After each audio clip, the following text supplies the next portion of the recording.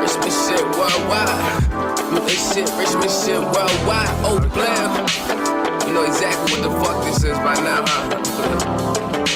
Yeah.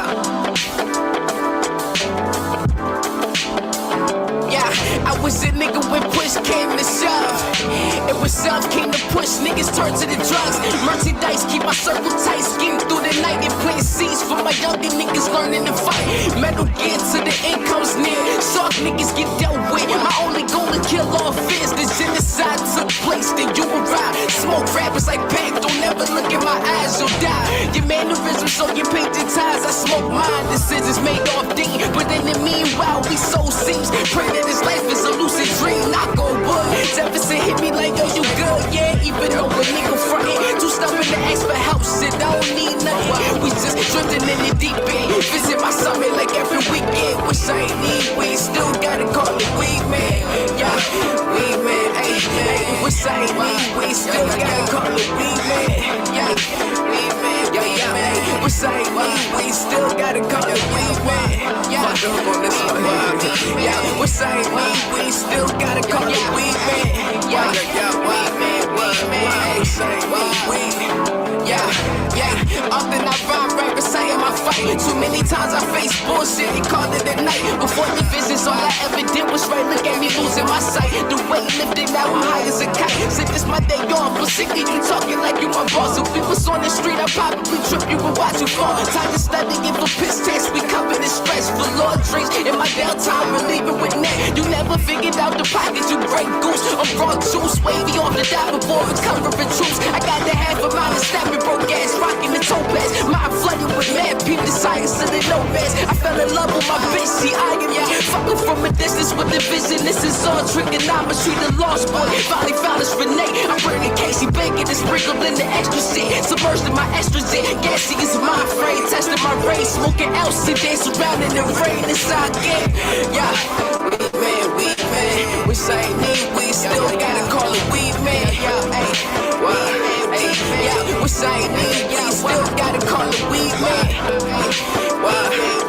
Yeah, wish I ain't need weed, still gotta call it Weedman. Weedman. Yeah, wish I ain't need weed, still gotta call it Weedman. Yeah, wish I ain't need weed, still gotta call it Weedman.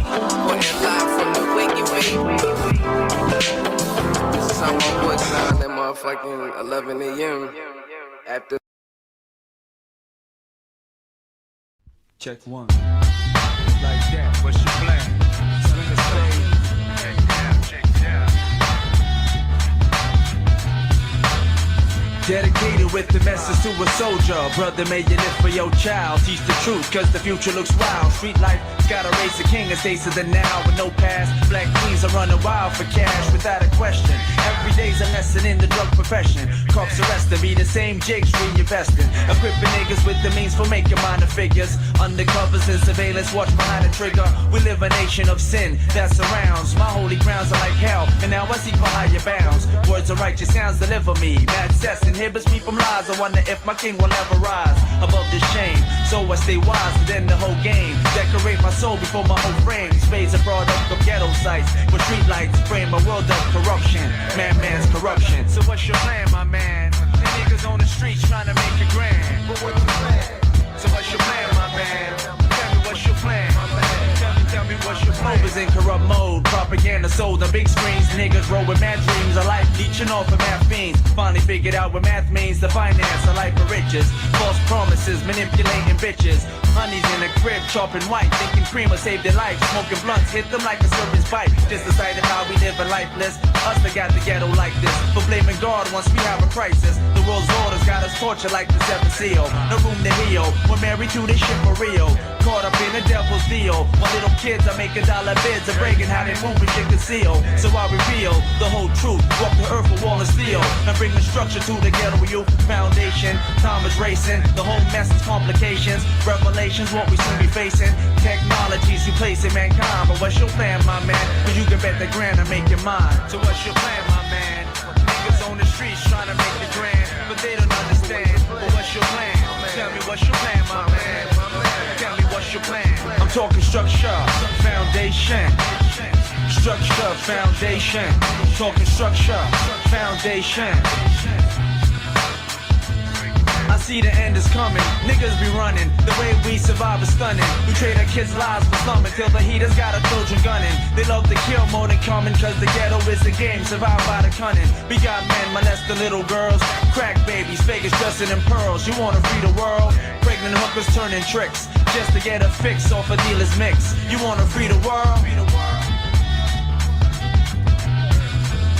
It's like that.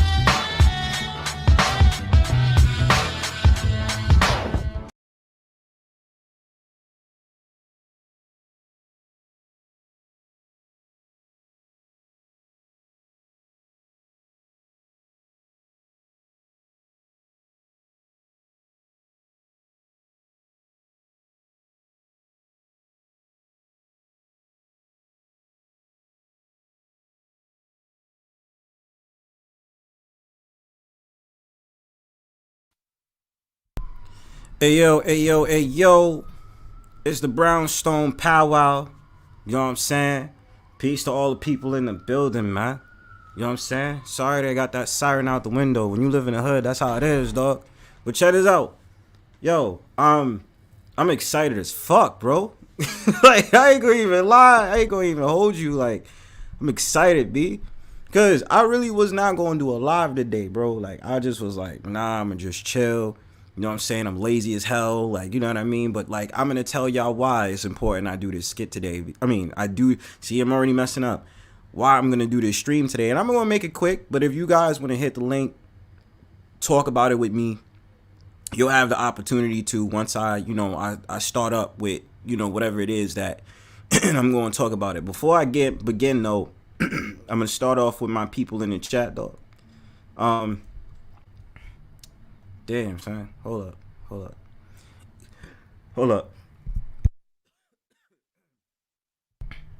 So, yo, check it out. First person in my chat that I seen, of course, I seen CIP, that's the twin. See you, kid. You know what I'm saying? I see you out here, bro. Salute to my homie twin. Salute to that white girl, that rebellious ass white girl who I think is black. Annie isn't okay. Let me just say this. Annie just started coming into my chat, and I swear to God, she been sniping niggas. I don't know who the hell she got beef with, but I swear she be sniping people out. I swear. I know I don't be bugging. I be like, yo, Annie is going off on somebody right now. Shout outs to April Showers Network. Salute to her. You know what I'm saying? Thank you so much for sharing my vids, sharing my lives. Thank you so much. Please make sure that you support April Showers Network. Definitely has a great team behind her. You know what I'm saying? Help you support and grow your channel and all that other stuff. Mrs. Queen Sunkissed, I definitely did see your video. Me and Miss Mona seen your video the other day. I'm glad you guys had that conversation because that conversation was dope. And I knew you was gonna clip it, but and most importantly, I really like the dialogue, and this is why I do the Brownstone Powwow, so y'all could be able to converse the way y'all like to. You know what I'm saying? Without judgment or without feeling like people's coming at you and this, that, and third. Now, I can't control. Sometimes people's gonna come at you crazy. That's just what it is. But for the most part, I try to make sure that, everybody's accounted for when it comes to the Brownstone Powwow so that everybody can have a voice. You know what I'm saying? Regardless if I have 10 viewers, one day when I have hundreds, if I get 50, whatever. You know what I'm saying? At the end of the day, that's how I feel about it. Soup Bone, what's good, bro? Nice to see you. I've seen you around before. Hatch Dragon with the facts. Who else in my joint? Tampa Supreme. Always coming through with some noteworthy content. Support that brother Tampa Supreme. Already got his message loaded up on the screen. I have it pinned. Josh W., who's my troll bro. You know what I'm saying? Marquise in the building. Sugar Rot talking shit. Don't think I forgot about you, Sugar Rot, sitting up there talking nonsense. You mad because I flamed you in that other chat. Stop playing with me, yo. Fuck you think you is sitting up there talking about, yo, NYC dudes is like this, NYC dudes is like that. Who you playing with? Like, have you forgotten who I am?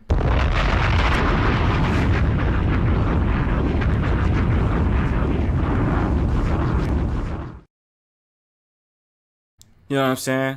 Yeah. You know what I'm saying? Make sure you get that like sub. Shout outs to Annie okay isn't okay again. You know, shout outs to Tampa. Get the fuck out of here. You didn't flame nobody. What the fuck you talking about? What you mean? You were sitting on the, yo, look, let me air this clean the fuck out. You remember what chat you was on, right? And you was in that chat. The only thing you can say is, shut up, Bronze Bandit. That's the only thing you can say. Oh, shut up, Bronze Bandit. You ain't flame nobody, fam. Fuck you mean? You ain't flame nobody. I'll stop lying, yo. Why the fuck you lying? Why you always lying? Who, oh my god. Stop fucking lying. Shout outs to the bird watchers that's in the building right now. Yo, shout outs to King of Lion Z45. What's good? Good to see you as always, man. So check it out, yo. Like, I'm not like I'll open the links up in a little bit, but like, okay, let me get into it because I already know that Tampa, if you see one of the pinned messages, like basically he's alluding to what I exactly was thinking when I was going over this like episode for the Brownstone Powwow. Like this powwow, I was like, yo, because I mean, all right, let's start off with this. Put a 1 in my chat if you've seen the recent cheesecake debacle video, which has caused all these random people to create these bullshit lists about first dates and how a man should be towards a woman. Shout out to Shaka Nulu. Salute to that brother. Really good content. Definitely noteworthy stuff, man. That's like the bro right there. Shaka Nulu was like the bro. So yeah, y'all seen the video with the Cheesecake Factory shit and how they created all these lists, and it's like, men, you must act like this. Shout outs to For the Record TV. Last night I was watching it and I was seeing how they had this simp ass nigga sit up there and create a whole list on some simp shit, and I was just like, bro, I don't give a fuck. Like, how many like numbers was on that list? Like 20 something? And I was like reading like 4 or 5 of them, and I was like, bro, I'm not doing that. Like, you want me to do obvious stuff, like, bro, like, you really want me to be on some R&B shit. I'm not doing it, bro. Like, you want me, like, look, listen, I'm not saying that I'm gonna be rude to my girl, or I'm gonna be, like, disrespectful on purpose. Obviously not. But what I'm saying is like, some of that stuff on a list was kind of unbelievable. It's like that cater to the woman shit. And then it's like, you know who else does that shit? Who I've been realizing been doing that stuff too? Is that chick, Olivia Alexa. That chick Olivia Alexa, and yeah, I know I gave people airtime, so what? Olivia Alexa came out with a book talking about find your perfect woman. But I was like, you made your content towards men.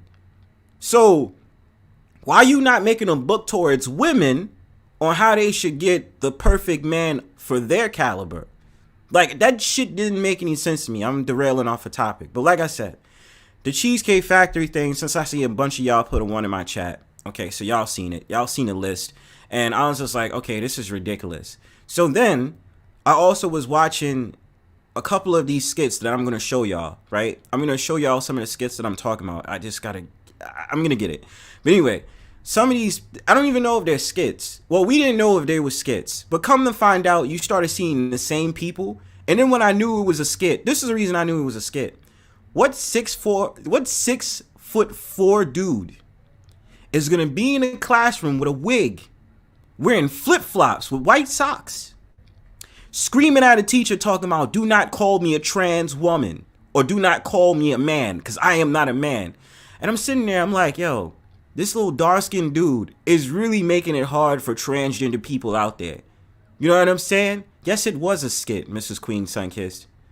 Which one of you? Everybody, okay, this is crazy. Okay.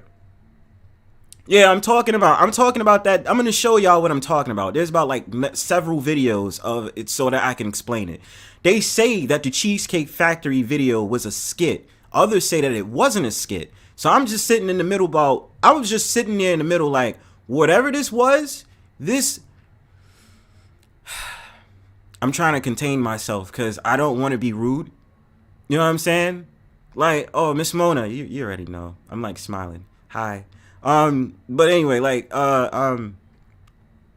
anyway, I'm just saying, with that video, people were saying it was a skit, and then they're saying it wasn't a skit. So I'm just sitting back like, whatever it was, I'm gonna try my hardest not to call that woman a B word, even though I really would want to, because her rhetoric was dumb.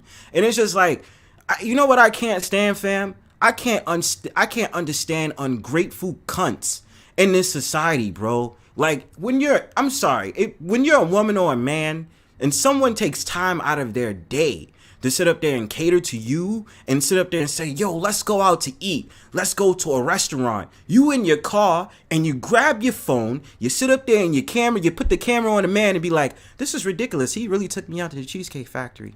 He cheap. Whereas if I was in a woman's shoes, I'm like, bruh, fuck you, man. I want some linguine, okay? Some fancy ass Italian dish that's American served, man. Just like when people tried to make a whole entire, oh, the shit show was good, bro. Long time no see. Good to see you, man. But like I said, it's like when motherfuckers try to sit up there and talk shit about Red Lobster. Bitch, I love Red Lobster. Who the fuck you talking to? If I want to take my date out to the Red Lobster, that's fine. So what's the problem, bro? Is it a crime if I sit up there and I say to my lady, hey, I want to take you out to the Red Lobster? Why would I want to shell out $500 on a New York strip steak? For what? For what? If you're in Manhattan, why would I want to take you to Midtown, Soho, and do all this shit? And mind you this, when they have boutique restaurants downtown, if you're not from New York City, you're not going to know what neighborhood I'm talking about. I talk out loud, so it's all good. So if I take you downtown to Soho, I take you down to the financial district. You know how many restaurants out there serves it for a good price, fam? That you're not going to be stretching over $100-something for a good meal. Mind you, because they also have chicks out there who are so health conscious, vegan, and all this other stuff. I got you.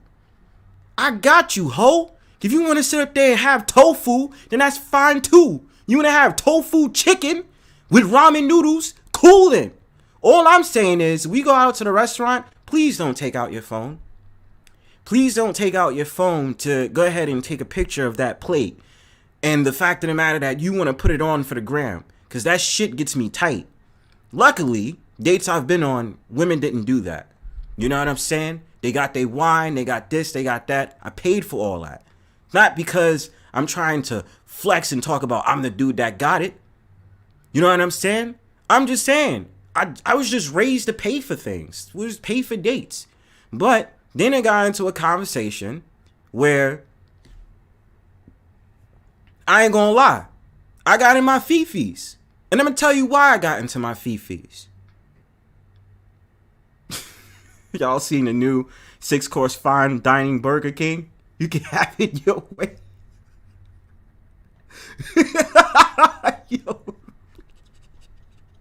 Yo, Shaka. Yo, oh my God. But I was in my fifis, yo. I had to sit down and think to myself, stop it. Get some help. And this is the reason why. I was just like, yo, like, I'm sorry, fam. Like, you can say I'm raised or something. It's all good, bro. But I just start getting tight because I'm just like, bro, like, is dinner dates the only thing y'all think a first date is? Like, are y'all not creative enough to understand? Yo, Shaka, chill, bro. You got help. But what I'm saying is like, was y'all not raised on the idea that you guys can do other things to court a woman or court a man? Like, every single time we have this conversation, the first date should be at a restaurant. And it's like, okay, so the whole point is I have to look at you eat your food, and you looking at me eat my food.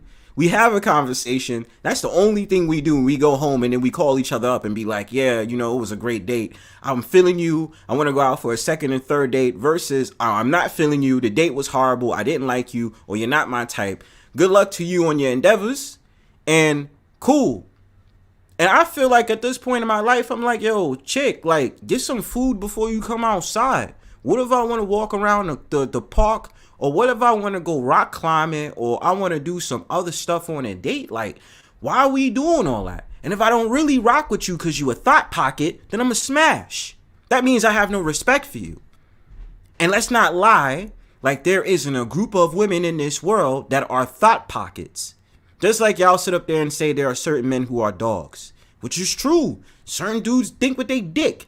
And I admit that. That's cool. Not saying it's me, but I'm just saying that there are dudes like that out there. So you have a thought pocket and then you have a dog. They two come together, smash each other for the first date, and that's just how they get to know each other. I'm not wasting my time with a thought pocket because I have creative ideas of where I'm going to take my chick. You understand?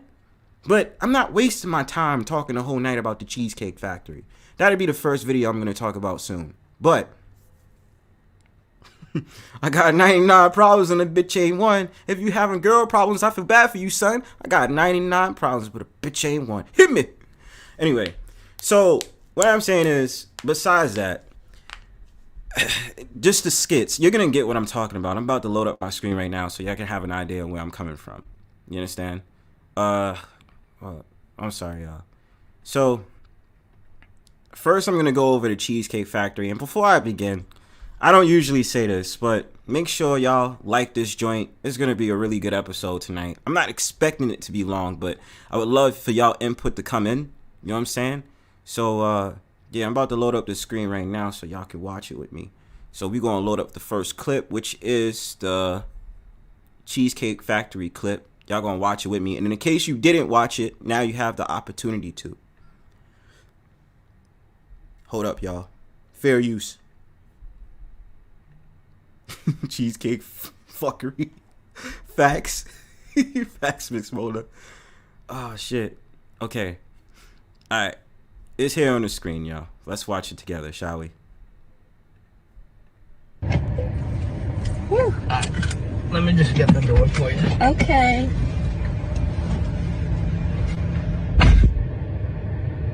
He got me at the Cheesecake Factory, y'all. I ain't getting out this car.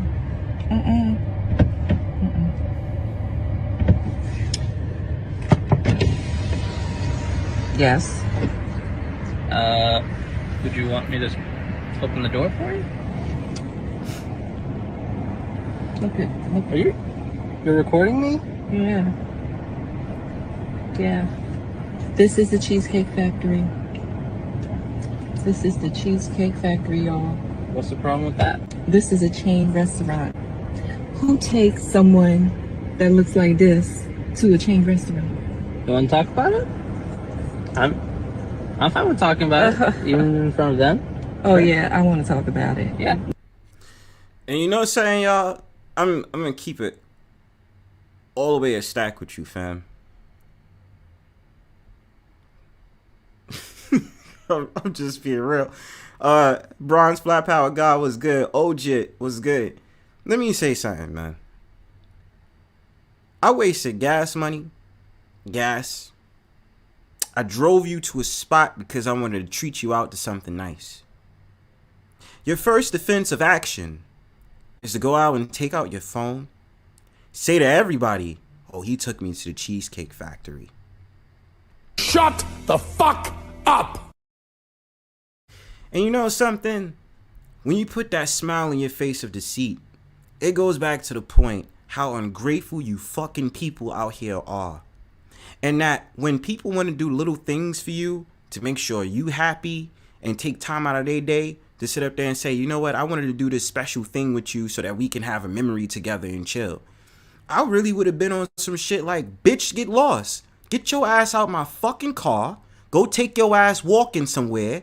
And you have a good time going home about your goddamn self. Or like I said on Auntie's channel, that time he had the panel, I said, yo, you know what? We could set it up like this, no problem. Let me find something else. And you know what I'm going to do? I'm going to walk inside that restaurant, cancel the reservation. If Cheesecake Factory does takeout, I'm going to order myself something very nice. I'm going to wait for them to cook the food. I'm going to tell this lady, hey, look, listen, I'm on the phone trying to figure out what other restaurants we can go to. Do you mind waiting in the car real quick? You could put on some music and you can have the AC blasting. And you know what I'm gonna do while I wait about those 10 to 20 minutes for that food or that plate? I'm gonna be sitting there. I'm like, okay, cool. I'm gonna eventually go back in my car once I find out directions to go back home. And I'm gonna come back with the food in my hand, in plastic bag and in a plastic container. And I'm gonna go right in that car. And she's gonna ask me, what is that? I'm gonna say, oh, I'm sorry, I was really hungry, so I got me something to eat. I might be polite. Depends on how my mood is. It depends if I'm on some shit like fuck you, bitch, versus nah, I'll be polite. I'll give you a little swallow. You know what I'm saying? Well, cause I told you I like Red Lobster. Yo, you wanna break off this piece of some of this cheese biscuit? You know what I'm saying? Cheddar Bay biscuits. You want some of this? You want some? And she gonna be sitting up there saying, really? But this is a chain restaurant. I don't like chain restaurants. So you really got food and you gonna have me sit in the car. And I'm gonna look at her in her fucking face and I'm gonna say this directly to her. Get your entitled ass the fuck up out my car, bitch. Get to walking. Don't ever think that you are too high and mighty to go anywhere. You must be lucky and out your goddamn mind to think that you so privileged and entitled that you so above reproach of going to a restaurant that's a chain-owned restaurant. Who you talking to? Who do you really think you fooling? That's why I'm saying the likelihood of me being disrespectful is about 70%. Okay? I'm about 70% disrespectful. Hustler-N-Muscular was good. But that's what I mean. I'm tired of this nonsense being, and then they wonder why. A lot of men of today is just like, yo, screw this whole entire dating stuff.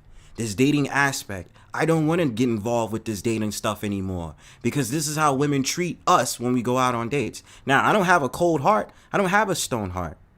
Obviously, the woman I'm with understands that, right? So, with that being said, maybe that would be me. Maybe that won't be you, but it is what it is. Hurricane JW, what's going on? She must think her name is Queen Sheba. That's what I mean. It's bullshit. But otherwise than that, just the point that I'm trying to make. Certain people thought this was a skit. Others thought that it wasn't. Whatever you decipher that is ultimately up to you. And I didn't want to get into this like how the quote-unquote manosphere, red pill spaces, all these dudes that have 5 to 7 hours panels talking about it. That's not why, I'm just giving my 2 cents and just piecing out. You keep the change. But next clip, I'm not going to say this is a skit, but certain people thought this was a skit. I don't give two f***s, but I am telling you right now, that back there is not real.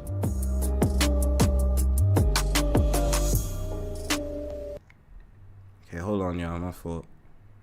I gotta go up. But the next video. Damn, y'all. Give me 1 second. I'm gonna go back to this.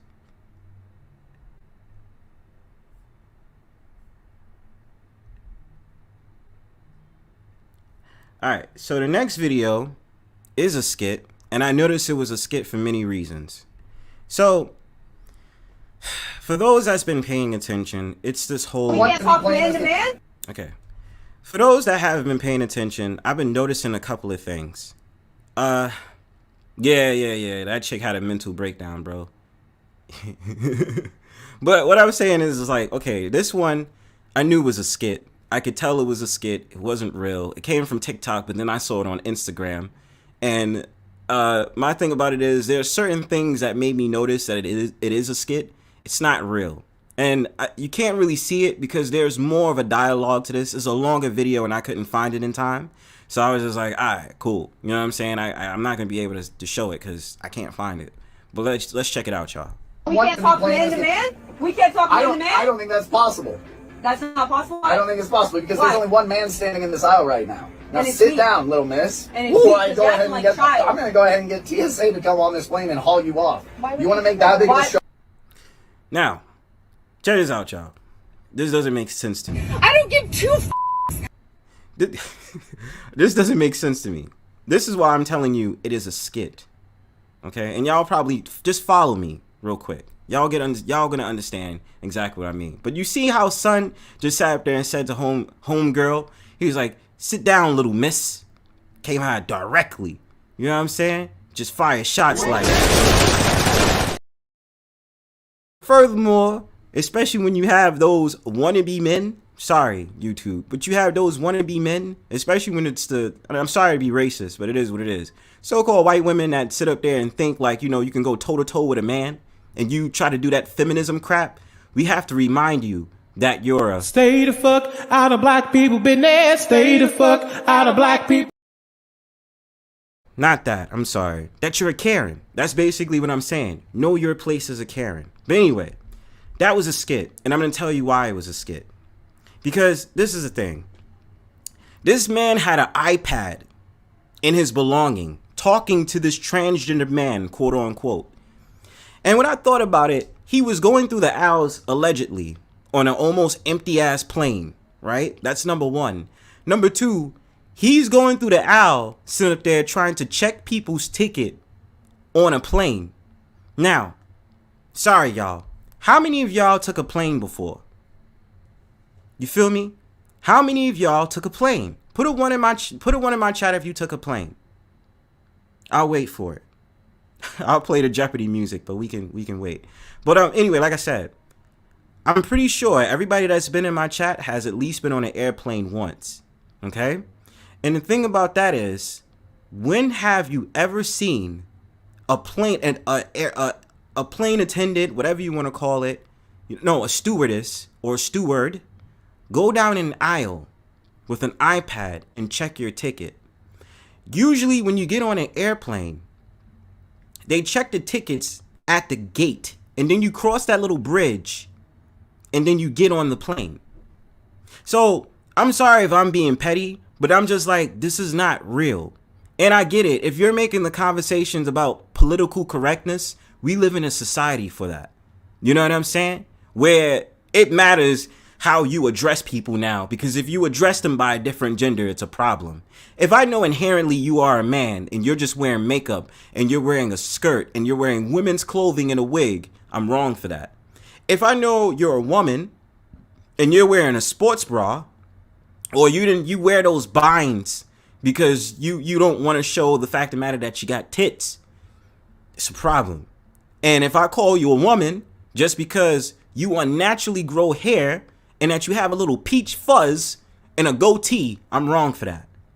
You feel what I'm saying? Like, I get it in the sense, like, what would you do in this situation? And I'm just looking at the clip. I'm like, that's not real. So later on in this thing, I just want to ask the questions.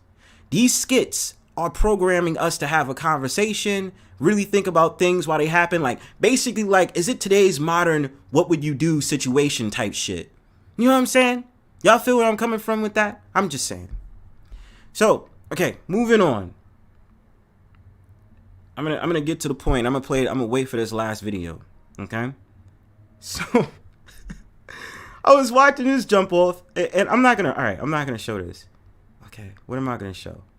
So this is where it gets really ridiculous. Okay? I'm gonna show y'all two clips. So both of these, the next three is all skits. I know it's skits. And this is all about transgenderisms and all this shit. You know what I'm saying? And I'm just like, but like, really think about it. And I'm going to tell you why it's also a skit. It's just all bullshit. But let's just check out the next three. And then I'll drop the link for those that want to watch. All right? Let's check it out. Calm down. No, don't tell me to calm down. You disrespecting me. Calm down. No, you disrespecting me. Okay. All right? I'm tired. I told you so. The way you're acting is not cool in my classroom. I don't care. The way you disrespect me is not cool. I told you so many times. I am not a he. Your name is Joshua. Yo, I'm sorry, but this is like shit acting 101. This is coming from someone who's like used to act. This is, yo, I know about act. Yo, this is shit acting. Okay, let me see what you said. I call you as I see you. If I'm completely wrong, I am for proof via penis or vagina pictures. Right, CIP, he's a whole ape. It's like, yo, my man's got a whole, like, yo, this man got more of a beard than I do. And fam is just sitting up there talking about, why'd you call me a he? It's like, bro, sit your ass down with that fucking yaki you got on top of your head, bitch. Whose grandmother's wig did you steal, bro? What the fuck? Like, come on, bro. Khalil Bell, what's good? I haven't seen you in a while. What's good, homie? But yeah, let's I don't care. Your I name don't is care. Joshua. You are a whole man and you walking up on me. At the end of the See, day, and you still being disrespectful. No. Yes, I'm you not. are. No, I'm not. I But told you're you. gonna still respect me in my class. You are Joshua, and that's what I'm. Is that right? Yes, you are. I Yes, tried you and are. told you so many Yes. times. But you know something? When it comes, and I'm sorry to keep pausing the video. When it comes to the whole entire thing about schools nowadays, they're teaching teachers to actually be politically correct towards students because they don't want to offend those students. So imagine you have a teacher like this that's been teaching in school for years. We'll just say her name is Miss Maybelline or Miss Mabel or something like that, right? Miss Mabel has been teaching in the school for over 30 years. Now she gets some type of transgendered woman, man, whatever you want to call it, in her classroom. She's going to be taught by faculty, yo, you have to address Joshua as Josina or something crazy. They're not going to refer to them as, all right, I'm going to get to that. Thank you, Hatch Dragon. But the thing about it is that they're not going to refer, and like, because you're going to get fired for that.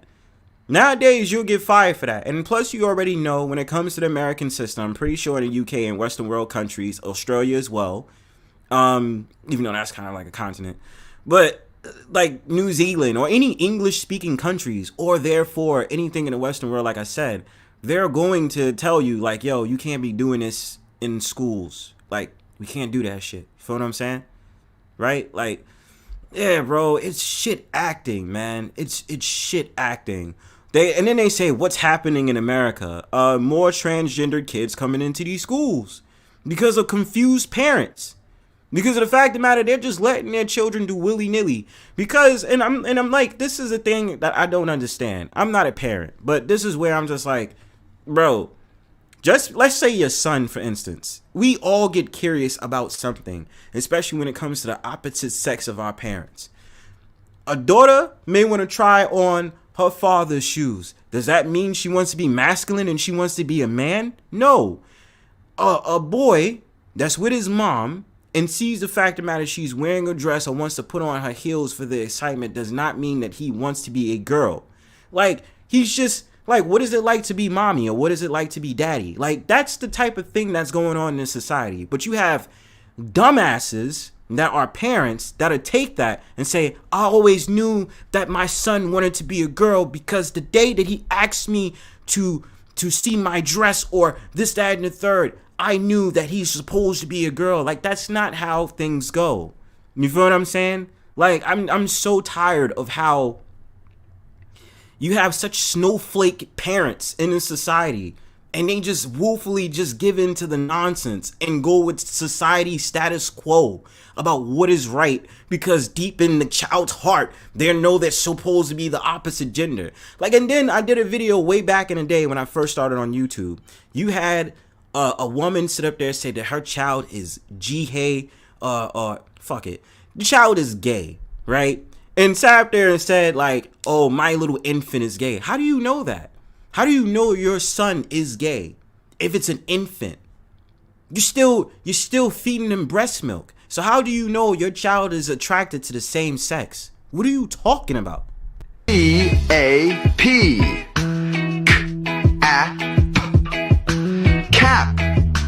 Cap C-A-P Cap. Yes, you need to back away. You need No. to back You away. need to back respect away. my pronouns. You still a man at the end of the day. See? You still a See, man. now You still a man. you gonna make you me need to act. chill out. This acting is shit, bro. Don't get in my face. Don't get in my face. So, hold up. For context, these are the same two people that was in that classroom, bro. Swear to God. Yo, these are the same. This is the same transgender. That's the teacher in all red. Now they in the bathroom sitting up there arguing back and forth because the daughter is sitting behind there. And this dude wants to go in the bathroom. Like, who we fooling, man? You know what I'm saying? And I know I'm going to be petty. I'm about to drop the link for the next, Miss Mona, stop fucking capping, man. Stop capping. You know that acting was shit. Don't lie. Because even in school, the acting programs you knew of they had better actors than this, Miss Mona. I'm not trying to believe that at all, Mona. I'm sorry. I cannot lie. I don't believe it. But yo, this is shit acting, man. Let's continue. I'm sorry. Do not get in my face. Don't get in my face. Don't get in my face. Don't you see my daughter right here? She crazy or something? No. You need to go over there to the men. You need to go over there to the men. Only here in Chicago. You is a man. A whole grown man. Wow. Over here at the park. For the last time, I'm not a man. I'm sorry. I don't know what. No. I look more fabulous than you. You wish. You wish. On my worst days, baby. On my worst days. Okay. Good luck. Good luck. If y'all have a problem with me using this bathroom, y'all can go to the house. Hey man, use another bathroom. Excuse me? Just use another bathroom. There's a child in there. What? Men. That's a child. Just say what you, huh? That's a child in there. A little girl. Like, use the men's bathroom. Okay. And it goes to the problem we have in society now, right? The whole entire, should trans women use women's bathrooms, which is always a topic of conversation now. You feel what I'm saying? I also dropped a link if you guys want to come up and you guys want to chat with me before I click my next video. But just basically that. You know what I mean? Like, all right, I'm going to stop talking. Let's check it out. I'm a woman. What does it matter? What does it matter? Y'all need to mind your business. Y'all need to mind your business. This is where world is coming to some type. I don't know what you about to learn a lesson. Man, you at a children's park, man. Chill. What are you saying? It's a kid park, man. Yeah, do you even have any kids? Yo, just use the bathroom, man. Y'all need to mind your business. First of all, mind your business before y'all get included in some stuff you don't want to be included in. No, you need to go. Yo, to Annie. Yo, you see, Annie, yeah. That dude has a beard. It's a man, baby. That's a man, baby. Yo, CIP, you stupid. Yo, I swear to God, yo. Like, you know what I'm saying? Like, yeah, this man got a beard, yo. I mean, we know it's a skit because it's the same people that was acting in the other skit, right? And then I'm sorry. I gotta be petty. I'm sorry. I'm being petty. Because this is the reason I'm being petty. Because I'm just like, I see everything. And because I'm very analytical and I'm used to being in those type of like creative settings, I was like, this shit is fake.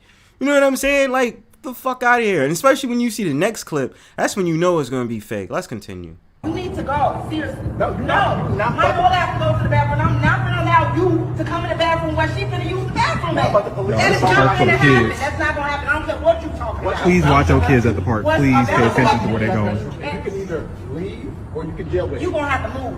You're going to have to move. Oh, easy. You're going to have to move. Oh, no.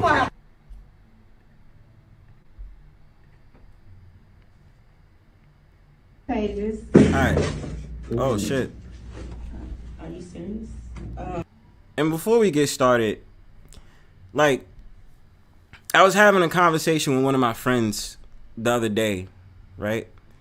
I was having a conversation with one of my friends, and we were saying, like, when you see videos like this, it can also paint a bad narrative of transgender people, right? Because then they could be like, well, if I want to go use the bathroom, I'm not trying to be predatory against someone's daughter or be predatory against a woman. I was like, yo, I just need to use the bathroom. So it's like when you see skits like this, it's all about perspectives, perceptions, and all that other stuff, where it's just like, okay, well, were they doing it for malicious intent? Were they making a mockery? Or was it like one of those sort of things to have a conversation about? Just like when it came to the Cheesecake Factory thing, where we were asking, like, you know, on a grand scheme of things, where would you take someone out for a first date? Where would you take them? Would you think that it's appropriate to go here, go there, go there? And then guess what? The shit goes viral so much, damn near everybody's having a conversation. But I was mad at the men because I was like, why are you stooping down to their level, though? You know what I'm saying? Like, why are you stooping down to these people's level, or more specifically, these women's level, just because they're sitting up there saying they concocted a list and they're sitting up there saying, well, we don't want to go here, we don't want to go there, we don't have to go here. It's so ridiculous to the point they said something like they're going to boycott Cheesecake Factory. Like, are y'all for real, fam? You know what I'm saying? But my point I'm saying it is, when you see stuff like this, we've been so, like, programmed into the idea we got to have a conversation about all this other stuff. Just like when I did a video a while back. And... oh, thank you, Hatch Dragon. I did a video a while back and I was reviewing it, and you know, y'all can watch it at any time. I forgot what it is. I got like 800 something videos, so I'm not gonna remember offhand, right? But when I did these videos and stuff like that, I was like, yo, this video was bad. No, I'm not. Just Jay, I'm not taking people serious. Yeah, skits are programming folks, right? So what I'm saying is like, I found out that it was a skit. So when I found out it was a skit, I kind of was embarrassed. No, I wasn't embarrassed, but I was kind of tight. I was like, damn, I sat up there and did this video to give my perspective on the things that was going on. Come to find out, this ain't even a real video. This is fake. And I'm like, but there is people who go through these situations and they really be having this problem. And more specifically, it was a baby mama, baby father issue. And I was just sitting back like, yo, fam, like y'all really faked it for Graham. And faked it for YouTube and faked it for all that. And I took time out of my day. I'm sitting up there like, yo, this is my commentary on it. And I'm just like, yo, I can't believe I just reacted to a skit. Like, I'm sorry. You know I take my art seriously. This is an art form for me. You know what I'm saying? Regardless of me doing the Brownstone Powwow and just my pre-records, it's an art form. Because I'm showing you something different from someone else. Giving their perspective, right? So, yes, thank you, Just Jay. Short answer, yes. Yes, skits are programming, folks. Give me 1 second, y'all. I'm just going to do something really quickly.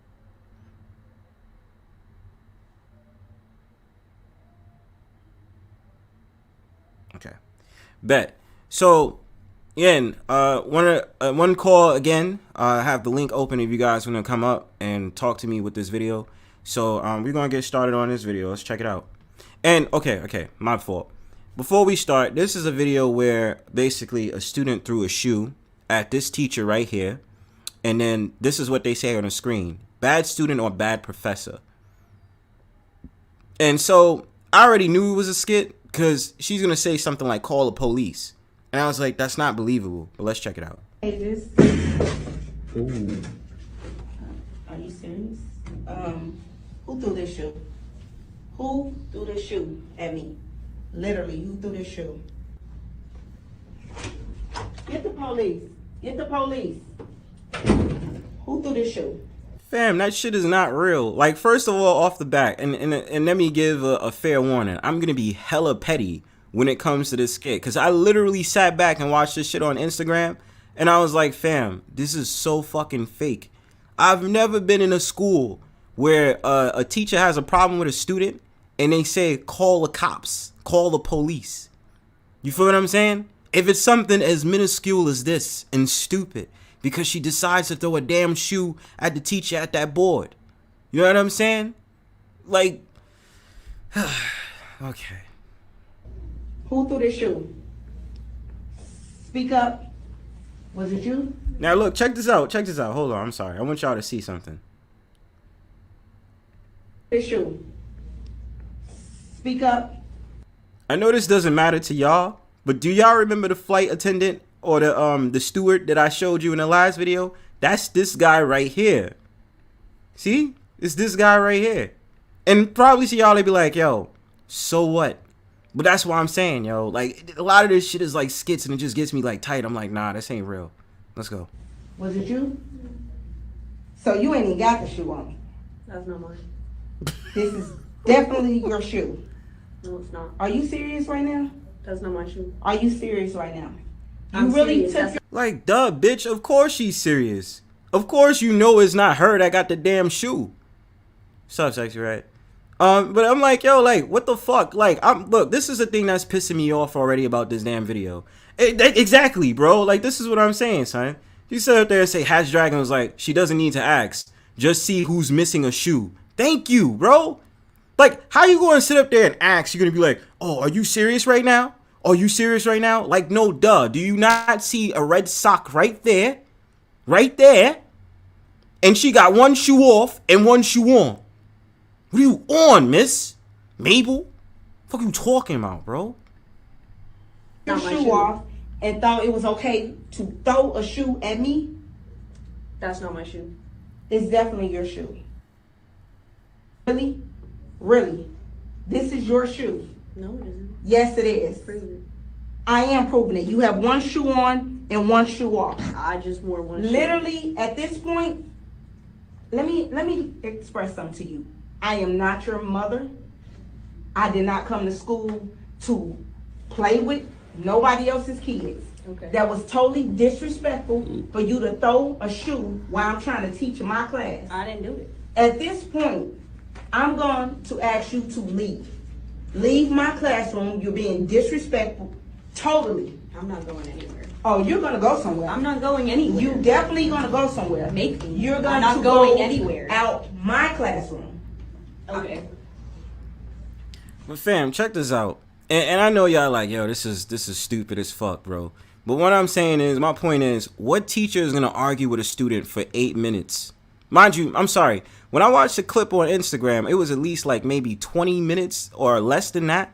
But explain to me in what world, if you obviously know that a student is being unruly and sitting up there with a damn shoe off their feet and knowing that they threw it at you, you gonna argue with the student for 10 minutes? Like, are you slow? Like, are you dumb, bro? Like, that's the thing that I don't understand. Like, I'm really sitting back like, yo, like, who does that? And then I'm like, I'm sorry, this is me getting in my bag. I'm being petty. Y'all know how I do. Like, this classroom don't even look real. I'm like, yo, bro, y'all have a whole entire fucking camera lighting system in the back of y'all classroom, a wooden box, like some wooden fixture right there. You took a random board, and then you randomly posted up an American flag or the U.S. or the countries around the world, and this, that, and the third to represent a classroom. This shit is dumb fake. And then I'm sitting up there trying to say, like, yo, this is the thing also. Exactly. They would say send them to the principal. The principal would come out of their office, come right directly into the classroom and say, what is the problem? What happened? Or the teacher would leave the classroom, go to the principal's office, get the faculty for them to come in there. Or get the security guard to escort them out. Like, what the fuck?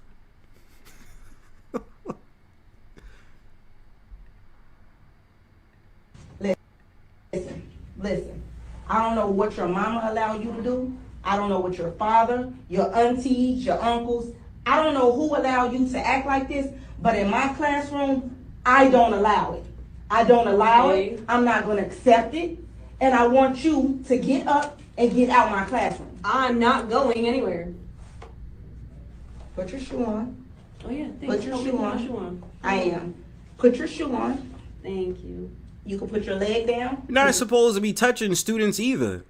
Like, this is me being petty again. You're not supposed to touch a student. Maybe I'm bugging. I've never, a teacher is not allowed to put their hands on you.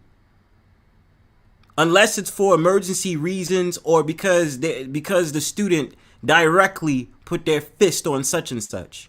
Usually that's how I'm raised to know things. Like, you don't put your hands on a student, especially if it's one of those petty ass things to sit up there and talk about this dumb bitch threw a fucking shoe at my damn board. What the hell are you talking about? And of course, yes, Annie, the student is being rude and arrogant.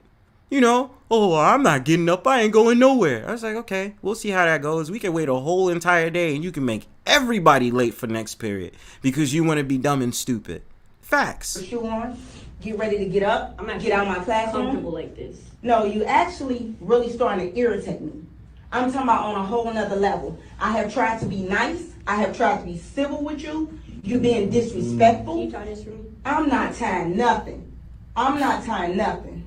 At this point, I don't even want you out of my classroom. I want you gone from the school because if you act like this... You don't have that authority. Oh, I got authority. But look at me when I'm talking to you. It's a sign of disrespect. Really? Really? No. You totally disrespectful. Do you act like this towards your mother? Do you act like this towards your mother? And if I do? It's disgraceful. It's a shame. She don't complain. That's because she had you. I didn't. So at this point, I'm going to ask you to get up out your seat and get out my class because at this point, I'm not you disrupting my whole class. I'm not going nowhere. And I don't allow people to disrespect me. Do it look like I allow people to disrespect me? Well, yeah, you just did. You just allowed the student disrespectful because you still arguing with the fucking student for like 10 minutes now. Like, yo, yeah, you got disrespected. But for order for you not to be disrespected, call a damn principal or call a school safety officer to escort this woman out the classroom. Like, what is this, a damn elementary school, a college, or this, that, and the third? It doesn't go down like that if it's in an elementary school or a high school. Like, I'm just, whatever. Okay. Like, I'm not on your type of time. I'm getting paid to do a job that I want to continue to do, and I want you to get up and get out. No. I really want you to do that. You're lucky I cannot. Because me being who I am, I would have got you clean up out my classroom. I want you gone. Like, seriously. I want you gone. Get up. Yo, bro, talking the hottest shit. Yo, this teacher was not going to finna do shit if she had the power to. I'm not going to lie to you. I really think that she was talking to her ass. And look how lame I am. I know this is a skit. This is fake. But it's just like the whole entire context of the conversation. If this was to be real, I'm going to be sitting up there saying, you not finna do shit. You wasn't going to be finna do shit. You wasn't going to sit up there and put your hands on this chick and sit up there and remove her and this, that, and the third. Like, you would have never scrapped with this little girl. And the fact of the matter, she took off her shoe and threw it at your board. The fuck out of here. Like, I don't buy that. I'm going anywhere. Get up. I'm not getting up. Get up and get out my class. I'm comfortable Get up right and here. get out my classroom. I'm going to just read my book. Really? You ain't trying to read. You weren't thinking about reading when you threw that shoe at me. Was you reading then? I didn't throw Was you reading then? I didn't throw you. Wasn't reading reading then? shoe. Was you reading then? Yeah. Did you want to read then? Yeah. I told you to read 5 pages. Evidently, you didn't want to read then because guess what? You took a shoe and you took it upon yourself to toss it at me while I'm trying to teach my lesson. Did it hit you though? It don't matter if it hit me. You disrespected me in my own classroom. Okay, and? What are you gonna do about it? And there's only like 30 minutes left of this class. I don't care if it's 5 minutes, 1 minute, 0 minutes. Look, I threw something else. I swear to goodness. Little girl, you know what I would do? No. I know you don't. What are you gonna? Not a goddamn thing. Like I said, run your mouth and you ain't gonna do shit. That's what I mean, yo. Like, I love it when like certain teachers like, if I wasn't like this, I would have did this and did that, son. You would have never done nothing. You would have never done nothing as a teacher to this student, even if you had the authority to put your hands on her. Stop it. Because right now, I'm very professional. What are you gonna do about I'm very professional at my job. What are you gonna do about it? Yeah. I want to take her. Oh my God. Hey. The old me probably would have. Golly, you're lucky. That's because you're just a You're teacher. lucky. You can't do You're anything. lucky. You're You lucky. can't do anything. You're lucky. All right. When the police come, I want you arrested because at this point you assaulted me. I'm a kid. They can't. You are not a kid. You putting on big girl drawers at this point. Big girl pants you're trying to wear. At this point. She's supposed to put on a diaper, bitch. The fuck out of here. Look, literally. What are you gonna do about it? What are you gonna do about it? Shut up. You are really irritating me. Do you see this? Would. So literally, when the principal. What you do? I don't not only want. Yeah, I'm trying to learn. Like, my patience is wearing thin because I cannot survive another 2 minutes watching this bullshit. All right, no, but that's the point, Hatch Dragon. What police officer? This is a school. Or supposedly this is supposed to be a school where there's these students that's supposed to learn. You understand? So my thing about it is they ain't going to be calling no police. They're going to be getting the school safety guard to be sitting up there escorting this woman out the classroom. Or like I said, would have sat up there and got the principal to handle the situation. Especially since she done threw 3 to 4 more items than she did before. First it was the shoe, then it was the notebook, then it was something else, then it was something else. That don't work. Why we sit up there playing ourselves? First guest of the hour, Mrs. Queen Sunkissed. What's going on? What's happening? What's happening? What do you think about this skit? I don't understand the purpose of the skit. But the kids do be bad, and I'm sorry. That's why I'm kind of apprehensive about going into a classroom because I'm not that teacher. I beat your child ass and be ready to fight you too. But it reminds me of my days in high school because we all used to be raw. Like, we used to throw shit at teachers. Yeah, our teachers used to throw shit at us too. So I mean, no, but we didn't care though. Like we definitely no, we didn't. we made teachers cry. You know what I'm saying? Like made them Well, like now we want to weren't quit. gonna make none of our teachers cry. Our teachers will fight your ass back. Nah. So that it is the difference because I guess our teachers were soft. Well, the first time I seen a teacher and a student fight, I was in the inner city school. So there's that. But I went to a magnet school when I got to high school. They used to throw shit at us. We weren't gonna throw nothing back at them. Was it like a was it like a public school? Mm-hmm.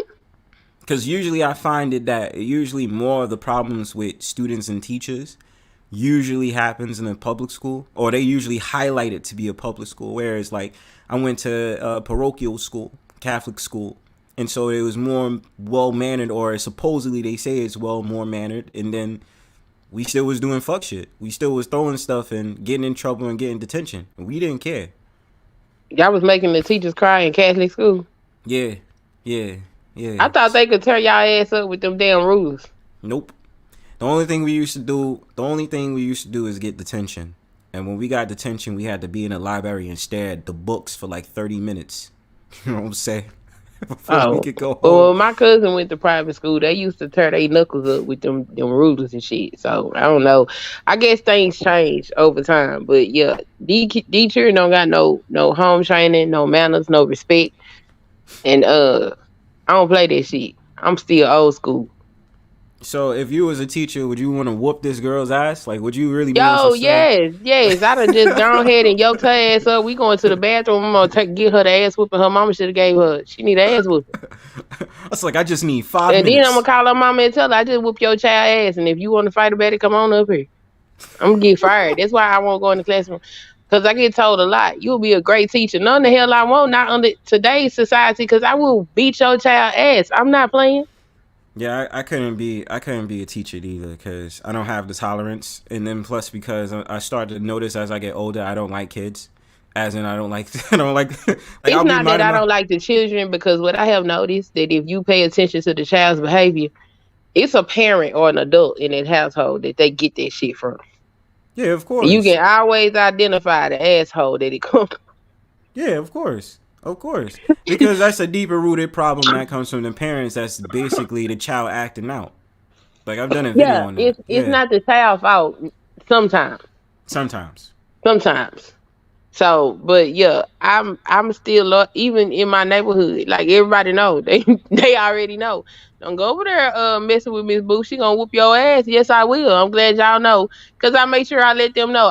If they out here doing the most, I'm talking about just acting a fool, because, you know, they do a lot when they think ain't nobody watching.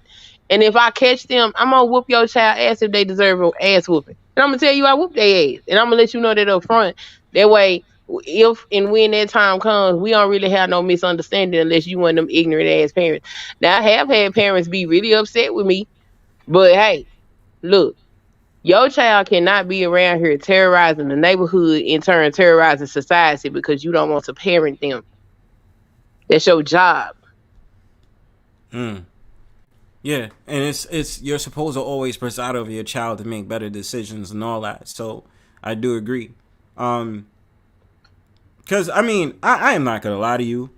Maybe my time growing up in high school, we was fucked up. But like this generation of kids, they putting out. I think one of the kids bought pepper spray and sprayed one of the teachers because the teacher took their phone. There's another one that sat there and took somebody's wig off, but I can't lie. In my school, it was somebody that took off some lady's wig, and it was really messed up because, you know, she did have cancer. And at the school I went to, they will call the police on you, and you will go to jail. Nah, they didn't call the cops. We had like we had like a 6'7" white man who looked like Peter Griffin, and he didn't even need to say anything to you. He usually was quiet. But you knew not to fuck with him. You knew not to cross him because he just had that look in his eye like, nah, we not doing that. And then he would be like, give me something.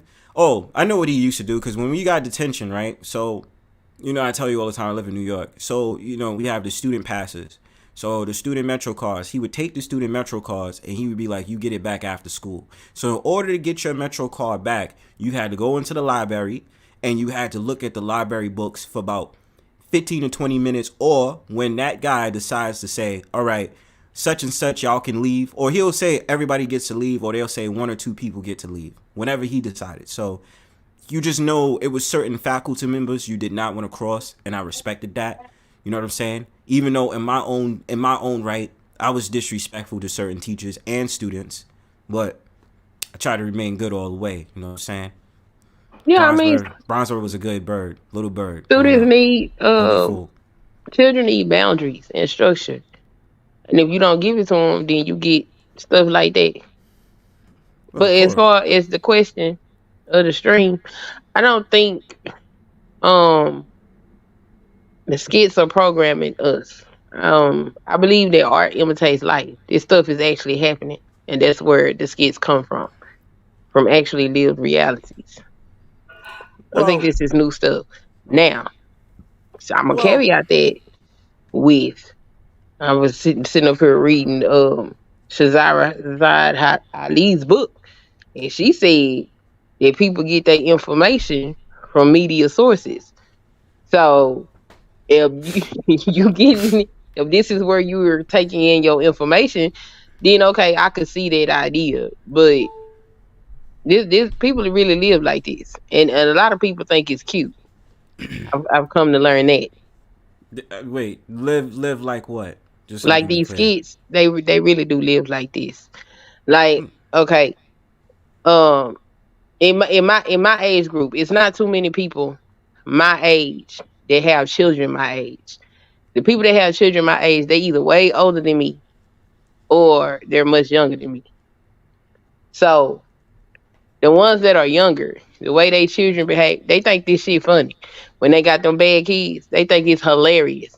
Mm-hmm. Like, ain't nothing funny about that child acting like that. And it ain't till they decide that one day they want to start listing down all the grievances that their child has done.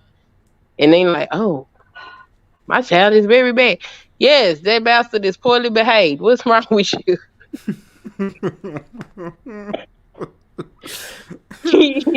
And I just be looking like, what is wrong with y'all? Now, the older people, they children tend to be more well behaved because, of course, they're an older crowd. But like, it's really interesting because most of the people in my age bracket, their children, they got children that done graduated high school. You know, I ain't even got there yet. My children ain't in high school yet. Mm-hmm. So a lot of people in my age group, they're pretty much done rearing their children.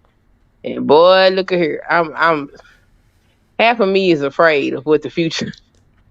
I said it once. I'll say it again. I feel sorry for this generation that's growing up, because the things that they influenced by and the things that they take in as children, it's like, and especially because of what happened with the pandemic, that isolation caused a lot of depression with the kids too. So having to deal with such a tremendous event, then you getting into schools and your whole life. And let's really be real, because technology is a big part of our children's lives now. So it's like, basically when it comes to it, everything is going to be centered around TikTok or, YouTube or Twitch and this, that, and the third. That's their life. And before, the generational differences is one of the sort of things that I was like, I was against before, but then I had an understanding, because I'm like, okay, what about my generation? We grew up where we just transferred to technology. Right. As being the backup. You know what I'm saying? You talking about like Tamagotchis or Nintendo DS and all that other stuff growing up, or having the Sega Genesis and this, that, and the third. Like, it's not the same. We got to see PlayStation 2. We got to see the first iPhone. You know what I'm saying? So, yeah, that, when you have that technological differences, of course you're going to be biased, because you still was able to go outside as a kid and socialize. Whereas today's children is like, I'm going outside with my cell phone. I'm going outside with my iPad or whatever they use now. I feel like I'm an old man, but I'm not old. Mm-hmm. They like, yo, this is what we're going to go. This is how we interact. And I'm like, a part of me obviously doesn't like it. But then there's a part of me that's just like, this is what it is. But it's not that bad, though. Because they still go outside. Like, my children go outside and they play. My daughter, she still goes to the park and plays with her friends. My son, he meet up with the little boys outside. They they socialize over the internet as well. The same way we sit up here and do our social media thing, they had their little games and apps and stuff that they utilize, that they socialize with each other on those games. So is now I think during COVID those skills had to be developed because I don't think they were into the technology like that at that time. But they get their socialization. It's just different. Well, it's because I mean, because I agree with you on that. Because I'll go to the park and I'll just be seeing the kids and this, that, and the third. But I think overwhelmingly so. Not that I'm trying to say I'm trying to be like over whatever with it, but it's like I usually just see the fact of the matter that parents don't even look at their kids. Like, for instance, that's the problem. That's the problem. I've seen things like parents be in front of their kids, like literally will walk in front of their kids, and their child is like 4 or 5 years old. I remember one time down at some park called Union Square, they had something called the Pussy Fest, in which there was some chick, it was some chick that was selling pussy perfume or pussy candles, like dick candles too. And then I was sitting up there and I was like, so I'm like, why do you have this lady, this random ass lady that got her daughter and she's on her phone all the way in the front, her daughter's all the way in the back, and her daughter looked like she's 3-4 years old. I just see a lot of negligence this time around with parents and their children. And I'm just like, yo, this is what y'all think is okay, or experiment on your child because of your narcissistic or selfish desires. I mean, people don't take seriously parenting. No, they don't.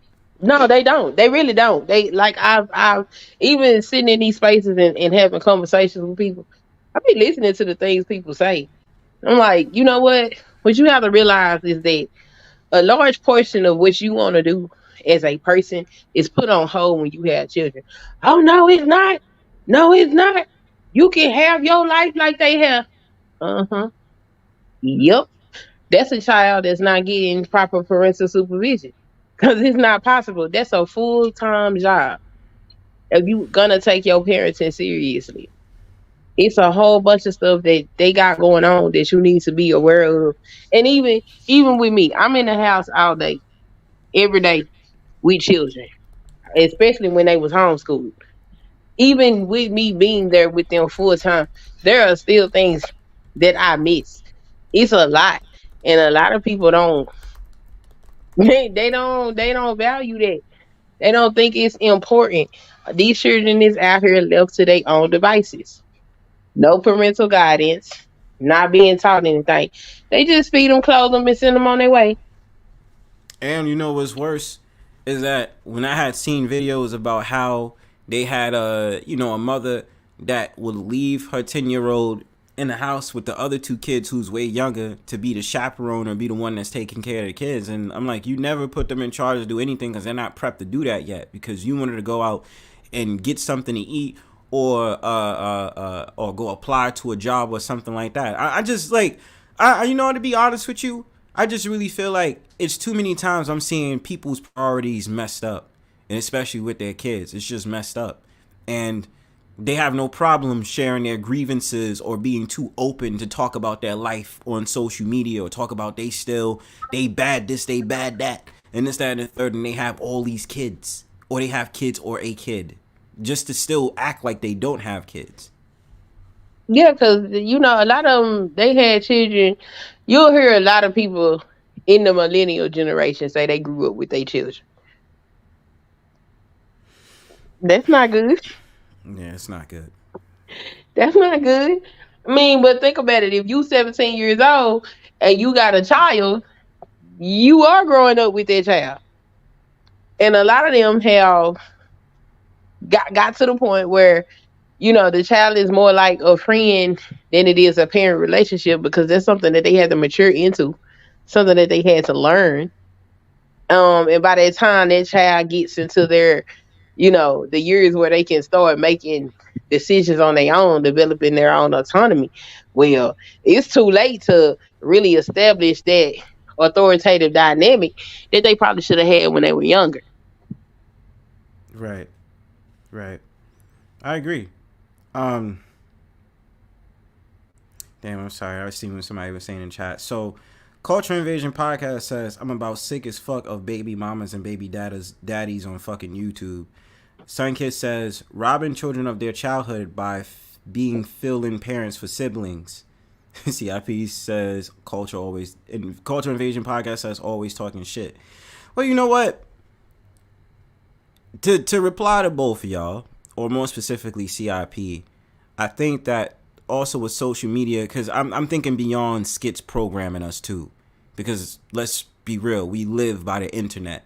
You know what I'm saying? And in any way you think about it, even if you think that you don't need technology or the internet in some type of way, you do.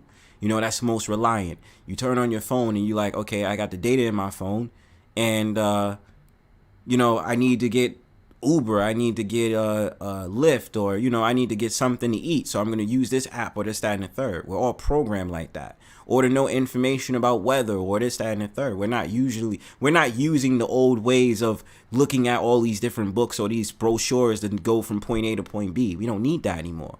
So what comes with that is obviously people of all different background situations coming to any of the social media platforms and just being on some stuff where they're like, yo, this is what's going on. My baby daddy ain't shit. My baby mama ain't shit.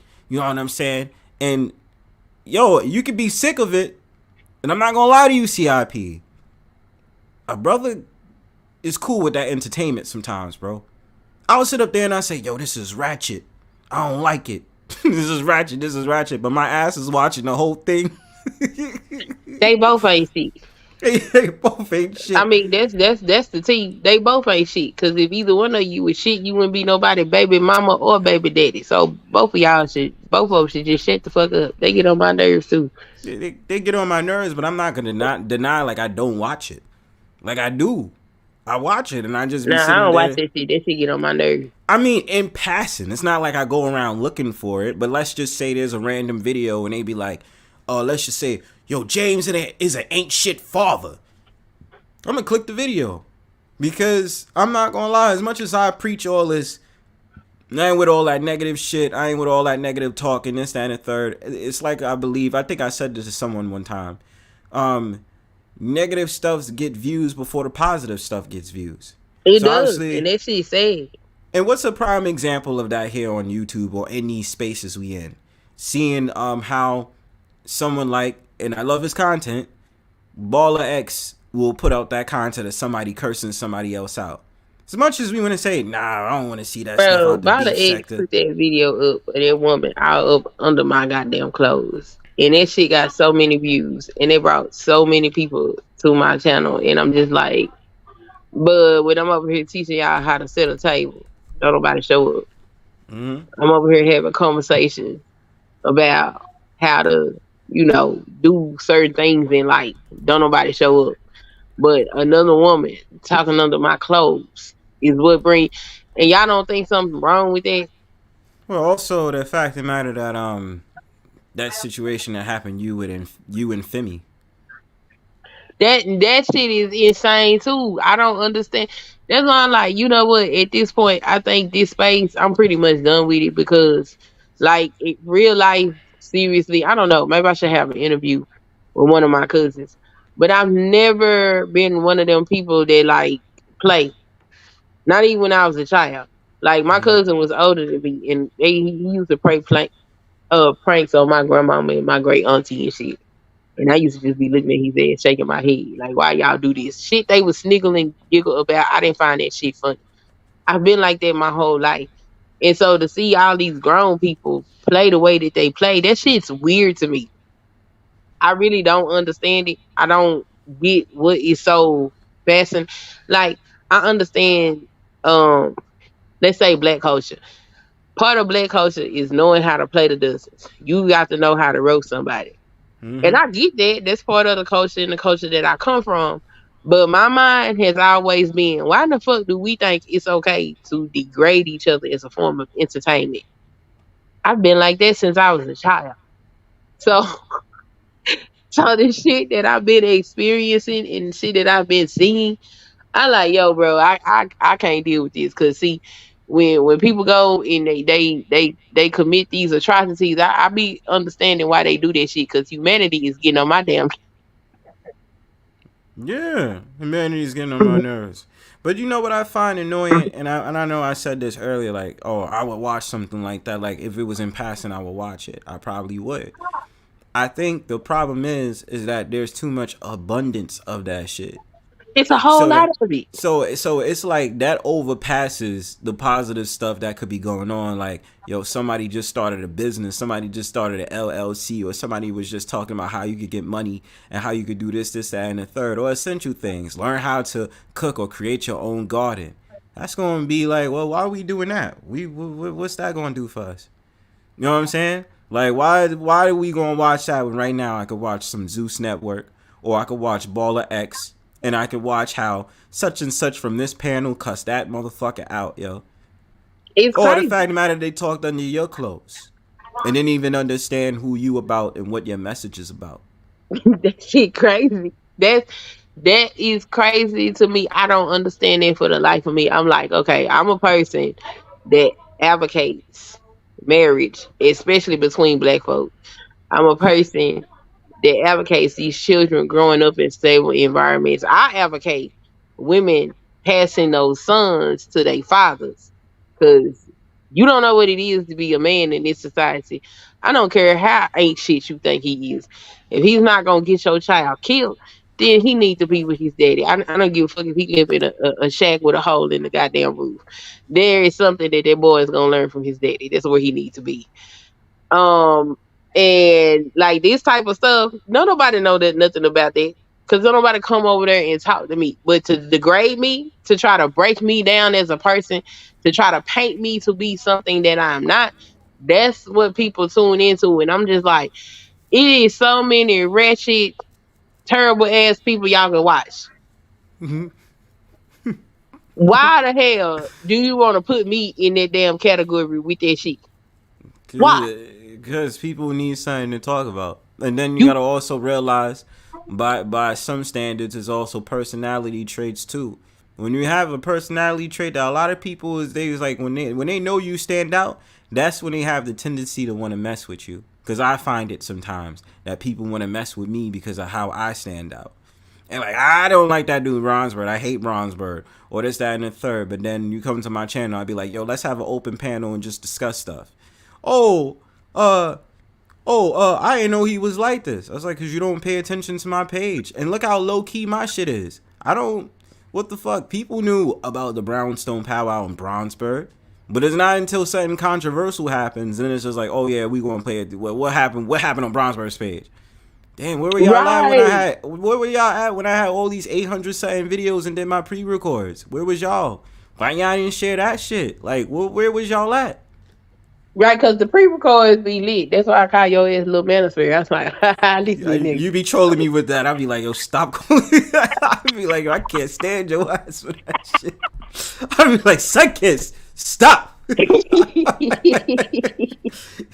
But that's what I'm saying. I actually listen to these people, whether they know it or not. It ain't a person in this space, especially ones that claim they got a problem with me, that I ain't went and listened to their content enough to get a gauge of who they are and what they stand on. Mm-hmm. But these people know absolutely nothing about me. And I'm like, if you actually took the time to come over there and see what I was about, I promise you wouldn't be sitting up here talking to me like this. What is wrong with y'all? That thing within me, I don't know what the hell that was. I swear for Lord. I looked at that girl's channel and I saw that she had a low number of subscribers. And you know what time it is with me when I see people need subscribers. Mm-hmm. I started sharing out, clipping her shorts, sharing her shorts out, trying to get people over there. And for whatever reason, I guess I don't know, I guess she thought it would be more entertaining to try to start some shit with me. Ma'am, the thing about it is, I don't, especially not in this space, because I'm in a lot of different spaces on YouTube. That's why I'm like, this particular space right here, look, the hoods of YouTube ain't got shit on this space right here. No, it don't. They do not. I can go over there And they're not gonna talk to me the way these people over here talk to me. They just not. You know what I'm saying? They like, yo, not her. This her resume. Look, she ain't with the bullshit. Leave her alone. So they don't bother me.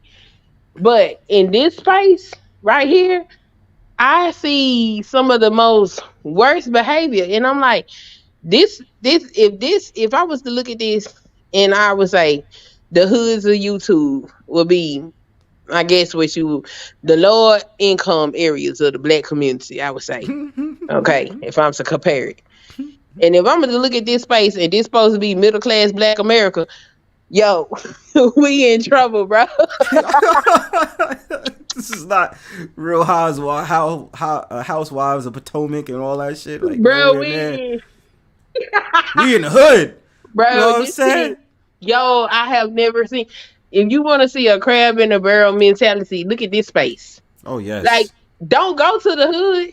They actually help each other out. Matter of fact, I got my leg up in the space in the hoods of YouTube. They used to have subscriber parties for me and all kind of shit. Over here, no. Somebody got to try to turn me into a whole hole before anybody come look at my cut. This shit's crazy. I was like, this supposed to be the educated people with good jobs and shit. What the fuck going? Totally the opposite of what the fuck is going on. And then especially then, you know, the same usual shit. Look at your sub count. Nobody watch you. How many people be in your chat? And then be like, bruh, like, where are we? You know what I'm saying? It's for the hoods of YouTube, yeah. It's too much. And then it's like, then I see people atting me in certain vids. I just be like, for what? Bro, this shit ain't even this the thing. This not considered the hood, but I think it should be. No, it should not. I think we need to rewrite what the hood is because over here, I'm sorry, I'll take being bougie.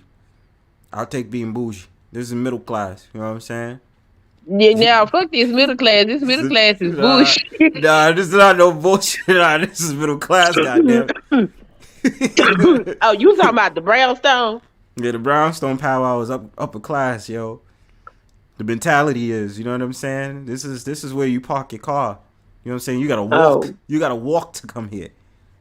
You know what I'm saying? Yeah, you kind of do gotta walk to get over here. Yeah, you kind of do. You know what I'm saying? It's not others. You could just pull up. You know what I'm saying? You can't just pull up and just be like, that's not how it works. First of all, you take off your shoes in this Brownstone.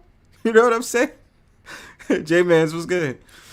But yeah, you know what I'm saying? Like, that's how it is. But I get it, you know? Let's see. Going live in an hour. Shout outs to CIP again. Thank you for, make sure you hit that like and share, subscribe button. But yeah, in terms of this skit, and then we could talk about that whole entire. I don't even want to talk about that fucking Cheesecake Factory mess. What pissed me off, like I said from the very beginning, was the whole entire going back and forth with the list shit. That just aggravated the hell out of me. Especially I mean, you when I found can't out let men this did shit. These people don't got nothing else to do. That shit ain't okay. It's real, but it's not. It's trolling. Oh, they mad now. But do these people really think like this? Yeah, they do. They really do. They do, but at the same time, it's like, okay, maybe because I hold men to a different standard. If it was supposed to be the conversation, the man is the head, what the hell you look like trying to comment back or reply back by sitting up there saying the 28 things that you should do, that a woman should do, and then this, that, and the third. I guess that's the serious mentality in me. Because I get it, if you trolling. Well, that's why I said the boys should be with their daddies, because they living with their mama, so they gonna respond like a woman. Because it's all they see. Son husbands. Like I wouldn't necessarily say son husband, but if you don't have a man around that you can pattern yourself after, and it's a bunch of women, then that's all you see. But then again, what if it's the men that still do it and they was raised by both parents? Then, sometimes, bitch ass niggas exist, did That's what I'm saying. You still got bitch ass niggas. So at the end of the day, it wouldn't even matter if they got both parents or got one parent. Because it's still the same mentality. So you know what I mean? It just doesn't change. It's kind of like, yeah, these niggas over here. Just why'd you do that? You know, but then they'll brag, I was raised with both parents. But then I'm like, you do things that make it seem like you, I guess, was raised with a single parent. Not that I use that, because I'm trying to tell people there still could be well-mannered dudes that was raised with a single parent, whether it be the mom or the father. And, you know, you might be like, yeah, I didn't even know they was like that, or that's their background. Versus someone that was raised with both their parents and they still act like shit. They act like one of these nonsense-ass Negroes. Like, you know, I'm making sure that we boil down on that stereotype. Not to say that I'm involved in it, but just boil down on that stereotype, because you never know. I mean, I wouldn't necessarily say we need to boil down the stereotype, because an exception to the rule is still an exception to the rule. Yeah, of course, exception to. But okay, so would you say?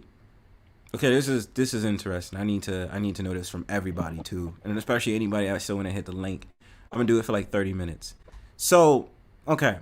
So, do you believe that when it comes to the stereotypes or what is said about a man who was single raised, especially by his mom, is true, or do you think that is false? Given what I see in social media and listening to the complaints, I'm gonna say it's true. What about the ones that you've seen on social media, right? And the ones that you know in your real life too, is it still the same? Yeah.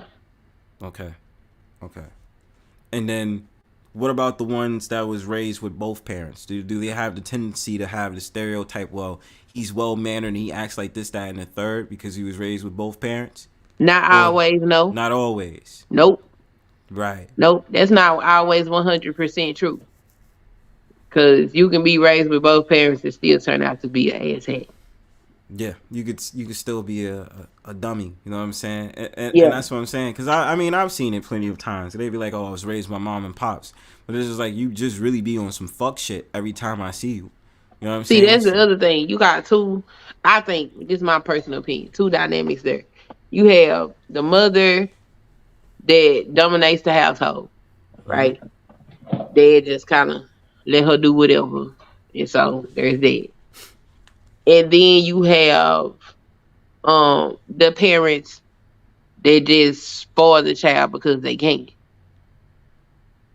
Yeah. And one thing I've learned, especially for a male child, you don't spoil no boy. That's damn sure one way to go ahead and ruin his ass.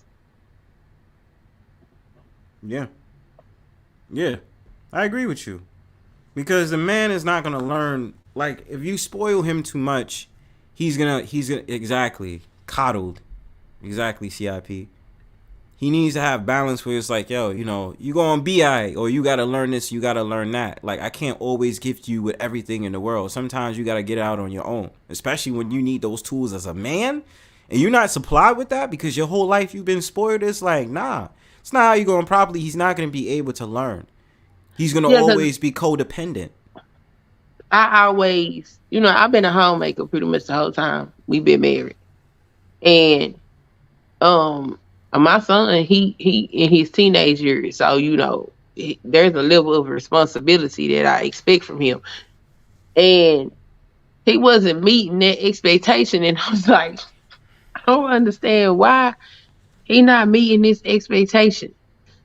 So it was actually out of frustration. I said, you know what? You're not going to do what I asked you to do. You know what you can do? You wash your own damn clothes. You go in there and you wash your own clothes. So I started noticing when I stopped doing things, then his level of responsibility increased naturally. And I was like, huh. So basically, I done just sat up here and just pampered and spoiled his ass. And that's why he wasn't doing the shit I was asking him to do. Because I was going to do it, so why should he? Wow. So I ended up having a conversation with my husband. And I was like, I just realized I've been in here spoiling this boy, and that's why I couldn't get him to do what I needed him to do. And he was like, I've been trying to tell you, you can't spoil no boy. And see, that's another reason I didn't see what I was doing was spoiling him. I thought I was just doing what a mom is supposed to do. But that's why I be like, women need to, when them boys get a certain age, if you not with their father, that child need to be with his dad. Because the way we see the world and the way they see the world are two totally different things. And we got two different roles that we play inside of the society. So he can't watch you do what you do and move like you. A man moving like a woman, I mean, society don't really like that. As we can see, all these women pissed off about this damn dating pool, but guess what? Most of the men that they date was raised by their damn mama. And you know something? I was gonna say this. If it's one of the sort of things that I can't speak to directly women, you know, as a man, and then of course I don't have kids. But one of the things that I thought was always important, if it is a woman that's gonna raise her son, and she's raising her son by her own, not to the volition of the fact of the matter that, you know, you don't want the dad to be there, because let's not forget that you do have, you know, mothers that do not want the dad to be around at all. You know what I'm saying? So, and see, that's why I thought the McDonald's skit was real. Yeah. Because I've seen that in real time. I have literally seen that shit with my own eyes. And so that's what I thought too, and that's what I did a video on, and I was just like, that, because I was sitting up there, I was like, yo, this is actually real. This is not even, and then it's a skit. I was like, fuck y'all, man. But yeah, you were saying? Yeah, I thought that they do need some type of male influence, and I have seen that too. Like, I've been around a whole lot of single mothers, like I said before. I've taken children in because they mamas weren't able for a period of time or whatever. And men can't even mentor these children if the mama ain't getting something out of it. It is the craziest shit I have ever seen. I don't understand it myself. I don't understand that dynamic. They feel like that man got to be into her. They really be really sitting up here acting as if they children is some kind of prize in order for you to interact with them. And if you don't give them what they want, then they're gonna take their child from you. Why I gotta be so? Basically, they wanna dangle the child to the man, and as a response, a man has to be more or less with them, or they trying to get the man to be with them romantically, or is it transactional in a different way?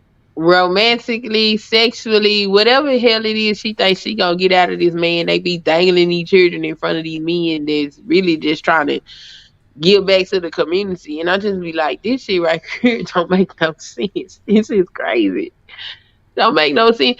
You can't dangle no child in front of somebody who that's not their daddy. Yeah, you can't do that. But they do it. Or they try to do it, and I just be looking like this is insane. What is? Because they're not contracted to have to take care of their child. And then it's like I've seen many times where it'd be the mom that have a relationship with the man, and she got a child, and she basically presses that man about how he needs to do this, he needs to do this, he needs to do that, because she's in his life and this, that, and the third. And it's just like, wait a minute, let's really be real about it. And this is where I'm like, I don't blame the man. I'm dating you and you happen to have a child. It's not that I'm dating you and a child. I'm dating you and you happen to have a child. So you putting all this stuff on me, yeah, I'll help out because I care about you. You know, I like you and I see myself being with you for however time it is. But at the same time, you cannot make me have to do all these different things for the kid just because I'm in your life. That's not right. That's what you got the actual biological father for. You know what I'm saying? Yeah. I done seen all kind of dynamics with these folks and these children, and I just really wish folks would just quit creating children that they don't want to take care of, because this shit sad. It's very sad. Nobody's paying for it but the children. Who's good, Culture? Was good, twin. What's good? What's good, sis? Hey, Culture, how you doing? I got tired of typing. I know, right? Go off. I got tired of typing. But yeah, the extortion bid on both sides, either the baby daddy or against the new man in her life. I've seen it both ways. Oh yeah. I was in one situation, man, and I mean, you know, like life's moved on, and she and I are actually best friends now. But back into the day, bro, like I fell in love with her kid. The kid was 2 years old when I met him. You know what I'm saying? So it was like I bonded to the kid and her, and then she showed her ass, and I'm like, damn, well, you know, his birthday's coming up, blah blah blah. I'd like to still, you know, I was a simp. That kid wasn't. I had nothing to do with that kid. But I knew that kid's daddy was in jail, so that kid had no future. So, you know, I tried to play my part and blah, blah, blah, blah, blah. She, well, if you're going to see him, then blah, blah. I'm like, oh, nope. See, this is where I exit stage left because that ain't my kid. She played against me trying to help him. And it's like, all right, yeah, I ain't got nothing to do with you. 20 years later, you know, we rekindled the friendship, whatever. So I'm cool with him now, but yeah, back then I mean, like how many years could I have made an impression on that kid's life? Yeah. A whole bunch. It be crazy because it's not about the children. That's why you can get so-called skits like this because these children do be in there disrespecting the hell out them damn teachers. They do. Yeah, I mean, I'm just saying, like, going to the skit, I know I'm being petty, and I admit that I'm being petty, but it's only how many times I'm going to be sitting up there for a kid to disrespect me in a classroom where I'm be like, okay, I can't take this shit anymore. Like, I had my patience. I can't spend 10 minutes sitting up there trying to argue with you, and I know you took your shoe off and you threw it at the damn board. Like, I can't do it. Security, principal, whatever, can you please come up in here and remove this child out the classroom so I can teach my lesson? That's why I almost thought it was like a training video because like they would like pause and be like, now you see her response there? What was wrong with that? And you say, you see what the student did there? How would you respond if that was you in that situation? It almost seemed like it was like a play-by-play, like fake ass training video almost like it was released and somebody gonna be like, oh, that was a training video for the Board of Education of Minnesota. You know how this go. You know, like you heard it like these news stories. The news story be like, a mother set her child on fire after starving them for 3 days. Jesus. And you be like, what the hell? See, what they don't tell you is what the hell was going on in their house before it got to the point where their parent just lost their whole damn mind. Right. They sensationalize the tragedy. All you see is, oh, they starved them and set them on fire. You didn't see the frustration. You don't see, sometimes these people actually be reaching out for help because some of them really just don't know how to parent their children. And they don't tell none of that. They just did this. No, you need to tell, because and the only reason why I raised that point is because I lived across the street from this woman. And this shit, man, I'm telling you, this shit was crazy. This lady had 4 children. But only one of those children was biologically hers. The other 3 belonged to her ex-husband. Oh, Jesus. She took them to Disneyland so they could audition for Disney. And he was supposed to meet them there. Instead of meeting them there, his ass took everything he owned out the house and left. So when they got back from Disney, he was not there. None of his stuff was there. Phone numbers was changed. All of this. They mama is dead. So he just left his kids with this woman he had married. And dipped. And left. So she raising 4 children. And one of them, boy, this boy ran away like 4 or 5 times. And had convinced the police department that he was being kidnapped.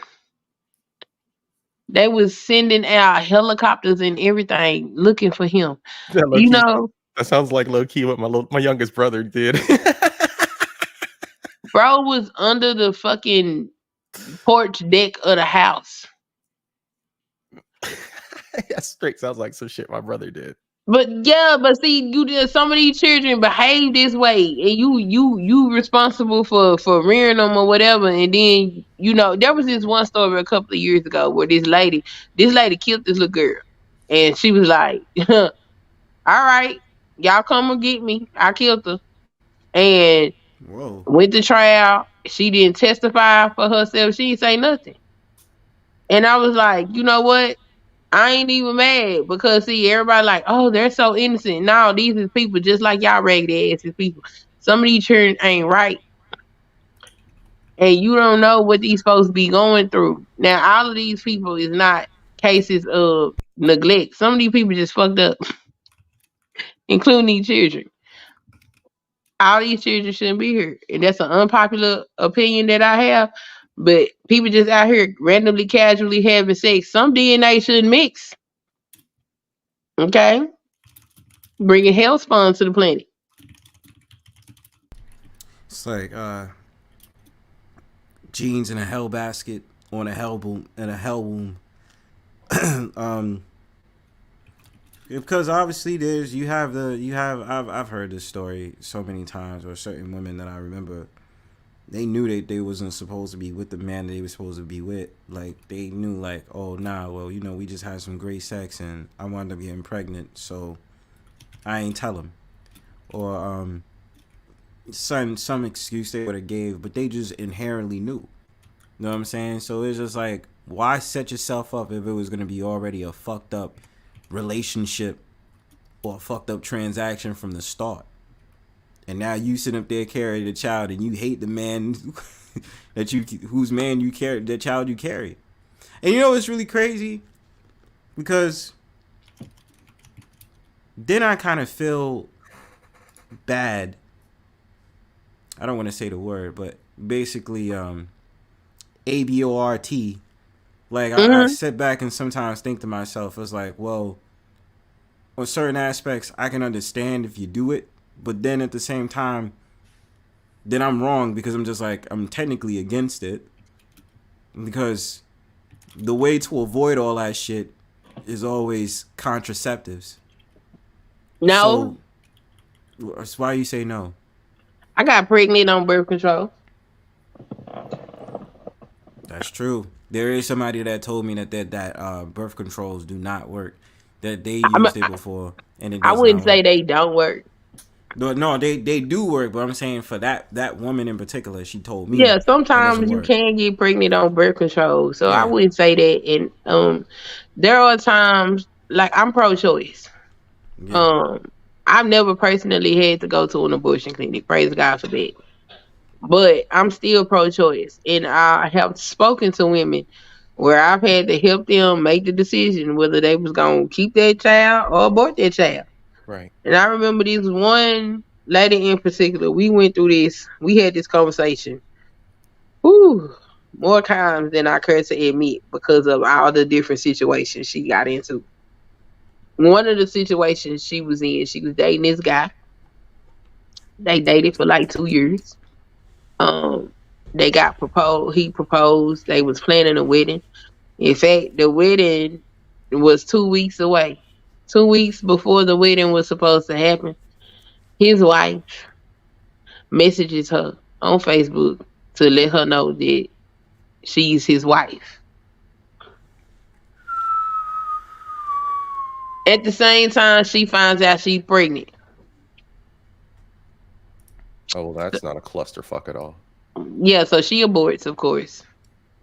So then the next time she got involved with this dude, it was an African dude. And I told her, I said, look, you better be careful with them Africans. I said, because they got a perception about American black women.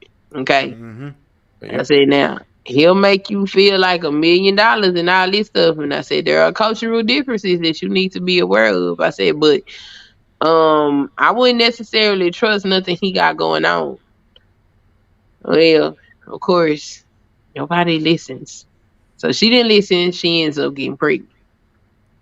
When she told him that she was pregnant, he turned off all his communications and he took his ass back to Africa. And so she calls me and she's crying and she's heartbroken and all this stuff. And I said, she's like, I don't know what I'm going to do. I said, well, this is the only question I got for you. And I want you to ponder this, and this should give you your answer on what you need to do. If that child is born and that child is a boy, and he looks just like that man, are you going to be able to properly love that child and care for him the way you need to as his mother? I said, because if you not, then that child don't deserve that existence. So she aborts. She get pregnant again, but this time she's pregnant for her husband, but her husband is supposed to get a divorce. Jeez. So I'm like, okay, but why though? And she's like, well, because I ain't finna be married and I already had a baby out of wedlock and I done already had this abortion. And I said, so what would be the purpose of having another abortion? Well, because we getting a divorce. I said, but you pregnant for your husband. Currently, he's still your husband. You ain't go get pregnant by no random dude. All right, your marriage didn't work out. You still got pregnant for your husband. So what is the problem? You can take care of the child. You in a good place. Why would you not have your baby? Oh, I didn't think about it like that. Yeah, you worried about what everybody else gonna say or think about what you got going on, instead of looking at what actually matters. Who gives a damn what any of these humans on this planet got to say? Anything that got to pee and poop can't judge me about nothing. I said, so what is the problem? She kept a child and they doing great, you know? So it's different nuances. That's why I personally would not tell a woman, I wouldn't force a woman to have a child, because I know how much of a responsibility rearing a child is. Absolutely. I'm kind of sad that they took away Roe versus Wade, because when it happened, I had did some content on children. We got almost 500,000 children in the foster care system that don't have a home. So what is we doing forcing women that don't want to have babies to have them? Right. Now, I do feel like... Who's going out here and adopting all the little black babies? Right. You know, all those white people that were standing up, you know, so-called white people that were standing up with all their little signs protesting and whatever, and all the, you know, all the little senators and everything, they were the counter protesters, right? The ones that were pro-life. So you telling me all these pro-life uppity folks that live in these, you know, $500,000 and upward $2-3 million mansions are adopting all these little black babies? You telling me that they're going to the hood and starting programs that are preventing people from doing this? No, they're not doing none of that. And 500 million children. They're looking for people to pop out babies so they can stock the ranks of the fucking army. Ooh, say that one more time, bro. I mean, it's what it is in the end. It's really what it is. They don't give a fuck about anybody. They don't give a fuck about any of these people whatsoever. The programs are minimal at best. They got rid of mental health care. Who cares about mental health care if you're just going to throw them out on the battlefield anyway? Yep. But what they weren't... If they even fit for that, because the statistics say that the children that age out of the foster care system don't even have a high school education. Right. Less than 5% of them even have a job making $30,000 a year within 10 years of them aging out of the system. And don't go down the road of how many of them are trauma victims of abuse. And some of them are drug addicts, all kind of stuff. Don't even go down that road, because then that's a whole nother section that needs counseling, that needs help. Yeah, it's bad. So, you know, when I seen that, I was kind of sad that they repealed it. But at the same time, I do feel like women that's using abortion as birth control, I feel like they should let them keep doing it. And when their uterus rupture and decide to bleed out, then that's what God ordained for her life. Because Yeah, I mean, look, it is what it is because that's what ends up happening. Everybody wondering why their crotches are rotted out, why they got this, why they got that, why there's so many issues. The fuck you been doing with your body your whole life? Black women got this. No, come on now. I mean, I do feel like that. And then, like, if you one of these dudes, you got 43 children and stuff, they should castrate you. I don't have a problem with that. I think that shit. I got family members with kids in the teens, as in that many kids, as in 13 kids. Yeah, if you ain't got that kind of money to take care of those kind of children, then you no longer need your ability to create children. Who in their right mind in America in today's economy can support 13 kids? Right. Who does that? It doesn't make any sense. It's at all. It's a burden on society because people don't want to control their genitals. Mm-hmm. I think a lot of times people don't understand what burden on society means, what that actually means, excuse me, because they're not taxpayers. I don't think they care. They don't know what it looks like when you look at your check and you see a third of it literally just disappear because you file single one. I don't think these people actually care because they not the ones that really have to deal with the consequences of their action. It's all the productive human beings in society that have to deal with those things. Yep. Oh, I was like, where'd he go? He just left us up here. Yeah. It's our show. Let's act ratchet. We got it. No, but it's crazy. But I don't think these skits are harming programming people. I think that people really live like this. I think these skits ain't doing nothing but bringing awareness. Oh, you called out Scheherazade Ali earlier, and you said you were reading her book, and she said that the social media is actually programming is the main influence programming people or whatever. She said media. Social media or media in general. Yep, she said she was absolutely right on that, and I believe I think I listened to a clip of that before. I think it was recorded too. I started reading this book a year ago. And I'm sorry. Go ahead. She pissed me off, so I put it down. Mm-hmm. And I think I need to pick it back up and continue with my mission because I done played around with the nigga shit too long. I need to get back to what I was originally here for. But she did say that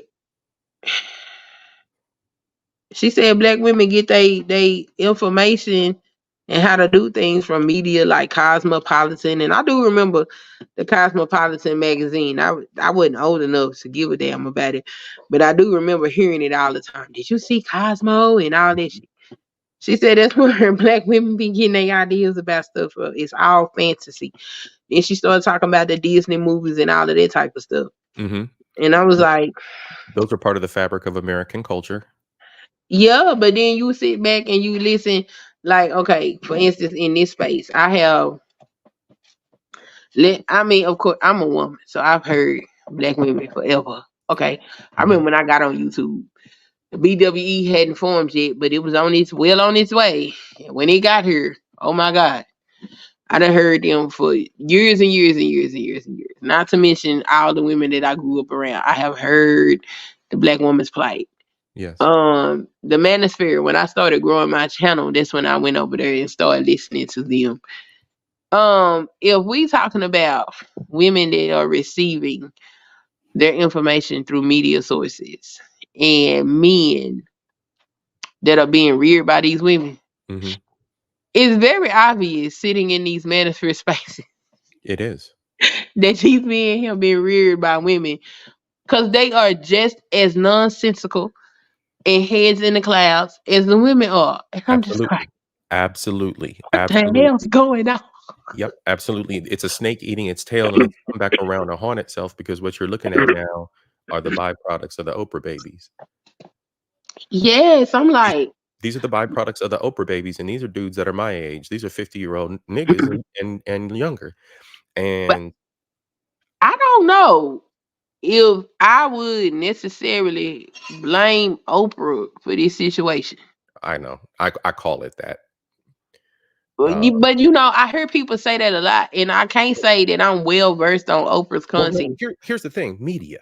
Who was the media queen? Who was the one who was twerking, and who was the only one women could watch twerk and talk about whatever she wanted, loud and proud back then? Sally Jesse, who's the fat one? Ricky Lake, Oprah. Yeah, That see, was Oprah. I media. That remember was where Oprah. that's the reference too that Sisters Ali was taking it from, because she at the time wasn't looking at. I don't think at the time social media was as prevalent.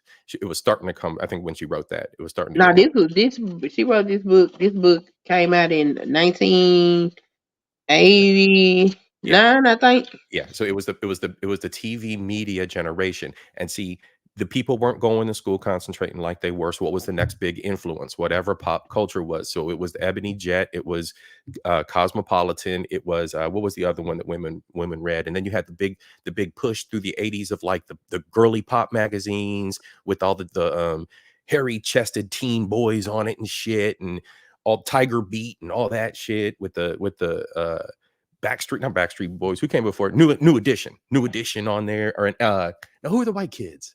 New Kids on the Block. Marky Mark and them. And then, you know what I'm saying? Like,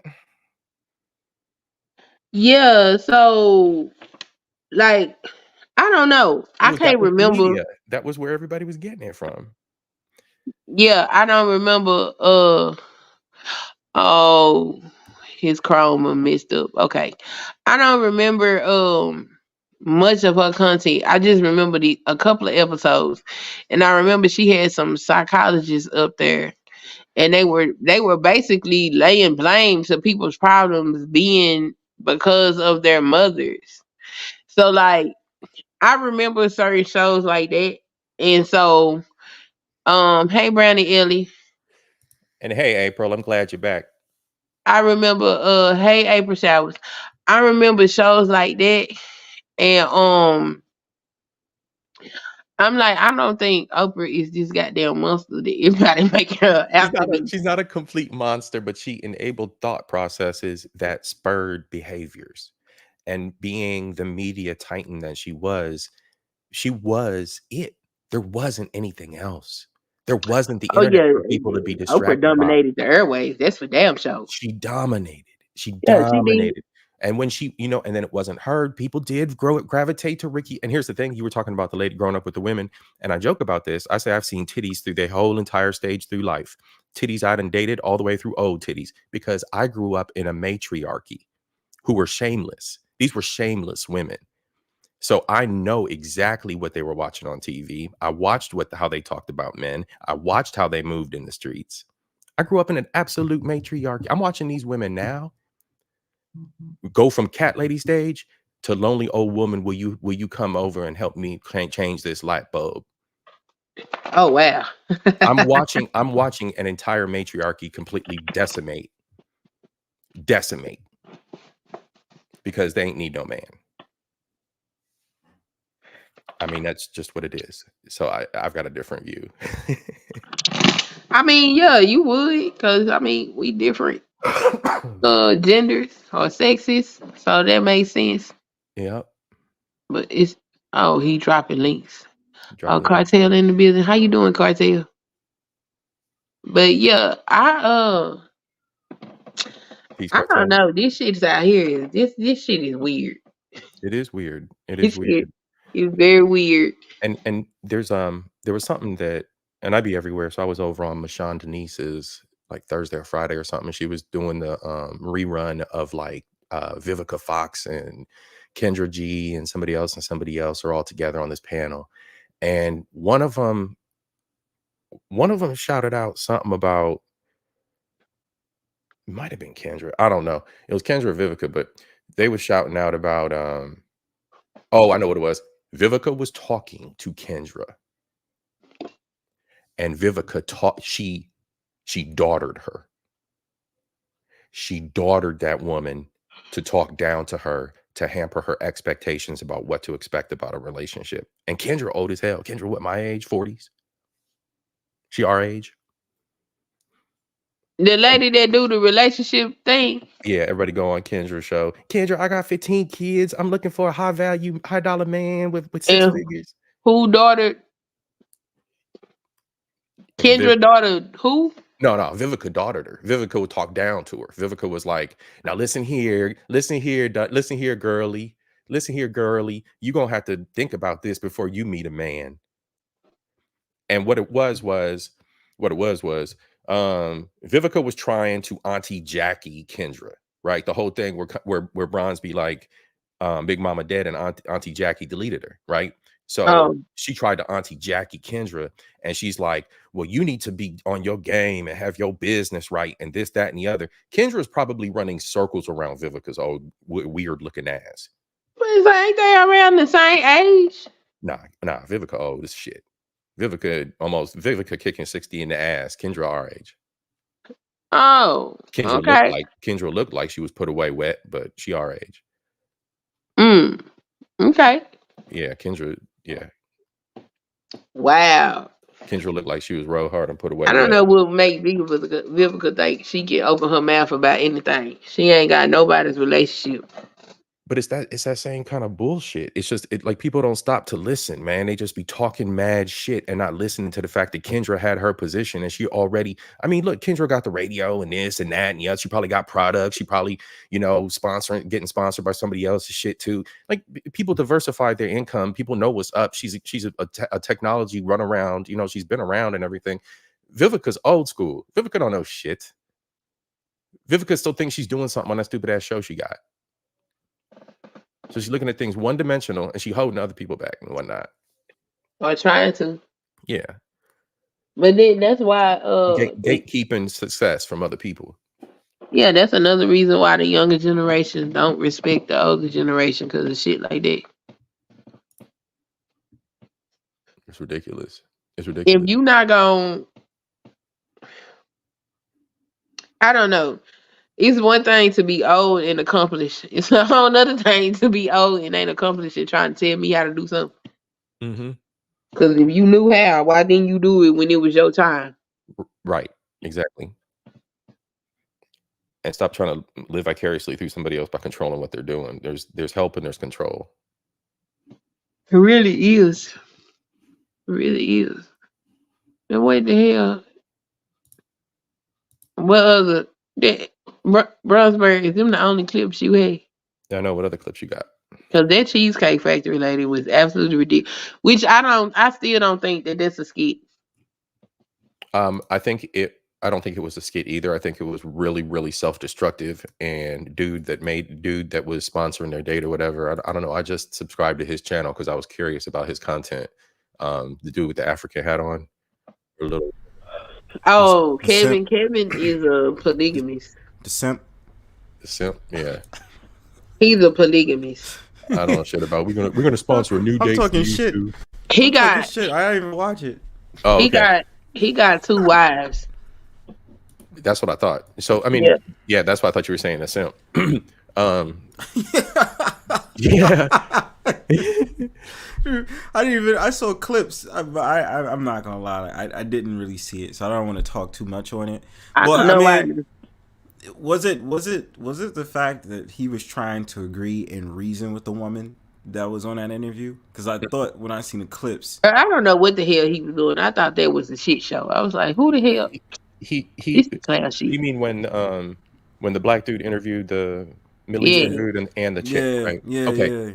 So he played it like a simp. He played it like, well, you had some good points. What about your opinion? How did you think the date went? Well, you have some good points too. Nah, man, it was very, very one-sided. We all saw it. We all knew what it was. Negotiating ass niggas, man. Yeah, that's exactly what it was. That's the shit that be getting me tight, man. When they try to negotiate. Well, you think it's just like that dude, with Caravo Brown, whatever the fuck his name is? That bald-head black dude that got his show, Karamo Brown. You know him? Mm-hmm. Yeah. When he sat up there, it's the same thing when he sat up there and tried to take on for that pink sauce girl and sit up there saying that white girl was wrong because she had no reason to sit up there and critique her damn pink sauce. We all knew that pink sauce was shit. Bro, Wow.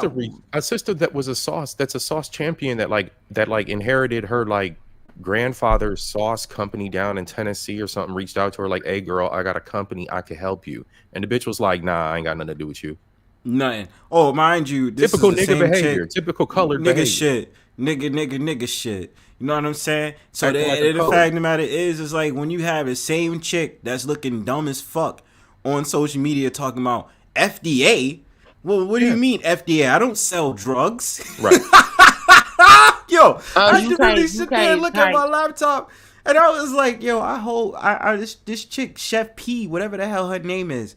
You really mean to tell me you don't know that when it comes to FDA, it means the Food Drug Administration? Yeah, they're gonna be on your ass for what you selling because you're trying to sell this to the public. You know what I'm saying? And other than the sisses that was pumping her head up, you know it was all simping ass niggas Simping. looking at the titties. Oh, I ain't even. To be honest with you, bro, I wasn't even focused on how she looked like, cause she looked basic to me. But I can understand where you coming from. But too many times I see more of women that was sitting up there supporting that pink sauce shit more than the men. Yes. Women stand in circles Get in the and bag. clap for each other to do Bag. bullshit. Get the bag. Mind the you, that bag, pink sis. sauce. That pink sauce is like a cream beige, son. That It shit was, ain't even. That shit it was ain't wasn't even mayonnaise, pink. bro. It was mayonnaise. No, it was remade ranch sauce. Oh, ranch. That's right. Somebody ranch. remarketed it and making money off of it. Yeah, that she sold. So she brokered her deal with like some sauce company that does like all generic sauces anyway, and they just slap a label on it, and then they cut a deal with her, and it messed. They cut a deal with her, but she didn't pay attention to the contract, so she got her off rip payment. Now she broke. Yeah, now she broke, and then she was sitting up there talking about they never paid her $120,000, and that she created a GoFundMe because she needs help taking care of her kids and taking care of the expenses and all that other stuff. I said that's just a dumbass move, man. You ain't got nobody to blame but your goddamn self, and they're gonna be mad because you didn't read the contract. Another one of these sort of things, like I just feel bad because I don't know. I feel like this generation is crazy because I don't know if she's millennial or she's Gen Z. But if she's saying millennial, the fruit doesn't fall far from the tree. You understand? Because I still think millennials is goddamn it dumb, and they do this shit that they do. Excuse you, don't do it. No. Millennials are dumb. Don't do that. I'm a millennial. I don't even try to admit my age because I ain't gonna tell y'all what my age is. But you a millennial too. Yes, exactly what I was just about to say. Yes, I'm a millennial too. Millennials are dumb in certain aspects of the way. They are dumb. Don't do it. No. Me to fully admit on the Brownstone Powwow, I'm a millennial. Millennials are dumb. You know what I'm saying? They just the way that I think it's usually the later millennials who are more dumb than the early millennials. I'm sorry. You see a lot more fuckery with those that are old, that are younger, than the ones who are older. I'm just being honest. And so when I see that Chef P and that pink sauce, and then she is a millennial, yeah, exactly. The fruit doesn't fall far from the tree. Damn. I think we doing better than Gen X though. Gen X is sick of everybody's shit though. Gen X is tired. Gen X is tired. Gen X is my God. Fucked up, drugged up. Yo, Gen X is... Yeah, they highly drugged up. So yeah, I think millennials is doing pretty good considering who our parents are. And that's my people. Because I'm at the first stage of the Gen X's. Yeah, man. Gen X's is just that we always have these battles with Gen X. Like they be sitting up there, y'all don't appreciate nothing. And I be sitting up there looking at them like, but y'all always talk about the shit we did, but like in the 80s, y'all was literally graffitiing and just doing crazy shit. Bro, what's fucked up is Gen Xers need to fucking get it real because they had millennials in their fucking households. Yes. They had millennial brothers and sisters. They sound fucking stupid talking like that. Yeah, man. Oh, y'all generation and this, that. I said, yo, bro, don't battle me on y'all generation. I mean, yes, everybody's essentially different. We're always going to have generation wars in some type of capacity. We are. But at the same time, on social media, damn near everybody is involved in it when you just have a damn Wi-Fi connection. So don't give me some shit about, oh, y'all so obsessed with the internet. Y'all are too. What are you talking about? Y'all are too. I mean, come on. Do we really need to talk about the people who's from Gen X that made it on YouTube? I mean, I hate to mention Manosphere dudes, but just because that's a quick pointer. But yeah. Obsidian or like someone like Kevin Samuels. Absolutely. Or then the rest Obsidian of these getting his ass drugs to hell right now. Obsidian has been, all I ever say about Obsidian is it's pretty obvious where he stands, and he's Kevin Samuels' cheerleader, even with the fact that Kevin Samuels no longer here. You know, for Harriet is dragging him and his girlfriend, right? Oh no! Whoa! Pause. Pause. I heard something about that. Are you serious? Wait, what? He started it. What happened? What did he do? So he decided that he ain't like the fact that she got a man. So he went stalking her fiance. So wait. So you're talking about Kimberly Foster got a man though? She got a fiance. They finna get married. Is he black? Yes, he's a black guy. No, okay, great. Yeah. He would definitely be black because she was all about that when she would be on a broadcast with that nigga. Nah, but you remember before Kimberly Foster was on that bullshit for a hot minute. Kimberly was crazy, okay? Because Kimberly had blocked me because I used to fight her on Facebook. Really? Yeah, because she was crazy. She used to post all that crazy shit. She has transformed from what the fuck she used to be back in the day because she was crazy as hell. So, but she has a fiance now. It's a black man. And Obsidian became obsessed. And so he started messaging the man on all his social medias. And the man didn't really respond to him. So Obsidian decided that he needed to dox him. Hold on. The lovely Miss Harriet that used to be on his show when he would do the show with her co-streaming got a man. Yeah, she got a fiance. She got a fiance. A whole fiance. So-called black man. Holy, which makes sense. I'm still tripping. I'm still tripping too. Yeah, go ahead. Sis. Yeah, you got it. Obsidian doxed her boyfriend, and she was gonna sue him for it, but she decided not to sue him, and she doxed his girlfriend. Only to find out that Obsidian girlfriend is a feminist, and she is friends or acquaintances, something, because she in a picture with the lady that spearheaded the Me Too movement. But you know, Obsidian got started to battle the Me Too movement. Oh no! Wait. Okay, so that's the old girlfriend. That's not the current girlfriend. All right. No, the current girlfriend. It's the current girlfriend, man. Well, yeah, she doxed the current girlfriend, right? Yes. Yeah. But he's still with the. So Harriet was the ex. I get it. No, Harriet ain't never been with Obsidian. Never been with Obsidian. Basically, he was starting shit for Harriet, and basically Obsidian doxed her fiance. So in retaliation, for Harriet was going to sue Obsidian. Instead of suing Obsidian, she decided to dox his girlfriend right back.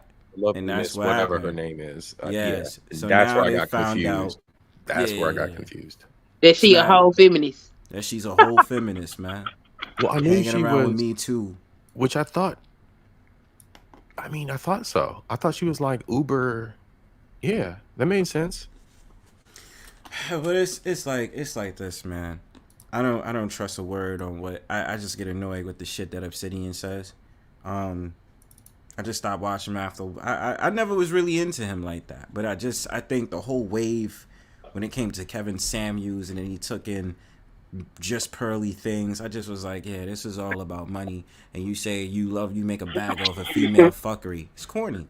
I don't really agree with it. I don't really care for it. I mean, he always said that. He always did. That's his pitch. And I respect him because at least he's being real about it. He's like, yo, look, listen, this is what I do. This is how I make money. This is how hey, yo, what's good, Pastor? What's up, Pastor? This is what I do, and I said that's cool. But to me, I just drown the fuck out, especially because it's the older cats that was in the sphere, and I ain't talking just Manosphere. I'm just talking in general. That sat there when Kevin Samuels was alive was kissing his ass, man. and was sitting up there just like everything that nigga said was gold. And where do we get now? You got these ruffle the feathers, Mr. I'm in my fifis going on talk shows, sitting up there talking about I'm a high value man, huh? Like, are you saying that in real life? Because I really don't like you if you say it in real life, yeah? Like, if I'm outside and stuff like that, I don't be hearing cats sitting up there talking about their high value man. It is rare for me to hear anyone in my damn city talk about their passport, bro. Passport bros. Passport bros. Passport bros. You know what I'm saying? So, now we got to sing it one more time to piss off. Passport bros. Passport bros. Gotta get the harmony. You know, I'm gonna have your shit. Go ahead. She's gonna make a video that's like Bronzebird, little manosphere. Then she gonna flip it. See, you know what? You keep talking shit. I'm gonna get Baller X to come over here and make a video out your ass. Oh no! Oh no! And shit, you might as well. It's gonna get your subscribers up. Okay, Baller, where your ass at, man? I'm gonna go at the start because Mrs. Queen Sunkissed out. Now listen here. Look at Brownstone Powwow addressing at Mrs. Queen Sunkissed. Okay. Ain't nobody gonna address me. I'm done. A whole title. I'm gonna have a whole thumbnail. It's gonna be Mrs. Queen Sunkissed with that avatar. I'm gonna have like dark clouds and fucking fire in front of your shit. I'm gonna have a tagline saying, "I'm tired of your shit." Oh wow! Oh wow! You gotta use, nah, but for real, I'm happy about that conversation I had with Miss Mona. Yeah. Bro, that shit, man, you don't know how much I needed that. Because I'm telling you, I swear to God, I'm like, all these hoes on this app crazy as hell. Yeah, me and her was watching it, and because she was like, I didn't see it. I was like, I didn't see it either. So we both was watching it, and we was just like, yo, word, like this was a great one. She was like, oh, I want to see the whole thing in the commentaries. So we watched it. I was like, yeah, good looks for that. And I was like, yeah. She was like, really? And I was like, yo, you really be on some talk show shit, yo, stop playing. It's like, no. Man, she did good because, boy, I swear to God, I thought she came up there to troll me. I mean, she's a troll. She was being herself. Yeah, you know. But I was on the defense. I was on the defense. I was. I ain't gonna even lie. I was on the defense because, like, today I was over there in Sister George and Concrete show. Oh, okay. What happened there? So I went in. I'm a mod over there. Yeah. Now, you know, I mod. Yeah. So when I came in, I seen it was like 200 people watching, and they was like at 80 something likes. So when I see shit like that, I'll spam your chat. Ain't nobody in your chat finna say a motherfucking word until them likes come up. Right. Yep. So I started spamming the chat. American Negro. Keep in mind, I have never. American Negro. Yep. I've never had a conversation with this man. Ever. This man just talks shit to me and about me. For what reason? I don't know. Have no idea why. He just does. And so now he has taken BMT's and Faye's story and he's passing it around and he's added to it. Now I'm sleeping with women while my husband is away. Yo, what the fuck? I'm sorry. I didn't mean to laugh, but it's just like we just started. It just started off with, oh, BMT says this, Big J, then you, right? And then about how they talking under your clothes and stuff like that. You defend yourself. You even come back to the panel. We had a discussion on it twice, 3 times. Now all of a sudden, okay, the Baller X shit, they clip my shit, and then it's like we all see it, and then now even more fuel to the fire now with this dude. God damn. Like, when does it stop? Then he attacked my child, so I had to go ahead and block him because I ain't talked about nobody's children on this app. And he got his child front and center on his channel. And I could have took that little boy and drugged that little boy's soul. But why? I said, you know what? It's too much nigga shit going on over here. And what I cannot do, I know You know what it is? It is the fact that they came in when I came into the space. They wanted to make me a single baby mama on welfare. I was like, That didn't happen. Who the fuck is y'all talking to? Y'all got the wrong person. That's not me. And then when they found out who I was, that shit left a bad taste in a lot of people's mouth. And now is, we gonna find anything to dirty her up, make her look bad or whatever. I need to stay my ass away from these people because the level of this, like for real, like just because I got up here on this panel, how many people left out of your chat? I don't know. I mean, we got up to what, like 16, I think about 16 like viewers. That. I mean, look, it always happens. It fluctuates. That shit don't bother me none. It drops off and then they come back. It drops off. I'm not tripping. I'm just saying, just notice. Because I came up here because it was me. You really think it'd be because of you though? Dead ass because it's me. They dead ass sit in. Look, I'm not bullshitting. The motherfuckers sit in my bushes, hate watching my shit, waiting on something to see. And when they don't see it, they be like, "Yo, we out." Just waiting, and then I ain't got nothing over there because I don't be doing shit. I just really be living my own regular ass life. You know what I'm talking about? Right. I'm living my best life. Yeah, now I gotta be all this other stuff. So now this and then it's weird because I ain't never talked to an American Negro ever. So I don't know what the nigga problem is. Then the nigga fucked around and told me he had a wife. Nigga, if you got a wife, why the fuck every time you see another man's wife, you gotta make your presence known? Nigga, I don't know you, weirdo. Yo, Josh, stop getting on my nerves. Yo, here we go again with that shit. Well, you know, he's your right. guy, Broxford. Yeah, Josh, stop disrespecting your guy. He's the like, black woman yo, is God. This is cap. Josh does this on purpose to trigger me, yo. Because the black woman is God. It shouldn't trigger you. You should just accept it. We still going to do this. I don't know. I to don't know the how end many of time, of those. Bronzebird. To the end of time. It's not going to be till the end of time, and you to know that, right? End of time. Yeah, to the end of time. No, not at all. Not at all. Because maybe what it is because whatever hoodoo books you read or whatever that sit up there and gave you a biased view on you thinking that the black woman is God, yo. It's not true. I keep telling you. You know why I knew it was true? When we talk about predictive program because we deep like that.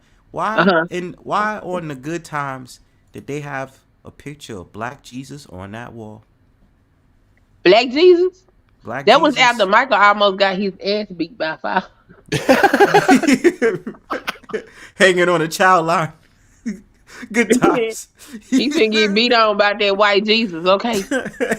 No, you put that white Jesus back on that wall. It's like wow. George Michael, yo. Oh my God. I'm just saying, that's not true. Josh, thank you for triggering me with that, yo. Put Josh on timeout. Nah, I'm playing. Don't do that. Throw tomatoes. He's a mod. He's a mod anyway, so it doesn't matter. They say, don't time out, Josh. Throw tomatoes. Josh be over here speaking in facts. Josh speaks facts, but then when he gets into that black woman as God, I'd be like, Josh, please don't start with Them that is shit. the facts, Bronzebird. But you know, man. you live in the land of the godless. See, this is why. Because why? I live in Gotham City, right? It's the land of the godless. Who dissed me about that? I think that was C-Mo. Because he was talking shit about Hell's Kitchen. I say, yo, see what I mean, yo? See? This Hell's Kitchen, the restaurant? Hell's Kitchen is a neighborhood. It's a neighborhood. Oh, okay. Yeah, that's true. He runs this chat. Yeah, it's a neighborhood. And C-Mo going to sit up there and talk about, yeah, it's Hell's Kitchen. I said, yo, look, listen, bro. This one little section in Manhattan, fam. He said, "Hey, we it's just got one him. little neighborhood, bro." Yeah, let's Why, Jesus? Yo, C-Mo. Ain't we lucky we got him? Doom doom doom doom doom. White Jesus.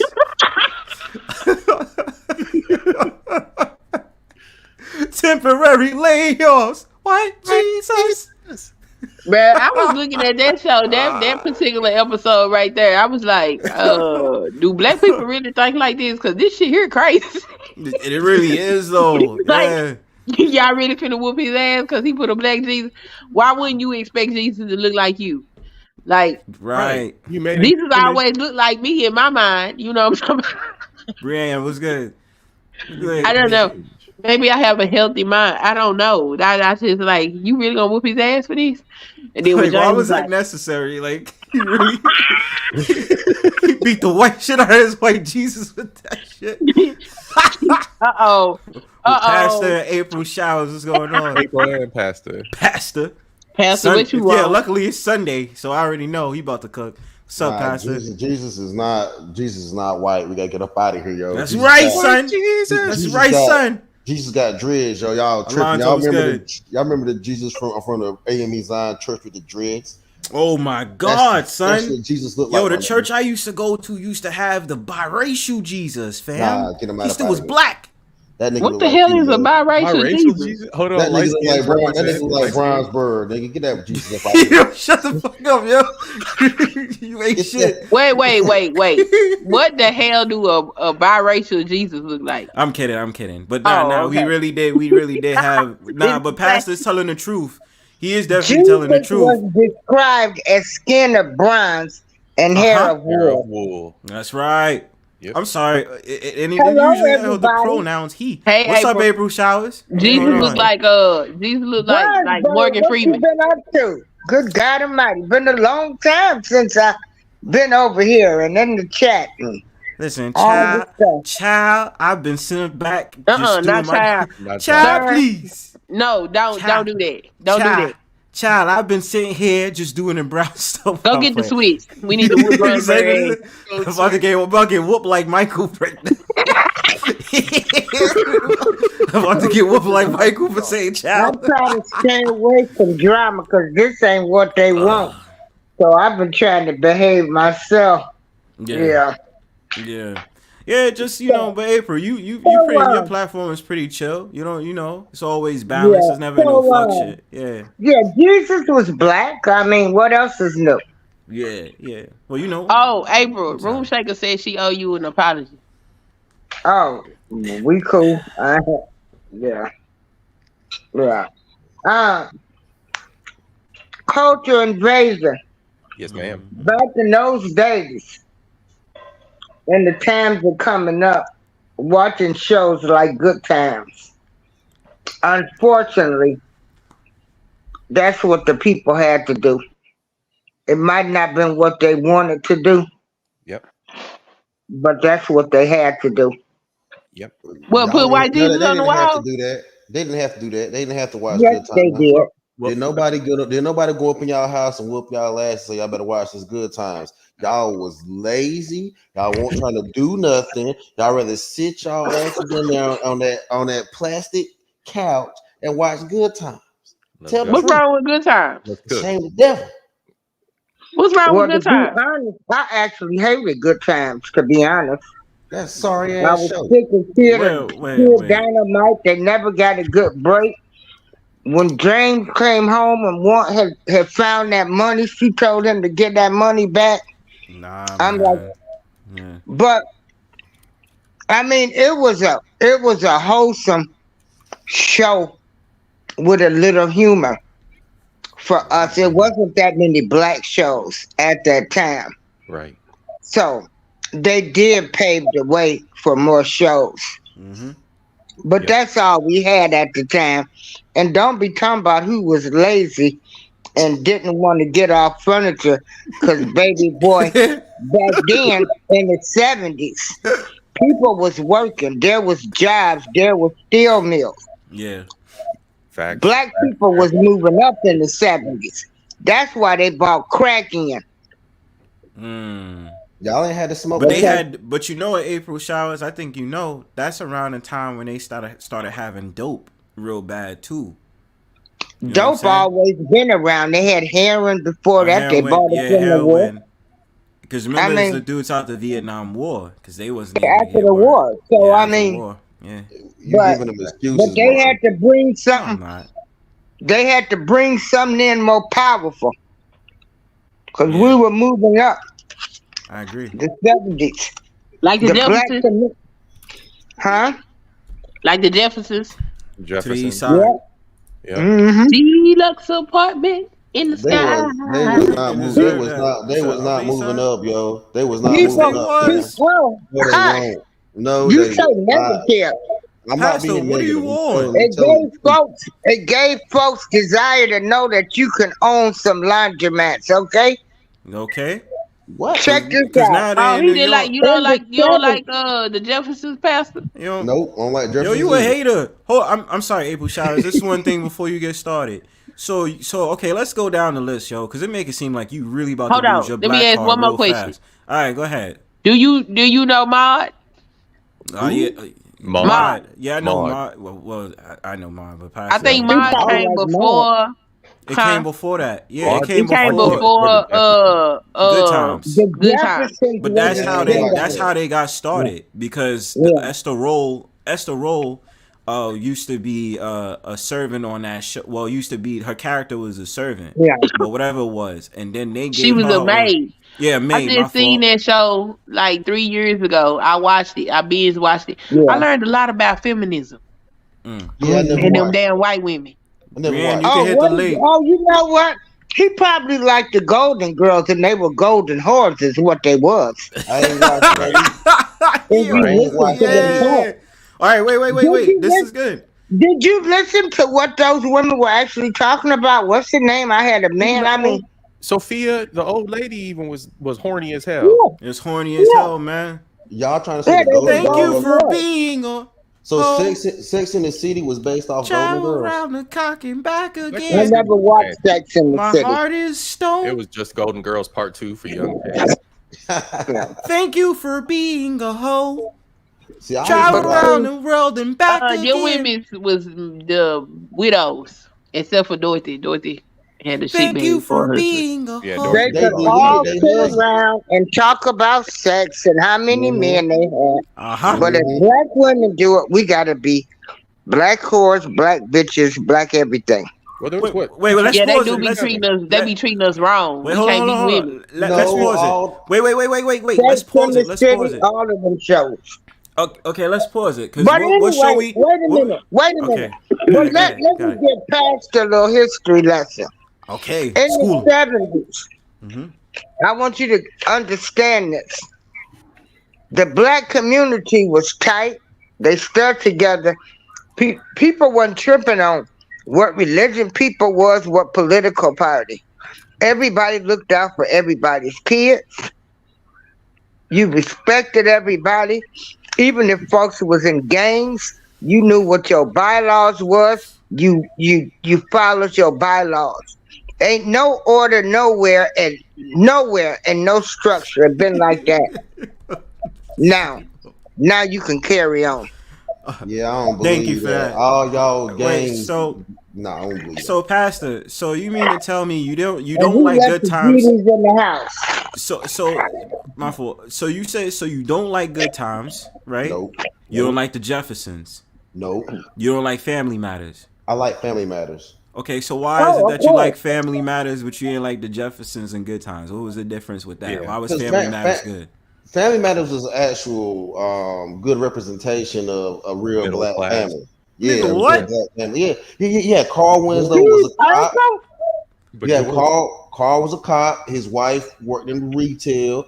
They had three kids. They even moved in the aunt and her straggly son, single parent son. See, that was really black people sticking together. What you mean? This April Shower swear they did in the 70s. They did though. Hold on, wait. Yes, they they were bro. wearing- Hold on. Wait. What about Rock? Did you like Rock? Rock. Oh, that was the show from the Rock 90s, was good. right? Yeah. Did you Okay. like Rock? Did you- Rock was I good. like that. I ain't He didn't like that show. But okay, Pastor, but let's really be real. Wasn't it a good representation that we finally got a black family, regardless if they live in a high-rise projects in Chicago, or it's the father and the mother and in the home? You understand? And then having 3 kids and they make it ends meet the best way they can. Why Wait, is what do you that mean not the a best good way? It was representation? awesome, And why is that like, a true representation of certain black families in America, especially in the 70s? He was a small Man. business owner. He was a small business owner. Who George was? George Jefferson. George Jefferson. George Jefferson on laundromat. He dry cleaner. A dry cleaner. And there's a man around from where I live on a dry cleaner, a black man. What you talking about, Pastor? See, I didn't like that because them niggas was old, yo. They was like, they were old. Oh, because they was old, it's different? Baby, you better hope you live to get old. You better hope you live to get old. I never said that. What I did say is they were old as hell. Up in there in them old tight ass gray suits and that bad afro that she had. What was his wife? She had that horrible afro. Yo, you talking mad shit. That fucking afro was lit. I don't give a fuck what you said. That shit was naughty and didn't grow. See, this is the problem with dudes like you, man. You're a texturist. So the thing about it is, you going like you should appreciate. Yeah, you a texturist, man. You don't care about 4C hair on the Jeffersons. What? First of all, George Jefferson was fly. Wheezy was fly. What are you talking about? And they aged gracefully. And they were dark. They weren't high yellow. And mind you, let's not forget about this. George Jefferson still put a white man in check. Oh, what are you talking about? Why you don't like rock? How you bro? How is that? Thank you, Josh. They had swag. George had swag. What are you talking? George ain't had shit, bro. Like, why you don't like rock though? I want to know. I never even watched that show. Yeah, I didn't really watch Rock. Rock lasted for like what, 2 seasons? It was good though. I mean, I get it, right? Like, I mean, I'm not gonna lie. Just, like, family representation. Thelma was her name. Thelma? Yeah, Thelma. Yeah. No, First Prince of Bel-Air. That's upward mobility for black people. Not damn. Let me put some starch in your clothes. And you wait. Hold on. Starchy clothes. Their kids around blacks. They didn't want their kids around black people. We'll put Blackness to the show. Yeah, that's true. That's not true. That is true. That is true. Thank you, April. Talk that shit. That is true. Talk that shit. Remember when they went to go pledge and Carlton didn't even know how to act around black people because they didn't want their kids Hillary around black people. Man, if you don't get this inner city, every black person that grew up in the inner city eating hot dogs. They didn't. You don't have to grow up in the inner city, but there are nice mixed schools that you could send your kids to. They pay for them to go to private white schools. Yep. Man, get out of here. I don't know. You'll never win with me. Next. I'm not trying to win. I'm telling y'all to put him up front and center. April was like, I'm not playing with you. I ain't got time to play with y'all. I'm about to hit that clip. I gotta hit that clip. I'm sorry. Because she came back fast. Yo, I'm sorry she fucking me up, but no, still though. What about a different world? It's a different world. I like the different world. Well, that was off the backs of Cosby Show. Yeah, and the Cosby Show was a good show. Yeah, the Cosby Show was a good show. But it was. So basically, what you telling me is even though they had their money and everything, they didn't forget their blackness. They were still black. And they had the grandparents on the show. You know, they try to act like black people don't have the grandparents come around. Yep. What is blackness? Yeah. No, what you mean? What is blackness? What is blackness? Tell me what that is. If you ask a question like that, I don't need to explain it to you. I'm from the South. I'm pretty sure my blackness is different than yours. Pastor, as many times you hold on, wait. Pastor, as many times you get at me and you sit up there and say, "Oh, you Mexican, you not ADOS and this, that, and third," you don't know what blackness is. I do, but I don't think all our blackness is the same. This is the bullshit. This it is don't the bullshit matter. I gotta go through. That it's not exactly the same. It's not supposed to be exactly the same. But when you get around black people, there is a commonality amongst all of us that we just know. Yeah, real blackness. Hey, I grew up middle class. We all got families that came from the projects. Mm-hmm. We all got somebody that went to prison. We all got somebody that was addicted to drugs. We got those. We all got those that had the bougie ones that didn't want you to come around, because they were so bougie that. And so, what else is new? So blackness you know what, is though? negative. So your blackness is negative. But see, grandmama made sure all of them grandkids was together and told them, all y'all look out for each other. Ain't none of y'all better than nobody. But April, this is where I pause. But wait, y'all. This is where I pause. Because if we talking about blackness is only supposed to be defined by closeness of each other. And the fact of the matter that we all share a culture, like when we get together, we all know what's up. So of course, we're going to have that sit down conversation, know all the black movies that we know growing up, regardless if you rich or poor, or you working class, middle class, whatever. It's always the same. It's always the same. Because look at how the dynamics was on the show. Comparatively, if you had Good Times versus Family Matters, they still had that blackness. It didn't matter that one lived in the projects and the other one lived in a nice house in Chicago. It wasn't even about class. Blackness was mainly cultural at the end of the day, regardless of what the financial status was. No matter what, it was family and closeness. So when you go to the barbecue, you go to the family reunion, which was that movie. What was they had the family reunion with Monique and the rest of them, Martin Lawrence and the rest of them. No, that still was blackness because everybody knew, like, yo, you gonna have your fuckery, but you also gonna have that time where you gonna have family, friend, and whatever it is. That chick, what's that lady's name? Wait a minute. Huh? Then you gonna have that family that don't never pay the reunion dues and bring all their kids and be trying to pack up the plates as soon as they get there. Yup. I mean, it's just part of us. It's gonna be the damn plastic. It was always the plastic plates with the rib leaning outside the aluminum foil. Let's not forget that. Right. And you still had the grandmother whipping the potato salad with the Kool-Aid with the extra sugar, PASSDA, since you want to sit up there and talk about blackness. You know what I'm saying? And then check this out. What you talking about? Y'all black face. Y'all ain't black. Y'all black face. This is the same guy who's going to try to tell me I'm not ADOS because I'm from New York. And check this out. I'm black, Indian, and everything else. Hell, I don't know where I come from. Oh, good. I got everything in me. What's your nation? Oh, wait, I'm sorry. What's your nation, April Showers, you know? Choctaw.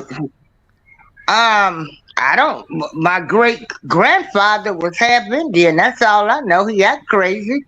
Shit. Because it's possible. It could be Choctaw. It could be a whole bunch of them. I don't know. I don't know, and I ain't trying to find out. No, it's not. Gullah Geechee is what then? It's not Indian. That is West Africans. Gullah Geechee is West African? They are West Africans that came to America. Why is it that? Okay, wait. For white. So when you say, okay, why is it that when I was in the Aboriginal sector, they were sitting up there saying Gullah Geechees too, and they sat up there and said shout outs to all the Aborigines. Because they were Aboriginals. They came from West Africa and they were here way before America in 1776 in the initiation of America as we know it. So they're referred to as Native Americans or Native Americans or people that were here prior to America being called America. But they culture invasion that he done got quiet. Where he at? We from West Africa. I'm from North Carolina. I know what Gullah and Geechee is. Y'all are cultural appropriating Southern. What do you mean? Wait, hold on. What do you mean I'm cultural appropriating what? What are you talking about? If you from Chicago, you definitely culturally appropriating black. I'm from New York. Y'all I'm fourth generation. Yes, I'm fourth generation great migration. They not culturally appropriating nothing. They migrated from the south to the north. That's not cultural appropriation. They took the culture with them. Thank you. And I always say, yes, we did. Yes, we did. Yes, we did, bro. Yes, we did, bro. My mother brought everything from Mississippi that they knew, from how to cook to how to slaughter chickens and everything else. Thank you. With them, how to do hair. That's why you had black hairdressers. How to sew. That's why you had tailors. Everything they learned in Mississippi, they took it up north and they prospered with it. They prosper with it, and the only that's what Blackness is. I am a nigga. Let me tell you something. Yo, April Showers. Because she appropriating black. Y'all got a white woman up here calling me a nigga.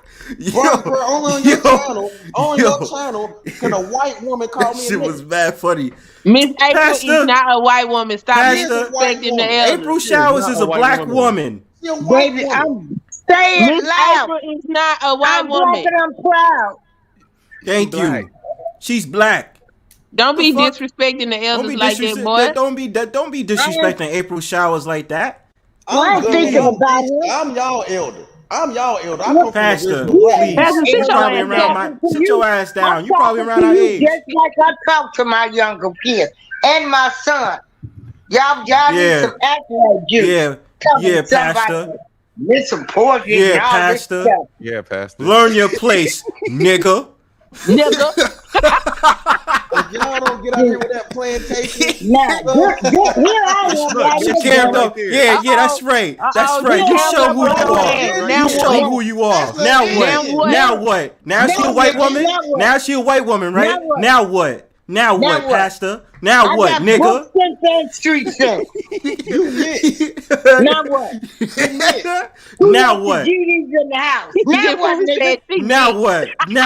Now what, Pastor? Now what? Stuff come from y'all culture appropriation fake black people. We ain't got no GDs down south. Yo, April, you going on up there? Yeah, we just having fun. I'm not arguing with anybody. Nah, we good. Nah, we fucking around. We fucking around.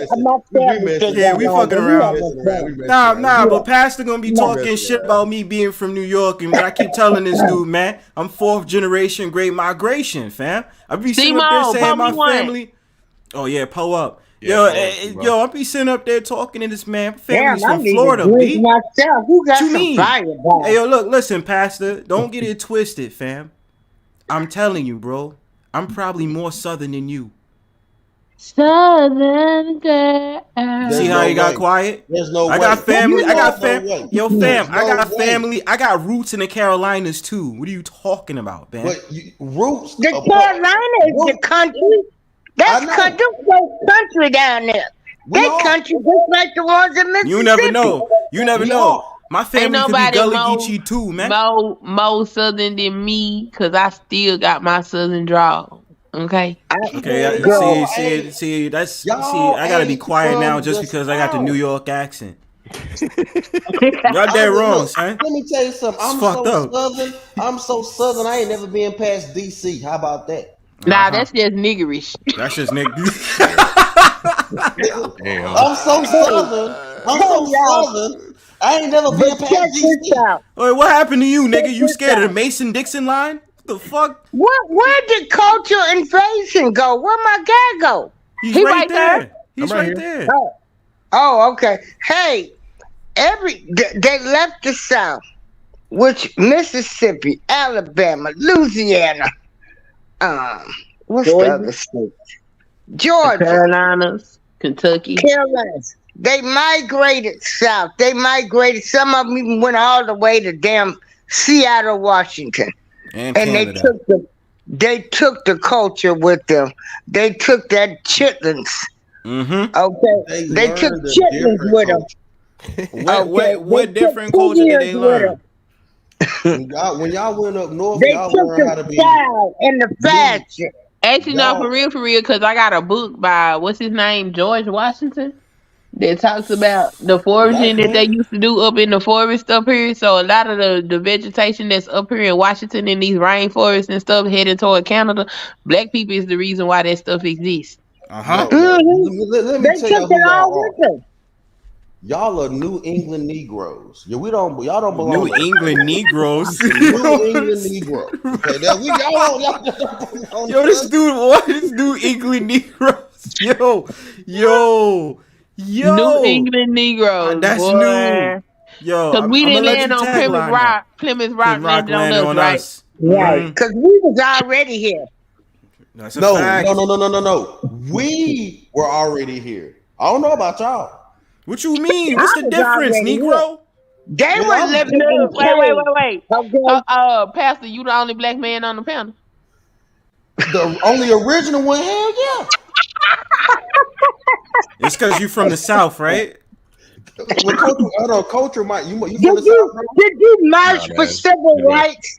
Do you vote, Pastor? I do. Do you vote? Do you vote for the? I vote for the original Black Party. The What's Republic. the original? The Republic. Okay, yeah, that is true. That's the original Black Party. That's the original Black Party. Yes, ma'am. Oh, I don't care what party. Just do you vote? Yeah, I do. Oh, okay. Yes, ma'am. Did you Okay, you voted. Okay. You going SYSBM again? You probably is. Yo, Pastor. Shaka Khan is actually Indian and black. I think her. Pastor. Yeah. What's her heritage? You gonna be a coon again? You gonna go Cherokee? be a coon? Nah, I ain't coon. I'm keeping it real. Shaka Khan isn't Shaka Khan Cherokee? Or what they say the original term was Inuanya? Remember Red Fox and Della Reese? They got some Indian in them. Yeah. Mm-hmm. Listen, the only thing that fucked us up and what fucked up my culture or my family lineage, like they said that there's probably some Indian, but I do have I have white in my family as well. So I know that for a fact. We got everything in us. That's what we have to realize. Yeah, we assimilated. So I mean, at the end of the day, we always gonna have a mixture. But Pastor just always gonna assume I'm Hispanic for some reason. Yeah, I'm not letting it go. This asshole over here. I do think y'all are like Doritos or something. Y'all a mixture of Doritos, bro. Yeah, yo. I call my own that shit. They made all of that hot Doritos and hot chips for you Negroes.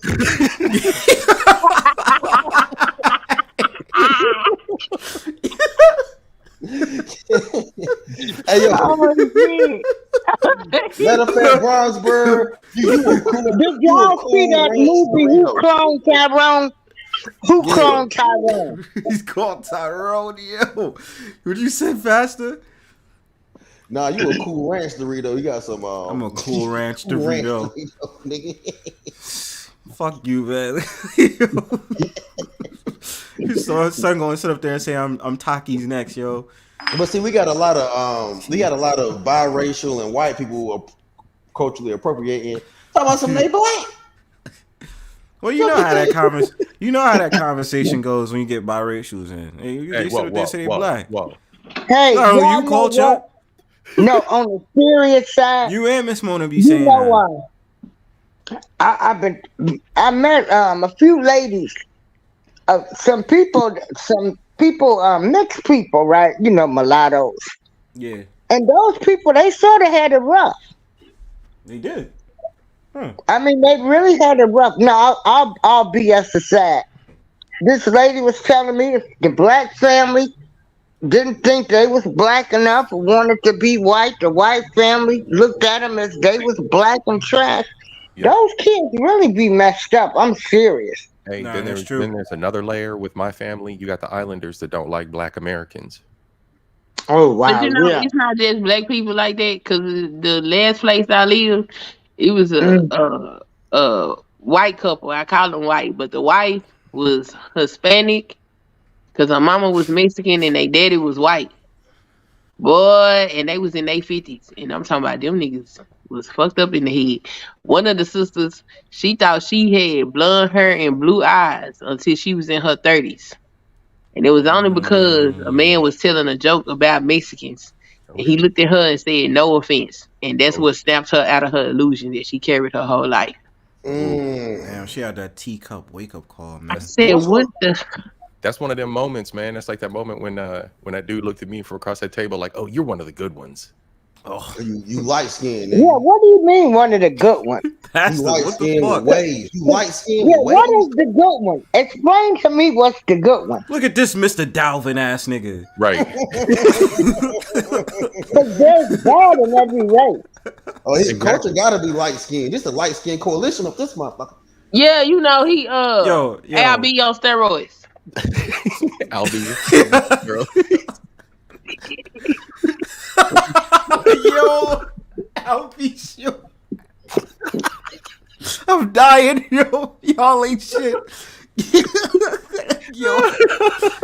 Y'all talking about Al night and day. In the finger? This nigga singing on the rooftop Yeah. with a unibrow and a jean jacket. I tell you what, if Al B. Sure find out Diddy touched his son, Al B. Sure gonna be the most wanted man when they come out if Diddy done touched this boy that he raised. Amen. God damn. I'm gonna be damn, man. What?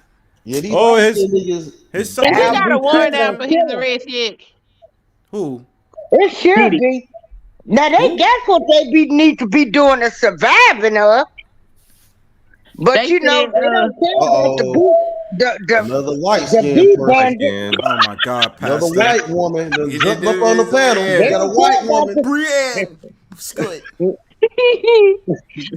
This light skin slander gotta stop, yo. I'm brown skin. I'm brown skin, but this light skin shit gotta stop, man. You know I love your brown skin. Hey, Breann, what's going on? Don't touch my hair. I am not my hair. NDRE, yo. Yeah, NDRE has some jams expressing her blackness. She sure do. I want to hear this white woman voice. See if she got some southern roots still in her. Oh my God, Pastor, come on, bro. What's up, Breann? God, Bronzebird, it's been about a year since I've been over here. Yeah, you gotta come through sometime. I know. I'm glad you're here. Glad you're here. Thank you for coming. Wait, before y'all begin, what's up, Breann? Hey, Breann. She came in singing the jam. I thought she was too. Say it loud. I'm broken, I'm proud. Hey. Oh, it's mayhem. You gotta come on. Unmute. The floor on you. Hi, everybody. How you doing? Every single time, I'm doing well. As soon as I get ready to go on the panel, hear something about light skin. I'm like, I can never escape it. It's just the timing was impeccable. Well, you know, Miss April already told us Pastor was a nigga, so you know. Yo, you got a nice, soft white woman voice. Oh my God. Yo, this dude said, yo, and let me say something. I don't appreciate 12. She is not responsible from us being from high yellow to midnight black. Mm-hmm. Not everybody can be dark skinned, Pastor. Nah, she a product. That's because the black woman is God, Bronzebird. We create. Come on, now we not doing this, man. We already said this. If we already said Michael posted up the picture of Black Jesus on that wall, and that's it. And then when we sit up there and talk about everything else, and we went in the Bible, we prove that the black man is God. The black man is Jesus. You know what I'm saying? So we did no such thing. Yeah, we did. Why you can't just give our props though? You know what I'm saying? Yeah, Florida used to always look up to that picture too and say, "Oh, thank you." See, I grew up in a household where we had a black Jesus. Okay. Thank you. Okay. So, that's facts, man. And hold up, before y'all go any further. Everybody had them white Jesus pictures. See, that's what makes me mad. Because I've been like, I always knew Jesus was black, so I don't even argue with people about it. No. But now what I'm saying is like, yo, real quick, let me upload this comment because I'm getting tired of 12 harassing me. 12 says, "Cam up, Bronzebird, we will decide if you are brown skin." 12, it's okay if you still want to have that conversation. I know I'm brown skin. You understand? I'm a brown skin Bronzebird bird. You understand? Bronzebird like 3 shades darker than I am. Is he? I would say 2. He is. But we still black, and they still look at us as we, you know, that name I call Pastor. But the thing about it is, so it don't matter. At the end of the day, what you doing next? Well, you can blame black men for creating all these light-skinned children because we did it. We just joking around. You just did it, fam. We create all the colors. Humanity exists because of the black woman, because the black woman is God. Oh my God, man. The black woman is the opposite of God. Yo, Sunkissed will not stop, yo. Samuel Adams got her talking. I shall never stop. Again. Wait, hold on, y'all. Hold on. Yo, Breann, you wanted to say something? Yeah. Let's get her a chance to talk. Hi, Breann. Hi. April, you see there. Yes, ma'am. Oh shit! Damn. Sorry. I just popped down. I got the damn knee. I'm 61. Shit, I got ailments. I'm sorry. I'm sorry, baby. Go on. Damn. I was thinking two things. The black woman is God. What was the other thing I was going to comment on? We all got. We all got God in us. Wait. Hold on. Let her think. Do a thing. Okay. Because I don't. This is our skits programming us. Because I was trying to go back to the topic, but we're gonna be so far off. I'm not sure where to start. Well, but as far as making all the shades, I guess scientifically that is correct. Because even my daughter's lighter than me, and that was surprising. So I don't know exactly what. Something about that. I think my husband told me something about that. Since we can become the darkest shades, we can also make the absolute lightest shades. That's why when those albino kids, you still know they're blacks. They have black features. So my husband gets really big into the science. I just listen to what he tells me. I thought it was kind of interesting. I thought my daughter would be closer to my husband's shade, and she's lighter than me. So it really depends. Genetics are very, very cool and very, very weird. On the panel about black people and either being bougie or being quote unquote regular. I mean, I've been told my whole life that I look mixed. I'm not mixed. I'm just black. So obviously I know how my ancestry got here because most of my people are from Georgia. So and then we just kind of migrated up and then over. Yeah. I think it's really important to acknowledge where you came from, but also no matter what shade you are, you're still black. You're still going to have very similar experiences and have to be acknowledged. But the way I talk, the way I act, or present myself, I get a lot of flack for that. And I'm gonna ask you a question too. And before that, peace to Letitia McGee. If you want to hit the links, sweetheart, come hit the link. I've never seen you on my panel before, Letitia, so it'd be cool you come on. So do you believe what was we talking about? We was talking about blackness, right? We was talking about blackness. She's saying the way she talks, people try to, say she bougie because, she talks better. She don't have that. Well, that country. She don't say ask instead of ask. Well, I say that. But you know what though, the white woman genes are strong. Like, come on, man.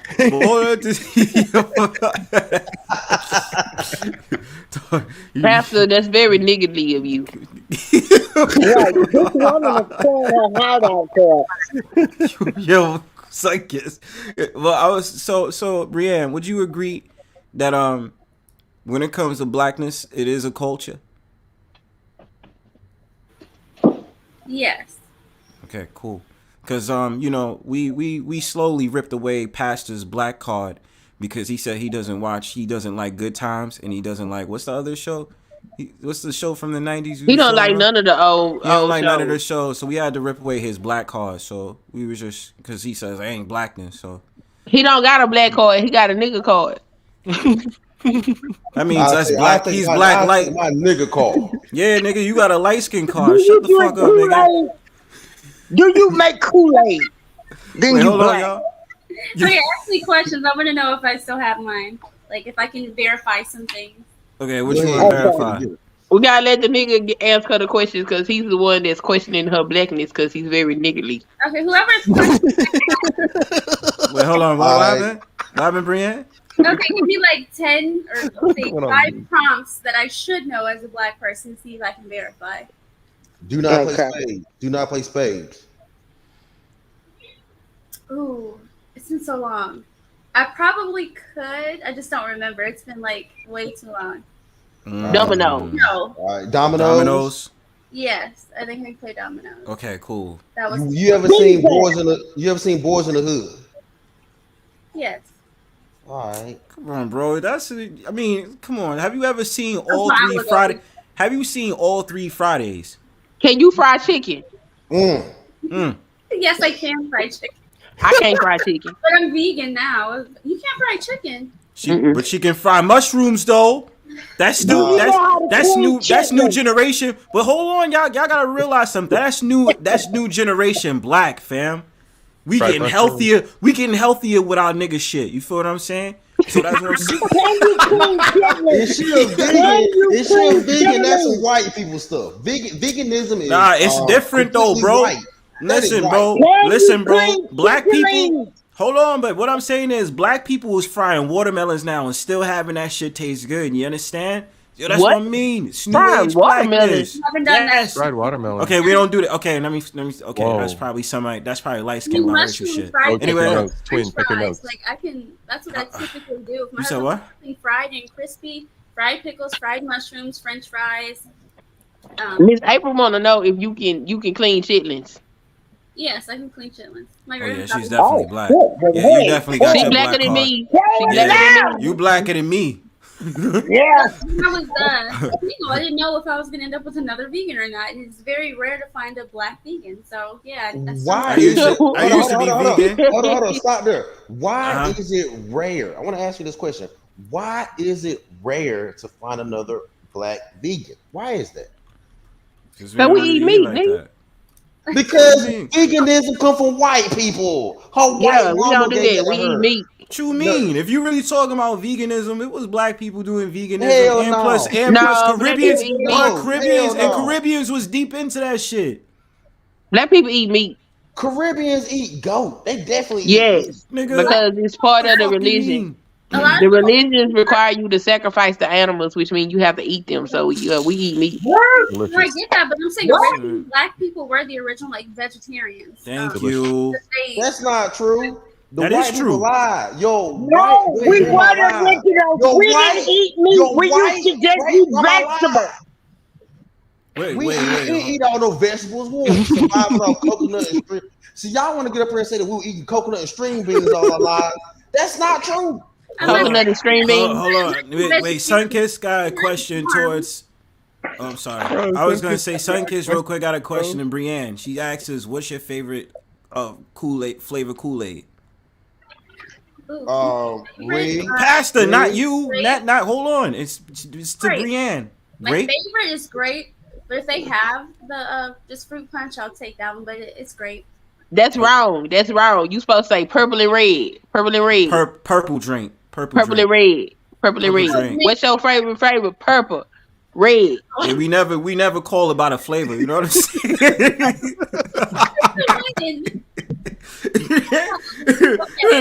You say grape. You don't say grape. You say purple. Do you put sugar on your rice or grits? Do you put sugar on your grits or your rice? That's not a fair question. No. Wait, bro, that's not a fair question. That's hardcore Southern. That's more Southern stuff, yo. In the North, we put salt in our grits. That's what I said. You saw what? Yeah, it depends on where you at and what you doing with it. Because if you make shrimp and grits. If you're having shrimp with it, salt and butter and paprika. Oh, but you eat grits. You eat grits. That's good. Do you eat grits, Breann? Yeah, I eat grits. What about skins? Have you ever eaten skins? Or crackers? Yeah, pork rinds. Pork rinds and never taste good. That's a Southern dish. That's a turn my nose up in the air. I'm not eating none of that. Sunkissed was mad bougie with it.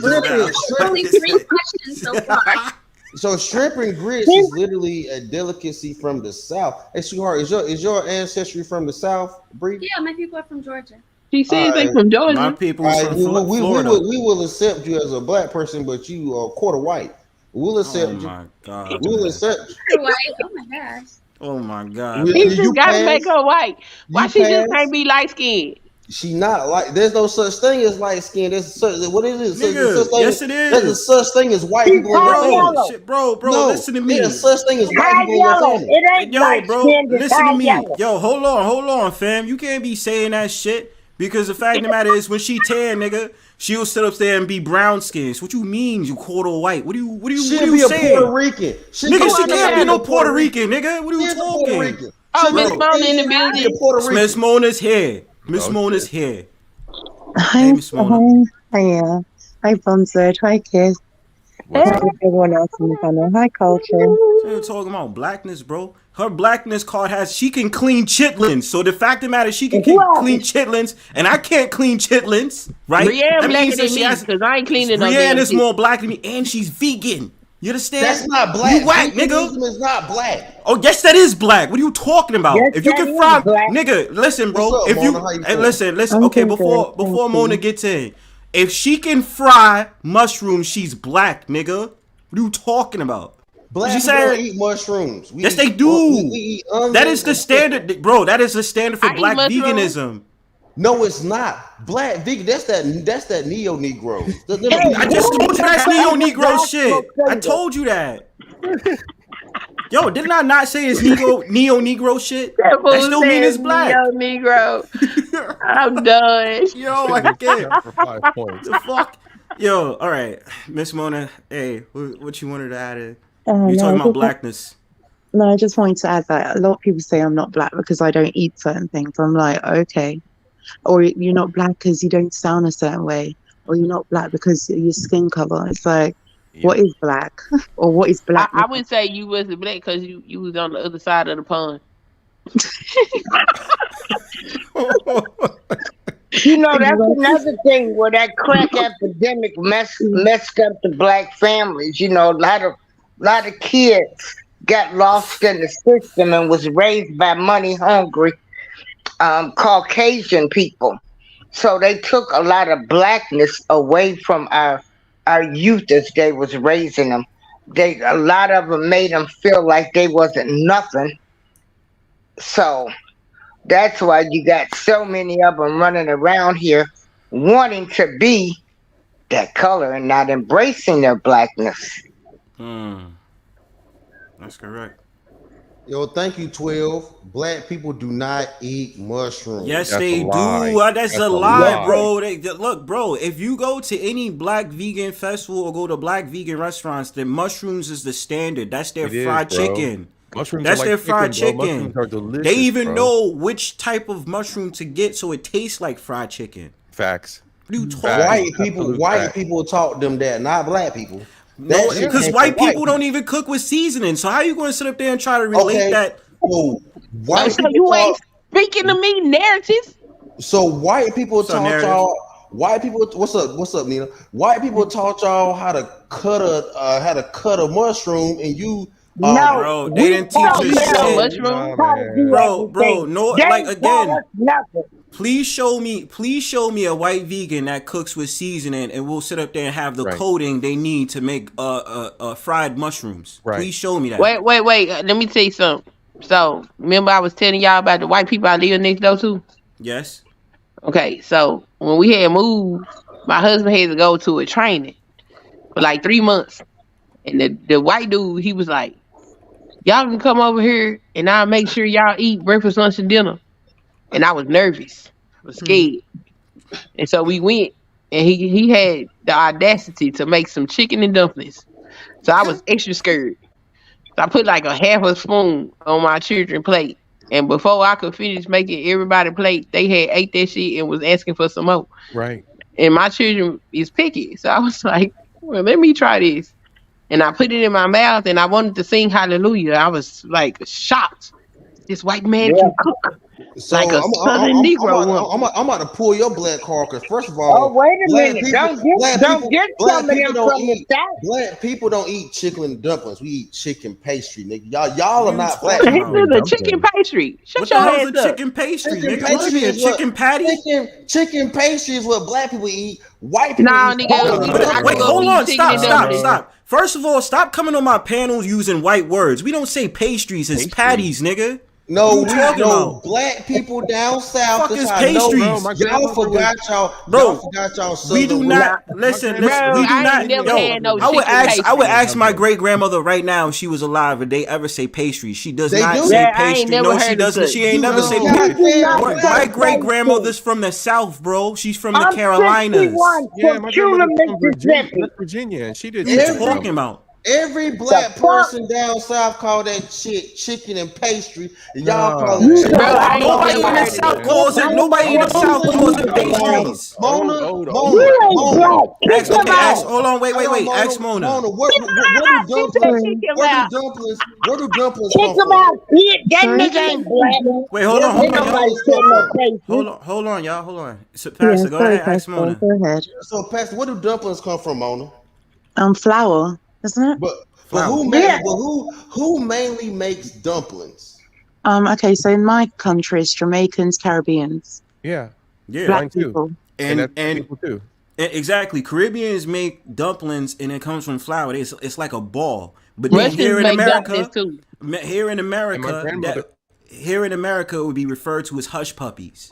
No, my What the hell? No. Yes, it would. Hush puppy. My nigga, it's not the same. It's the same thing. No, A hush puppy and a dumpling is not the same thing. How is it not the same thing? How is it A not? hush puppy is a fried, crispy bread, Yeah, almost like cornbread. Puppies go with your Dumplings is the same thing. It is just fried. No, Is a dumpling it is not made fried? out of flour. It's still made out of flour. Okay, well, is hush puppies not made out of flour? Hush puppies are made out of cornmeal. Oh my God, it's still around the same thing. No, but they're It's still not the same process. thing. It's still like the same saying process. hot water cornbread and regular. Two different Oh, things. come on, man. Wait, But my mom technically, also, my mom makes. But my mom makes cornmeal Is a dumplings, biscuit though. and cornbread the same thing? hold No, but on, you see, wait. my mom makes cornmeal dumplings as well. So she makes cornmeal. Bingo. She does. She makes cornmeal Yeah, dumplings. it's different Yeah. though. So a dumpling, the fried dumplings are different than the steamed dumplings. But that's Jamaican and Caribbean thing. Right. Yeah. But Yes. Black people don't you make just fried heard. dumplings. We only make the dumplings that go No, in they the don't soup. call it. But they don't call it dumplings though. We They don't call it We don't. pastries. Yeah, we We don't don't call it pastry. I don't know But what the that's hell what I'm Pastor saying. over here talking about. Talking about some chicken and pastry. What the hell is that? Nigga, where you Chicken from? and My old Chicken big and old pastry big come mama from the grandmother South. made Look, chicken. all and I'm dumplings. saying is, if Mona just said here on this panel that her mom's make cornmeal dumplings, right? And then y'all just sat up there and said it's cornmeal when it comes to hush puppies. It's similar. Damn near the same thing. How could you? How could you not disagree with me some on that? people they couldn't afford certain ingredients, so I think cornmeal was cheaper. So that's what flour was cheaper. Meal would be that more. shows you. And that what does I that can't show you? remember, but all I know is that my mom makes something that's like yellowish, and sometimes she makes something that's white. And what does that as show an you? adult, cornmeal is one type of And what does dumpling. that show you? Yeah. There's damn near the similarities between Caribbeans, Jamaicans, and what you call here African Americans. It is. We all eat the same stuff. Like oxtails and neck bones is the same thing. Yep. Kind of. Prepared differently by your region. Yeah. I mean, we eat similar foods, and we all black. You know what I'm talking about? Yeah, that's true. Yeah. Share the screen. Share the screen. Oh, Cause y'all know hell. I'm from the South. Share the screen. Share the screen, Barnes. Of what? What am I typing? What's crazy is if you Google dumplings, almost every recipe says Southern dumpling recipe, but okay. What? Okay, but if I'm sharing the screen, what do you want me to share the screen for? What? I'm about to show y'all what chicken and pastry is. Okay. Yeah, show us some chicken and pastry because I don't know what the hell that is. You got it. Yeah. So what it says Southern chicken pastry. Y'all don't know what y'all talking about. No, we ain't never heard it. Bro, I ain't never heard that. Even from All of my that- great grandmother don't and none of that look my like- family. Don't none of that look like a Negro made it. Bro, I just all of told that is you. missing soul. There's Bro, no soul in any of those bowls. if anybody knew, There's no salt in those bowls. Chicken and dumplings my grandmother used to make. It looked just like that. There's no soul in any of those bowls. That is not. that shit look like it come from white people. Right. What the hell are you talking about? That's not Negro at all. That's not Negro at all, bro. That shit is all the way, nigga. That must be that new age, nigga. That must be that new age Gullah Geechee shit. Cause we ain't never heard that over here, fam. Yeah, no, it's y'all called really- chicken and dumplings, Pippin. Look, y'all not really black, and she talking some don't trust. No, it's you. We No, found it's out you, that my brother. It's you, the my white- brother. It's the you, white my folk. brother. We hear about it. Walked in and knew. Yo, even my chat is laughing at you. Yo, wait, hey, bro, check this out. Look at my chat. Letitia says, "What's the difference between chicken and pastries and chicken?" And then 12 says, "I never had that pasta." We here says, "No soul in the bowl." No, that's Okay, mine. I got a question. I said that. Have you ever had pickle pig feet? Yeah, I had that before. Yeah. Oh, my fault. I didn't mean to put you backstage. I'm not gonna eat. No, I'm not eating no pig. I'm not gonna And eat. also Jamaican put feet in, not pickle feet, but they use chicken foot. I hate it. Same thing. Yeah. My great grandmother used to have us eat liver. Oh, now liver Oh pudding. man, I love me some good. liver and onions. Yeah, liver pudding good. Liver pudding good. No, Liver pudding. no, not for me. Wait, liver Yeah, pudding? you muted. Hell yeah, liver pudding good. Yeah, you good. You can hear me? Yeah, we can hear you now. Yeah. It's funny, I just asked my husband if he's ever had chitlins, and he did not like them. But I had them from my grandfather who knew how to cook. Hi, Killer Swag. See you in the chat. Let's embarrass him. What's up, So ask your, not your husband. Let's embarrass PASSDA. Ask your husband if he ever had chicken and pastries. Ask him that. He said no. Thank you. You don't even know what that is. Nobody know no damn. Nobody chicken know what and that pastries is, man. We know what chicken and dumplings is. What the hell is Chicken that? and pastries. Chicken and and I'm from pastries, man. Tula, Mississippi, in the Delta. So I ain't never heard chicken and pastries. Yeah, Hey man, it's gotta the be a other thing I heard to that It's gotta was be like a regional title. Shout out to Cracking Barrels, dumplings. because the only thing I can remember you saying chicken, you add something on top of that was fried chicken, fam. That's what I remember. I'm just saying. Okay, so we're looking at liver pudding. Yeah, You sure this is a black thing? Do Yeah, y'all it know is. this? This from across the pond. I ain't never heard of no liver Wait, pudding. hold on. In the UK, I thought. Okay, I'm wrong. This Maybe I'm deep wrong. south, this deep south shit right here. Mona, That's from is across it- the pond. Mona, is it liver pudding they have there? Look, I don't know because I don't eat that kind of bullshit. It's a Yeah, you southern. don't. You eat southern Jamaican style. food straight up. Yeah, The only thing I have is Yeah, that's from across the pond. They that eat looks that like, shit. you know, it looks like corned beef. That's the only thing that looks yeah, like corned beef hash. Yeah, it look like Yeah. that. That liver Yeah. pudding. You can get grits. What's up, with it, Killer? rice. You know what I'm saying? Y'all don't know nothing about that liver pudding? No. Bro, this is the second time you didn't mention some white food to us that we don't know. Look like spam. Y'all not from. Pastor Y'all not from. What y'all think is No. Your Cause y'all family not fed you like from the y'all was South. still on the plantation. That's all that is. Yeah, man, we don't know none of that is, man. Nigga, you was on a scene in life. That's what You know what I'm saying? Y'all ain't really. You gonna eat that Your cornbread? family was still cooking for master. You gonna eat that cornbread? we finna go to the boom boom room. Y'all ain't from the South. Nah, y'all was still 12 years a slave. Y'all was still. Yo, it's stupid. Stop Hey, look at the laughing at the baby. food our ancestors had to eat. What about sardines and potted meat? Now look, I would eat some sardines. I make a whole hors d'oeuvre out of some sardines. For rich people. So you get you some I Ritz can't- crackers and you I get can't you get some with no sardines. No, I can't get with I that, like- man. I like No, you gotta sardines listen. and You gotta I like listen. sardines with white rice. You get real bougie when your people come. Look, you sardines get on you my some plate. Ritz crackers and you get you some sardines and you take a piece of sardine and you put on a Ritz cracker with a piece of cheddar, a splash of a pickle, a splash of mustard, and a splash of hot sauce, And and put it on a tray. And They're that's good. an hors d'oeuvre. It's funny because when I came to England, people look down on people who had sardines. Like they look down on me. Like okay. it's like, how could you eat sardines? Ew, that's for poor people. I'm like, it's food. You It's fling food. it, fling it out. Sardines is delicious. What about a wish meat sandwich? Who? What? Anybody have a wish meat sandwich? What the hell is Before? that, April? Wish you had some meat. I'll let she we here answer that. She tell them what a wish meat sandwich is. You wish you had Wish some meat meat? on that motherfucker. Wish meat, you said? You Yeah. wish, nigga. That'd be a mayonnaise sandwich, nigga. Yo. A wish meat. He How you spell that? coming back. Wait, hold on. Wish me sandwich? I ain't gonna lie to you, April. That might be a Mississippi. Tell them see what a wish meat sandwich is. I ain't never heard of it. Pastor, you ever heard of wish me sandwich? It's a sandwich where you wish you had something on. You put mayonnaise, you put collard greens, you put anything you can between two pieces of bread and eat. She says I did. Yeah, it's pretty much you put anything between two pieces of bread and eat it because you ain't got no fish, you ain't got no meat, you ain't got no ham, you ain't got no turkey. He said bread and mayo. Look, I done starved. I don't eat Bread that. and mayo is all it is.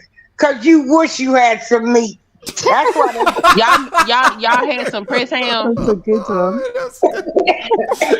Y'all had some press ham. Press ham. Like spam. But it's press ham. You get it from the deli. Hustler-N-Muscular, what's good? Yeah, you fry it. Yeah, I had that. Press ham good as hell, boy. You get you a press ham and you fry that like you fry some bologna. Oh my God. Y'all ever been to a pig picking or had hog head cheese? Yeah, I'm not gonna eat that. I'm not. I tend not to like pig in general. Y'all ain't really black because real black people eat pigs. I don't know No, what it's kind not of that, but let me tell you something. Some people can't eat it because of religious reasons. Like my family didn't eat it because of religious reasons. They ain't black people. No, it is that they are black, but they just believe that pigs are the creatures that clean the earth. No, first of all, real black people are Christians and eat pig. Get up First of out all, sir, excuse me. Hey, but I grew up. Look, no. I grew up and they ate all of the pig. But what Queen wasn't gonna do? Queen wasn't gonna eat no pig feet. Nope. She wasn't gonna eat no pig tail. She wasn't gonna eat no chitlins. She wasn't finna eat none of that shit. Okay, the only thing I would eat is some pork chops. And as I got older, I used to have digestive problems. And when I stopped eating pig, a lot of that shit stopped. So that's why I don't eat pig. And that's why, and that's what Seven Adventists realize. They're a group of Christians who realize that pigs clean the earth, and we're eating them. Yeah. So what does that tell? That's what they see as like you're eating filth. You're eating. My immediate family don't eat that. You know what I'm saying? Nothing that God made on this earth is filthy. Chickens actually are worse than pigs. Exactly. I got you. Exactly. What's worse than pigs? Chickens are. He's right. Chickens are worse. Again, my family didn't eat that either because they literally follow the diet. No, chicken ain't never backed me up and made me puke and vomit at the same time. But pig hates. No, pause, is y'all. Right. Pause, y'all. Hustler-N-Muscular in the building. What's good? Hi, Hustler. Yo, got the crazy. What's going on? Mona with the corona. Shout out to Bronzebird. What's the word? The things you say, they're just absurd. Shout out to my homegirl Breann, my #1 fan. The girl be cooking like a frying pan. He likes skin. Pastor, hold on. Let him get his raps off. And Miss Mona, happy to join you. You got a temper like the corona. Corona. Hey. Hey. So welcome, Hustler. What's up, man? Hey, so what you think, man? When it comes to blackness, what food we allow into the cookout, fam? You there? What food we allow in the cookout? Anything and everything. You got to bring the chicken. I love me some fried chicken. Okay, fried chicken. I'll eat baked chicken as a secondary option. Okay.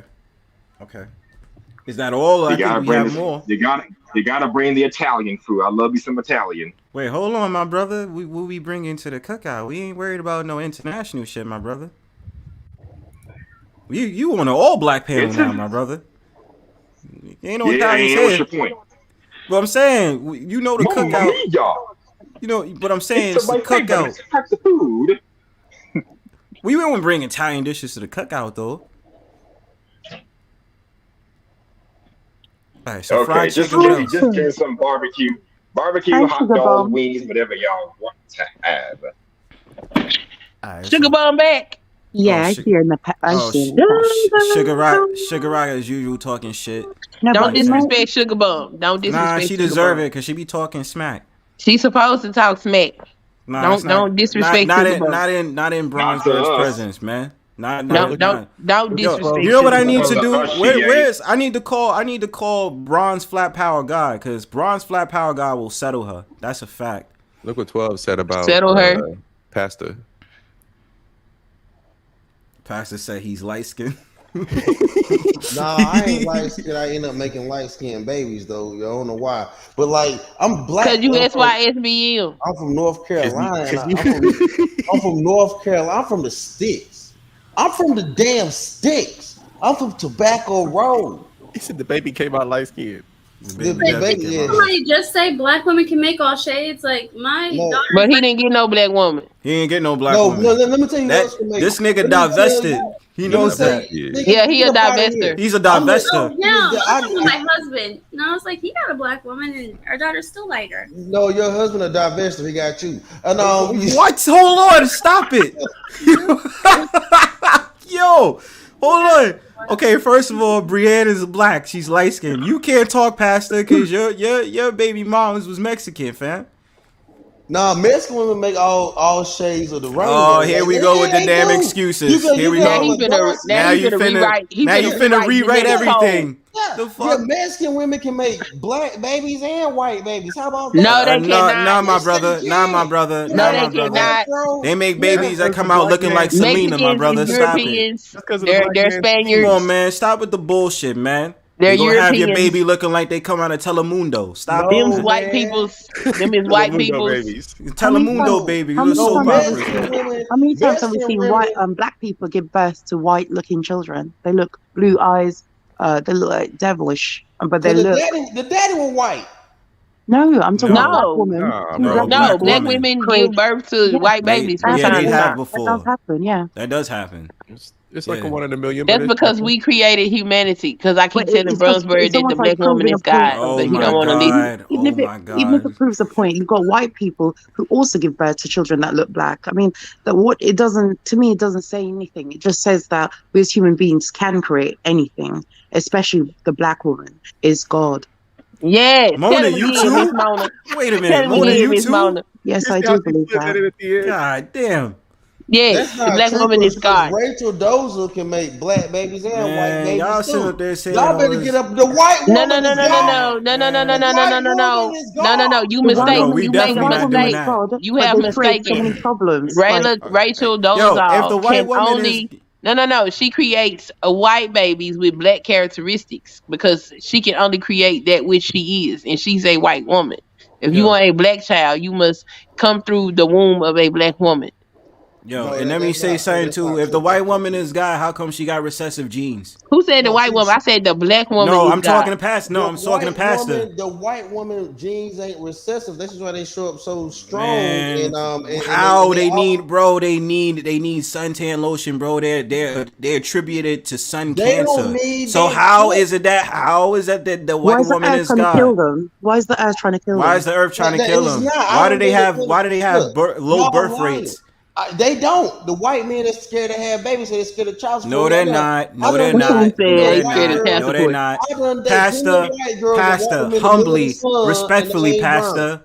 Respectfully, Pastor. CAP. Cap.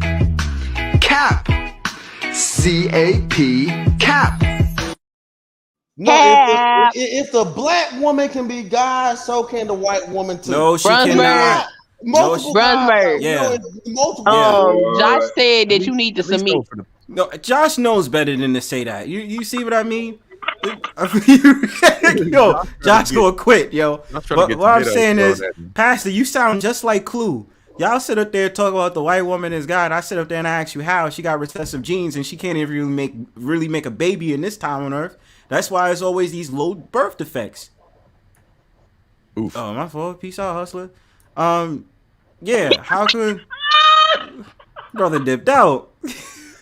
No, he might be back. It might be just his connection. It might be. Yeah. That was just all of a sudden after I played the that was capsule. the black woman that's called. She shook the earth. Yes. No. All of y'all come from us. We give y'all life. But it's been proven through the Bible. How many times? Mona knows this. Mona knows this. It was said in the damn Bible. How did they describe God? How did they describe God in the Bible? With blonde hair and blue eyes. That's BS. No, they did not. I'm joking. He had bronze skin. Jesus had bronze skin and hair of wood. What did they say? Hair of wool. Yeah, hair like wool. Yeah, that's correct. That's right, Mona. Give me my Jesus props. look like Morgan Anyway. Freeman. Wait, that's what the Bible says. He does look like Morgan Freeman. Like Morgan Freeman. Yeah. That's why he started Morgan Bruce Freeman Almighty. He did good. He did No, that good was a in good movie. I liked That it. was a good movie. He did good in Yeah, that. he did good. Yeah, it's timeless, man. Mm-hmm. But back to what I was It saying. says, Yeah, look what Josh said. Black women equal something genes, Eve gene. Eve yeah, exactly. Eve. Yeah, that's right. The Eve gene, not the Adam gene. Yeah. If y'all Thank don't get the fuck up out of here with this matriarchal bullshit. The X chromosome is bigger than the Y chromosome, which indicates that it was here long before the Y chromosome ever existed. So y'all just degenerate women. Do I have in culture? I said I'm gonna have to step over to PASSDA side of the table for this discussion. Yeah, it is what so it is, man. when a baby starts off in the womb, what is it? What does it start off as? A fetus. female. A zygote. Okay. Yeah, fetus. Yeah. A zygote. No, but what does it start off at? What sex does it zygote. start? A female. A fetus.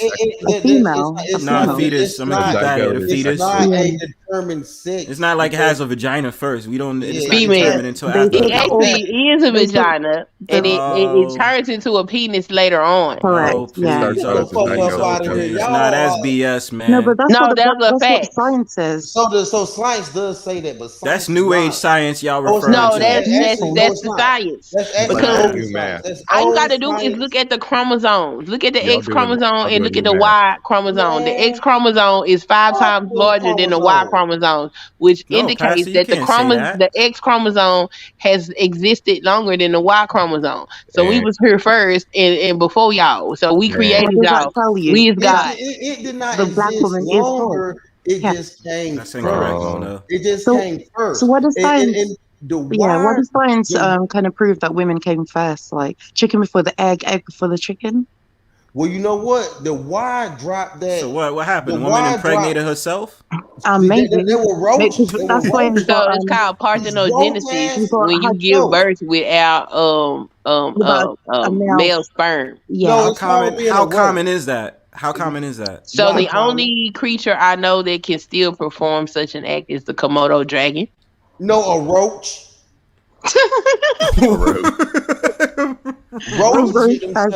Roaches get themselves pregnant. So y'all Yeah. some goddamn roaches. That's I don't know anything Wow. about that. I don't know anything about that, but But thank the you, Komodo Pastor. dragon still practices parthenogenesis.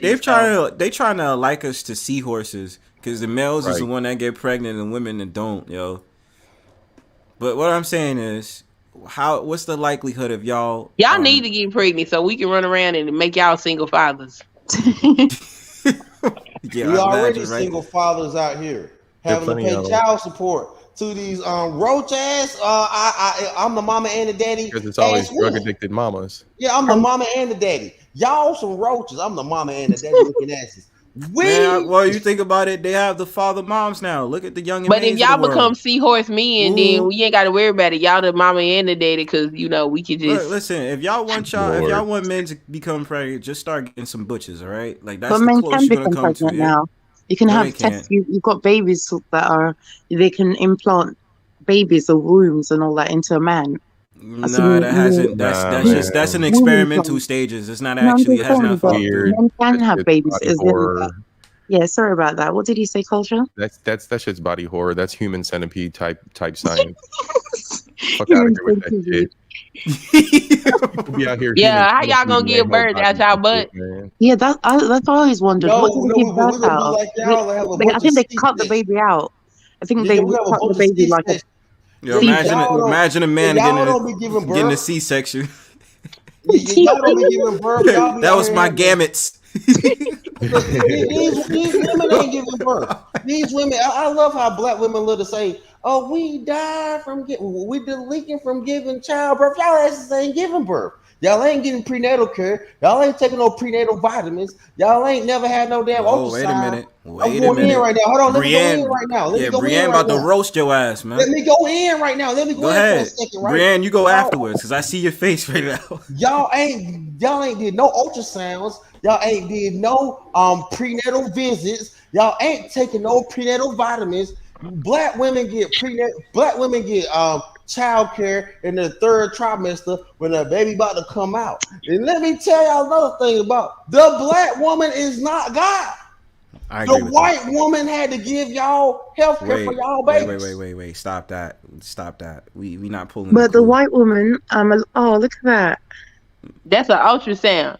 Wow. See that? See that, Yeah, PASSDA? we see it.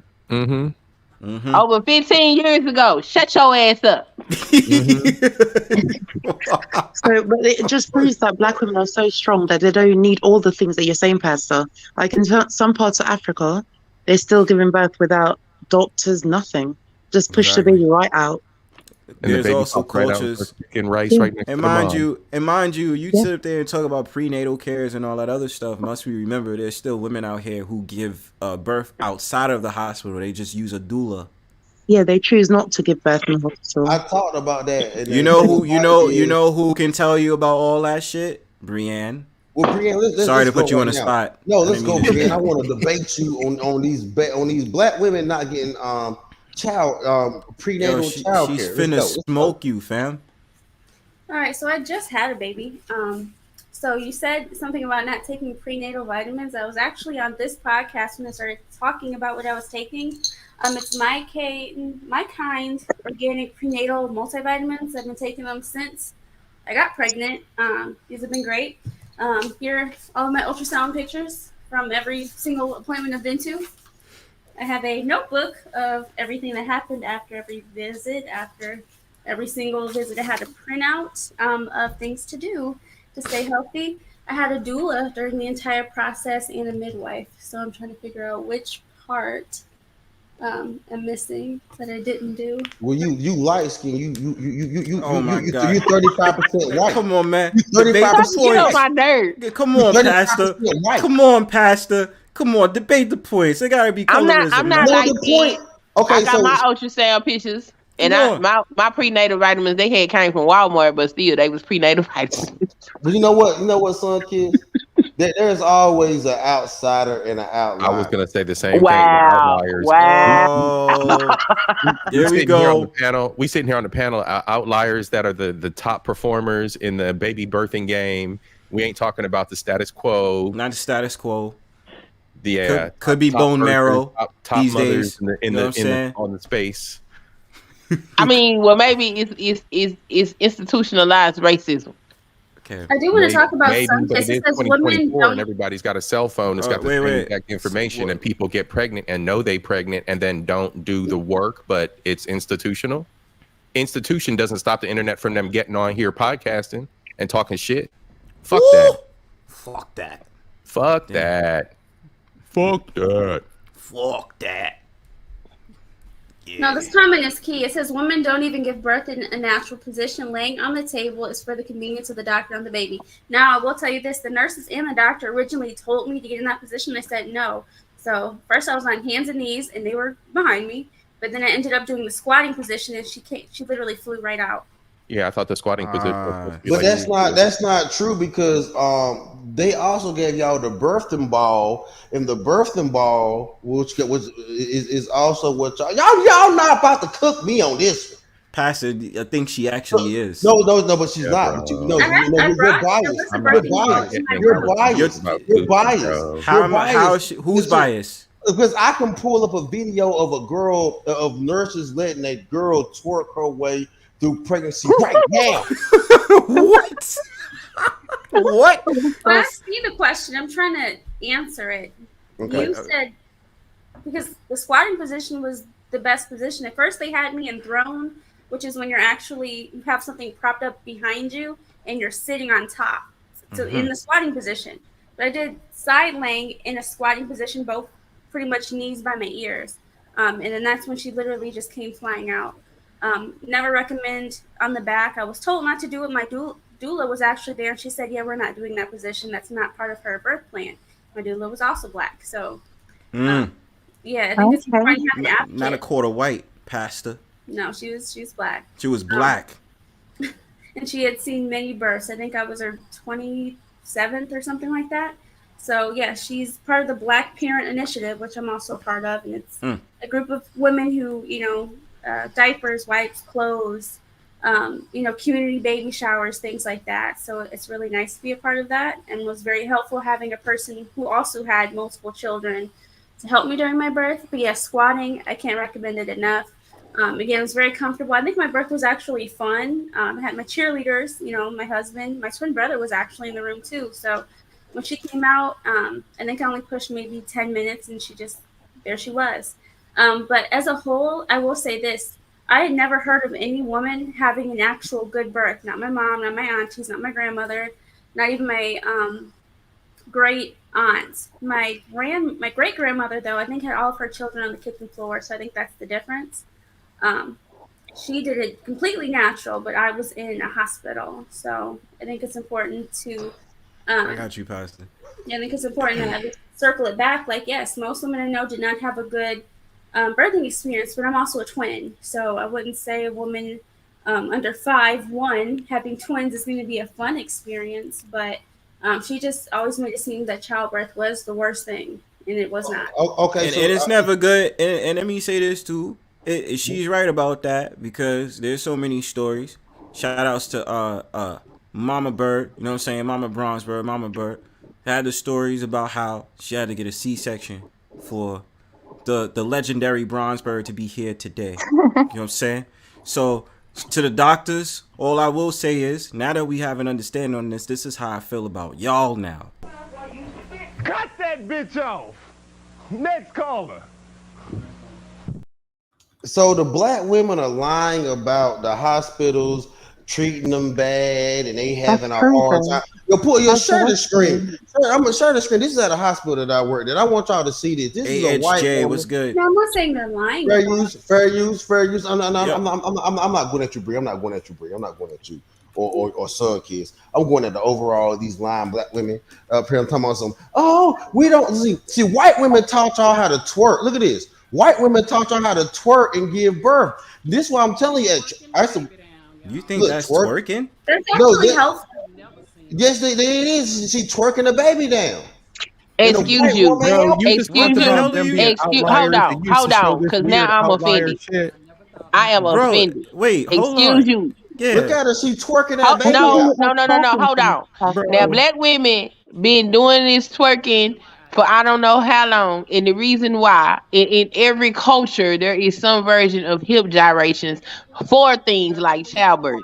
And what the American black man has done is shamed us for doing what is natural that all cultures of women doing. Now you finna sit up here on this panel and praise a white woman for doing what we've been doing, and y'all been shaming us for it. No, that's a black woman in the video. That's a black woman doing it. That's a black woman in the video, bro. A white woman had to teach her how to not twerk in public, but how to twerk. Sorry, man. See, now I'm glad these white women see that to show y'all women how to twerk.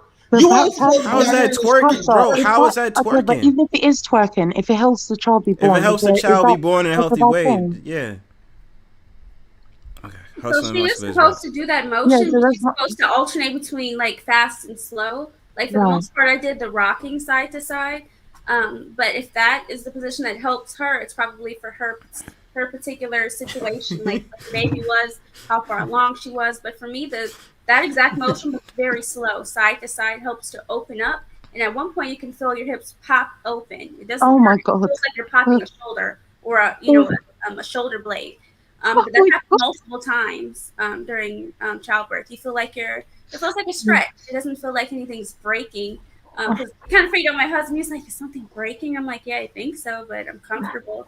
So you know how you wake up in the morning and you stretch and everything pops? It feels like that all down there. It's kind of cool. The fact that it was recorded, I guess, is one thing. And then we're talking about twerking. I think it's important to acknowledge that, sure, other cultures do it, but I always think there's a time and place. And I never feel the time and place to be one on camera and two around other people other than my husband. And that's just me personally. Anytime I do see women out dancing like that, it's always the wrong time and place. And I think we do have to get back to a culture that's like, hey, look, this isn't cool. There's a cultural image we need to uphold. But, it is what it is for the time being. Okay, so me personally, I don't see that as twerking. I see a woman who's giving birth, doing the best she can to give birth. If she was, if she decided to put a hat on her head, if it helps her during pregnancy, I'm all for it. I don't. What she was doing in that video, I don't see anything wrong with that. She's rocking side to side. How's that twerking? In my opinion, that doesn't look like twerking. I think they were just describing what it looks like to them. I would say yes, that's rocking your hip side to side. Yeah, that's just specifically a dance. But if I told someone to do a twirl to the front of their body, you could say just do a spin.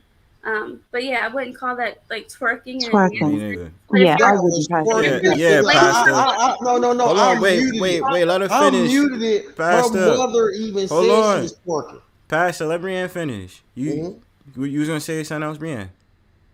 Yeah, if I was someone's doula and I would say, hey, look, you need to open up your hips. I need you to slightly twerk side to side or move your hips side to side. That's how I would describe it to get her to do the motion without, associating it with like dancing or being inappropriate. Because that motion is probably what's going to help her get the baby out quicker. So I do agree with Mona in that sense. But if you're calling it twerking in comparison to like other women actually just, dancing, that's different. But as far as the other comment I kept, hold up. Well, I don't think twerking is inappropriate. Only if they're scantily clad and they humping the floor. That's the only time I find it to be inappropriate. Isn't there a time and place for it? Yeah, time and Well, I mean, yeah, you shouldn't be like humping you twerking in the school gymnasium at the children's assembly. Of course not. Walmart, in Target, on the street. Really? Well, no, there's no reason to be twerking in the grocery store. You're right. There is proper places and context, but I'm not talking about people that's acting like they ain't got no damn home training. I'm just saying women being able to to dance should not be demonized. And I think that Black women are just overly sexualized. Black women over-sexualize themselves. Exactly. Over-sexualize themselves on a regular basis. Yo, Manosphere about to come out here. Let's go. Yeah, they do. Okay, so let's go with that. Let's say that. Okay, I will accept that there are Black women that sexualize themselves because like the twerk videos I see are ridiculous. However, over the past 3 weeks, I did not sexualize myself. I had other people sexualizing me. Right, because they were Black women. You were Black women doing How it were they to other sexualizing Black you? women.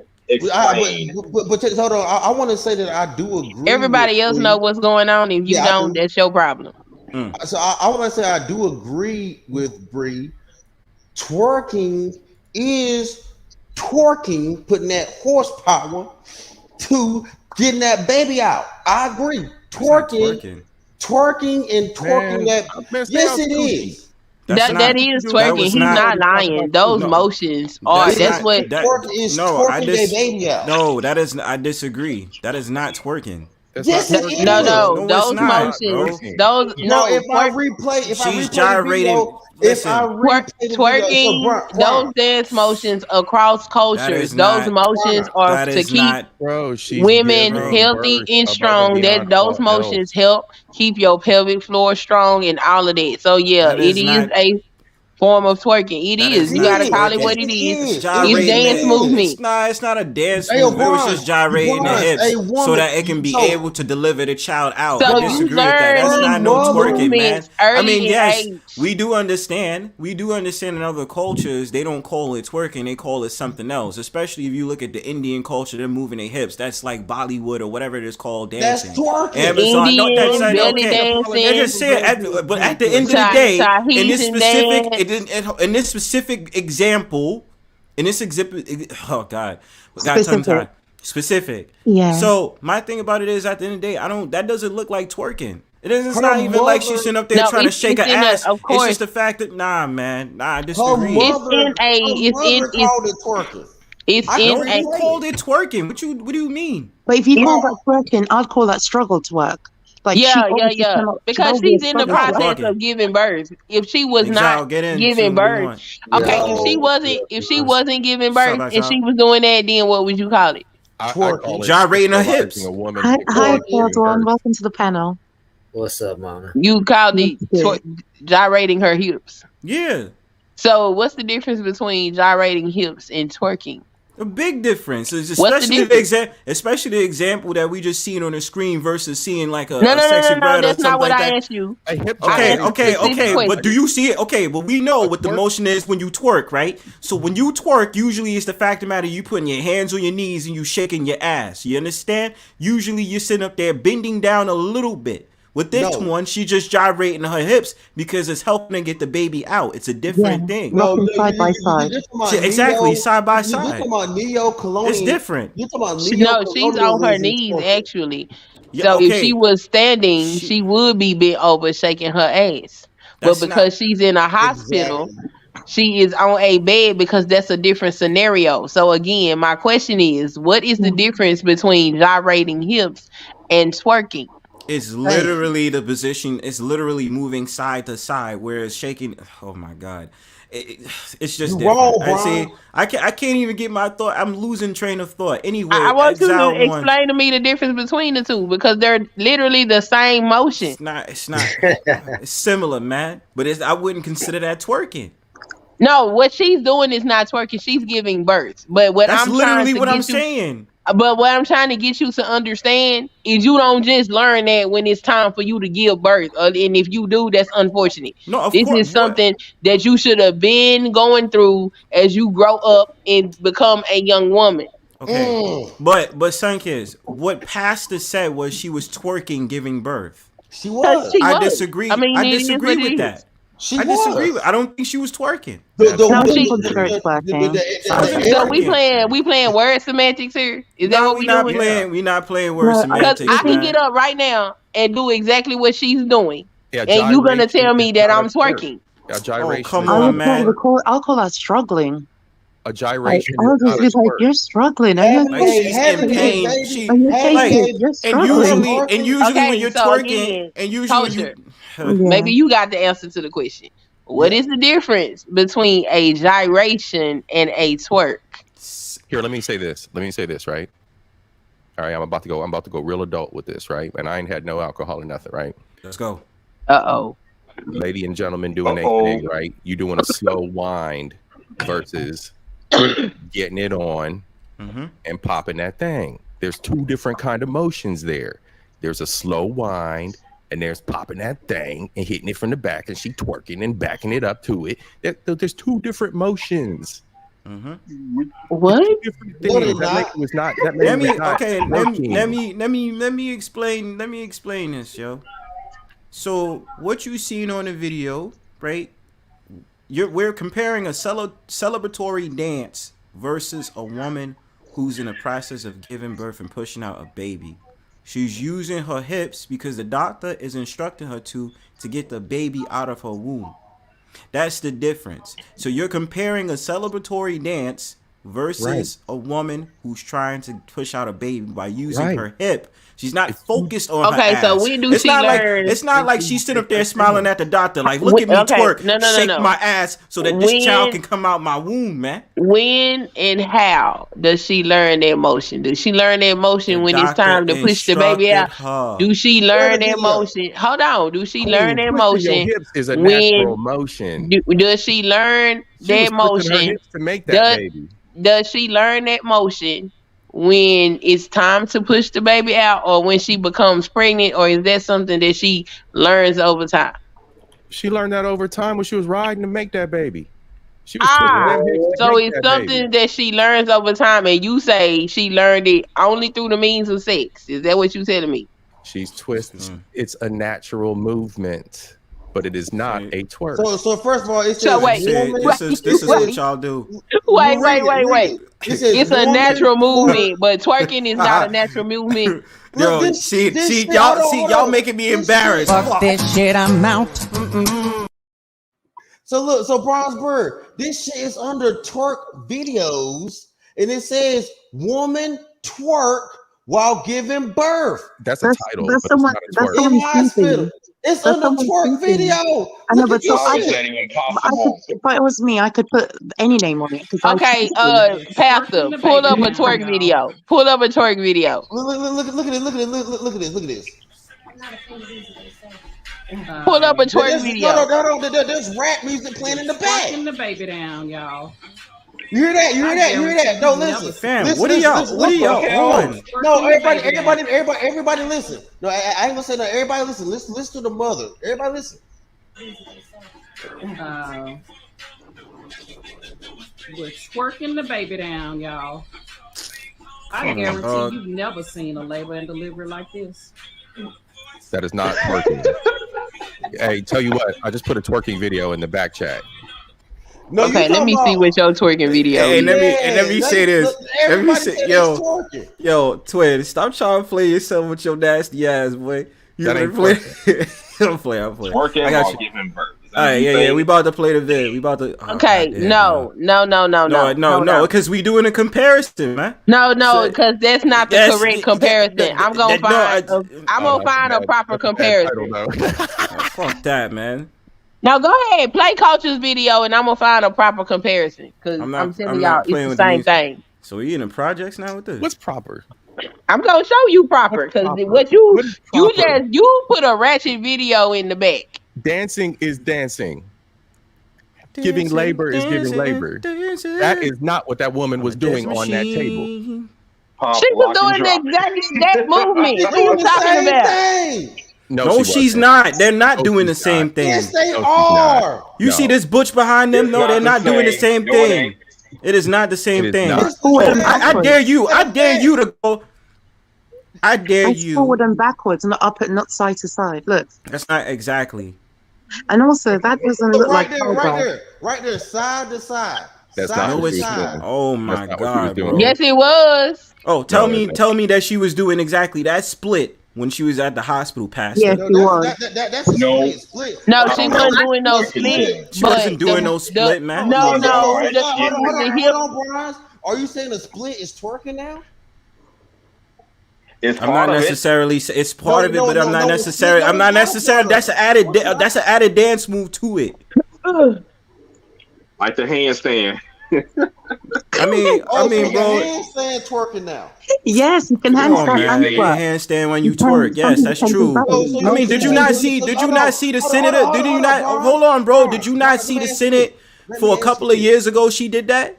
So, Bronze, if you can handstand and twerk, if you can split and twerk, why come you can't have a baby and twerk? Bro, it's not. Yeah, so she's basically rocking side to side. That means every woman. Sunkissed, I got him in the corner.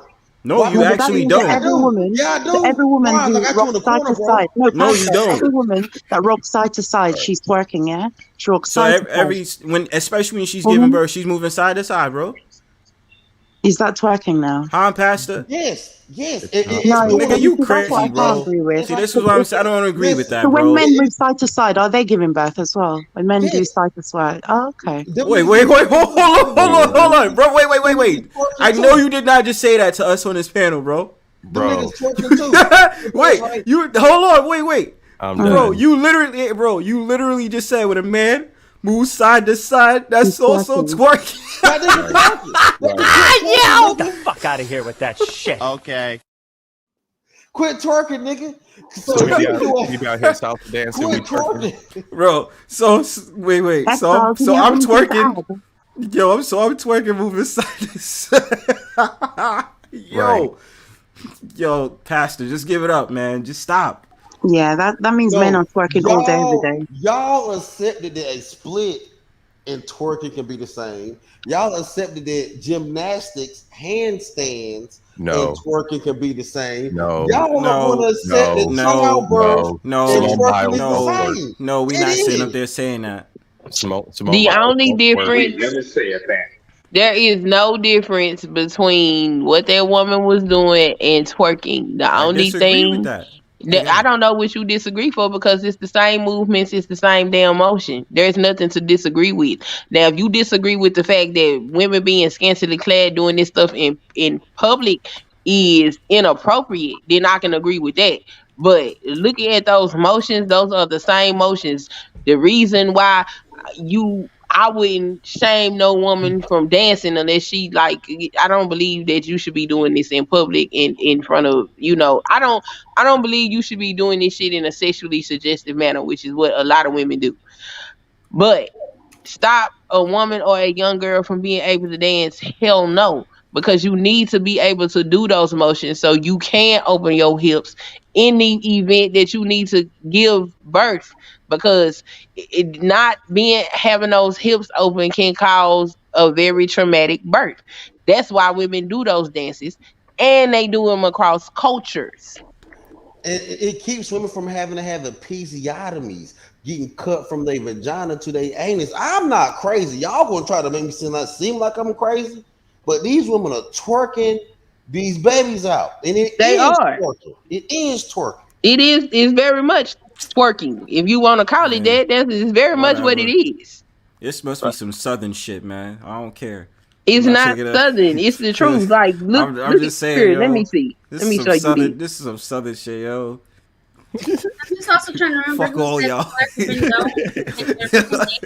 And go to the doctors. I think it is important to note a lot of Black people in the Black community don't go to the doctor as a whole. My mom made sure we went every single year, like clockwork, because she didn't have that ability to do when she was younger. It was, okay, you only go if you're near death. So I think it is important to note that we should be going to the doctors yearly, but it's not feasible for everybody. That's true. Yep. And see, that was what I was trying to say before. And that's when I kind of threw that flagrant line out there about Miss Queen and Breann, about y'all being the outliers, because y'all were y'all got top tier care, where the average person might not be even looking at that. The average person might not might have a phobia about the doctor, might not ever have been exposed to going to the doctor on a regular basis. Even though we do have those cell phones and devices that are at our fingertips, we just know people aren't used to it, and it's not a habit, so they're not going to go seek out medical advice in their area. Right. And also financially, not most people, but some people in the Black community don't even have like health insurance. So that's why you only go to the doctor if you're going pretty much to the ER. In those emergencies. Regular doctor and having a regular doctor. Growing up, a lot of my friends, they didn't have a regular doctor. They just either went to a clinic or they just went to the ER if something was wrong. And how many of them got pregnant? How many of your friends got pregnant and didn't get no prenatal care outside of you? Outside of you. The friends I'm talking about, they all got pregnant either in high school or right after high school. That's not an excuse. Did they get that prenatal care or not? Yes or no? No. All right. Thank you, sweetheart, for telling the truth.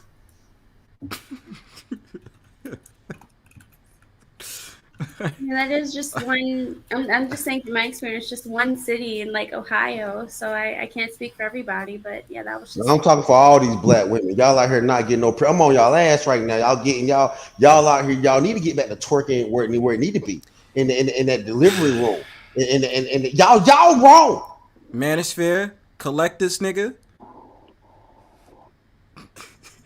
Collect him for what? He not lying. They need to stop putting on clothes and twerking online, but like they're stopping women from dancing. That's not a good thing. No, it's not stopping. I'm not saying stopping women from. Nobody's stopping them from dancing. Being inappropriate. Fine. It's just what you said. Sexually clad, scantily clad, and this, that, and the third. Then say scantily clad. Don't say twerking is bad, because it's not. I never said twerking is bad. I'm just saying. I have heard for years like with Breann, how twerking is whole dancing and all of this stuff, and then I was like, this don't make no sense, because I'm pretty sure that these movements are to help with that region of the body. So that made me go look up other women and other cultures and the dances that they do, and all of them. Like all of them have some version. Nobody thinks about Caribbean. They have some version of what we would call twerking. Okay, we know that. And some of them have they little tiny skirts on and stuff. All cultures do it, but somehow when Black women do it, it's somehow the scourge of the fucking earth. I don't understand. It's so weird. These people wouldn't know what to do with themselves if they went to a fucking carnival. They fucking fall on the ground and go into fucking convulsions. Say what? These people would fall on the ground and go into fucking convulsions looking at the way these women wind their hips at the carnival. What people? Any Caribbean people at a carnival? And they should, because it's a birthing dance. How y'all Black women go from saying at one point y'all was running around here talking about somehow twerking was a birthing or a mating dance to now just saying it's none of that. Twerking with a split is twerking. Twerking on a handstand is twerking. But twerking and mating and twerking and birthing, nah, that's not twerking anymore. Y'all new age Negroes is out of line. Twerking and birthing is a thing. Now I don't know about twerking at 6. I think 6 is 6, but I think there is some. Coffee said it right there in the comments. Exactly the same thing I'm trying to say. African, Caribbean, Latin does it. Even New Orleans have their own style of twerking. See the city girls taking it and bastardizing it and turning it into this hypersexual. No, why is it city girls? Like, why can't they be like everybody else? Because not city girls is in hoes in the city. I'm talking about the group. Them whores, Meg Thee Stallion and them whores turned it into the sexploitation of the black woman. They done took some natural shit actually, I can't say that they did that. I'm gonna have to go ahead and lay that one at the feet of black men, because black men started the big booty culture and the dance, too much booty in the pants, and all of that came from black men. I agree, because niggas were trying to get y'all pregnant while y'all were doing those dances. Dummies will fuck dummies. But I'm gonna say that, and of course, if women can find a way to make resource, they're gonna take it. So, yes, I mean, and that's why you had a whole culture of women twerking for cash, because that's what it was. They twerking for money. Freaknik turned into. Well, Freaknik was actually a picnic that turned into. No, I know. I don't know what the hell. Yeah, the history I know, and then it turned into the street. It turned into the street. It turned into the street party. So you know, just like the Kappa party in Galveston was supposed to be community service from a male fraternity that turned into some other shit. We know that. Just like twerking was supposed to be what it was supposed to be for, and it turned into what it's been used for. Black people is overly sexualized. That's the whole problem. We sexualize stuff that don't even supposed to be sexualized. We don't know the difference between nudity and sex. Nah, that's a problem. I think par for the course that gets groomed by mass media doesn't know, but I think that we as a people do know better, and I think that the majority of us do know better. I got a whole group of people that have turned me breastfeeding into something sexual in their mind. Right, because those are the people that were raised off social media. Those are little fuckers that were given a tablet shoved in front of them. These are people our age. Breastfeeding? Yes, they did that. Yeah, Breann wasn't here for the story. Breann, you missed it. I made a comment, and I made a comment about not wearing underwear for 10 years that turned into I was advertising my ass to men on a panel. And I talked about how somebody took my breastfeeding photo from my Facebook and circulated it around in a sexually suggestive manner. And that turned into I was pulling out my titty for men's attention. Exactly. We talked about it in men. They talked about niggas looking, niggas watching. Her breastfeeding her baby is so now what's going to happen now, Bronze? What's going to happen now, Bronze? If a woman doing a split breastfeeding her child, what is that now? If a woman, what woman is going to be? It will be extra. For woman doing a handstand. Wait a minute, baby. Pastor, what woman is gonna Pastor? What woman is gonna be doing a handstand breastfeeding a child, nigga? Is she a gymnast? What do you mean? These women be doing yoga while they pregnant to get back in shape. Bro, what woman is gonna be doing that, bro? Pumping the whole time I've been on this live, so. Pastor, yo, what the? Pastor, Pastor, stop. This fool said breastfeeding on a handstand. Stop it. I'm just saying. He really asked me, like, what's gonna happen now? Right. So we gonna be looking at them like they weird. Like, I ain't never seen that. Right. No, is she weird, or is she trying to get back to her optimum physicality and nourish her baby? At what point? At what I point? don't know, At what point Pastor. is it? All At I'm what saying point is is I'm it? not used to a woman twerking on a handstand, breastfeeding a child. I'm not used to that, bro. I ain't never heard that. But the don't thing is that, know. I but just even if she think did that, that's good for her. I'm not That's good against for it. her.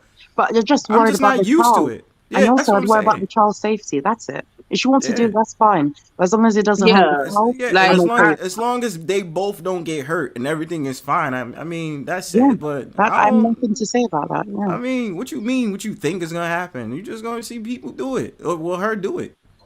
And if it comes a trend, it comes a trend. No, but Bronze, All power even to you.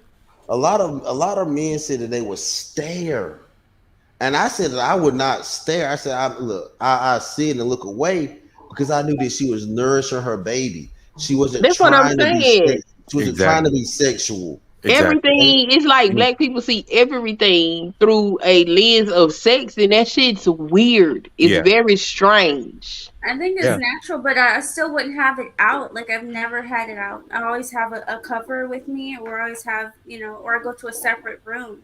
Because I did go to, I've been to a few places where other women did have their breasts out breastfeeding. We go to a completely separate area. Like I just don't do that in front of other people. So Bree, would you mix it? Because me and Sunkissed talked about this. Would you agree that? Because I watched my ex-wife breastfeed. Would you agree that the baby works extremely hard and they get hot and sweaty? And that baby work on that titty, right? And it works hard, right? You think about it. That baby does what a pump is actually a machine, a pump, a machine, or whether you hand pumping or machine pumping. A baby naturally has to do that. Yeah. That's hard work for an actual baby. And don't they sweat? Don't they hard get on the hot? mother too. It's hard. It is. It is. It's hard on the mother too. Beads on it, yeah. So having the baby covered, imagine, so a hot baby covered, sweating, trying to get milk, and a mother just happens to take that off, the cover off. She's a bad mother. Right. Oh, okay. That's the problem. But see, people demonize what's natural. People demonize what's natural. We don't talk about sex healthily to our children. We treat everybody like they're fucking kids till they're 25, 30, still young and children. All this coddling and all this abstinence of good information is fucking our culture up. I'll just give an example, right? This a baby. If I got to breastfeed this baby and I'm going to do it without a cover, first of all, there's a nursing bra. You go under the shirt, you snap it, you pull it down. You take said baby, you put baby there, you let baby latch, and then you cuddle baby like that. Where do you see a titty? It's detachable. Yeah, it's detachable. So I don't need a cover to breastfeed. You know what I'm saying? If I choose not to cover, who really gives a damn? You know what I'm saying? But if a woman let's say she don't have a nursing bra and she pulls it out or whatever, she still got something on. You know what I'm saying? You might see a boob meat, but like, who really finna stare at it? Like, what the heck? What kind of person are you to just stare at a woman feeding a child? That's weird. That's absolutely insane. Yeah, you just don't know. So I never do it. Like I said, even if I'm in a room with all women, what if somebody has a phone out recording their baby? I'm in the background. There's just so many elements you can't control. So, me and my husband had many talks even before the baby came. I'm like, yeah, I'm not going to be breastfeeding in front of people.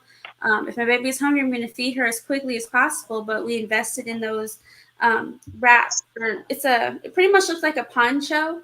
It's just a big piece of cloth with a hole in the middle, and then there's a piece of plastic that goes around it so that the baby has some breathing room. But typically she drinks so fast, I just do it under my shirt or under my poncho, whatever I'm currently wearing. So it's not a stressor. Because I understand that. Feed her, but I just don't do that in front of people.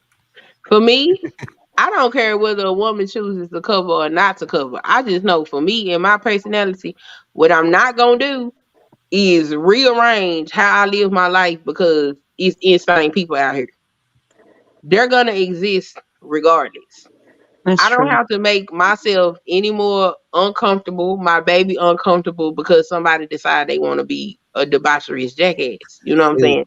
I feel like My baby's when we never comfortable. If anything, I'm gonna be a little uncomfortable just to make sure also myself and my husband is comfortable because that still matters to me. If he's comfortable as well. I mean, my husband didn't have a problem with me. So speaking from a man, I was definitely look. So we got on a plane from Texas to North Carolina to visit my family to go back home for a wedding.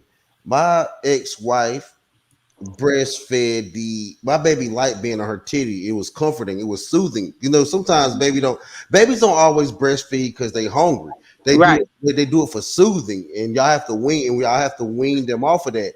And a lot of times your husband helps wean that baby off of just breastfeeding and sucking on your titty for soothing because it can make it come raw and hurt. Yeah. So she need to feed. So but we let him soothe and suck on her titty all the way from North Carolina from Texas to North Carolina. And I wish a motherfucker would have said something to her. That part. I wish a motherfucker would have said something or stared too long. That part right there, and that's what I'm saying. I understand the women that say, you know what, I'd rather not even deal with that, and I get that. Women like me exist. I will fuck you up. I'm not gonna change myself because you are a horrible person. Because me doing this is gonna make it okay for other women to be able to feed their children. And that's what he did. I went from a place where I saw almost no black women in my area breastfeeding their babies to now I see black women everywhere breastfeeding their babies.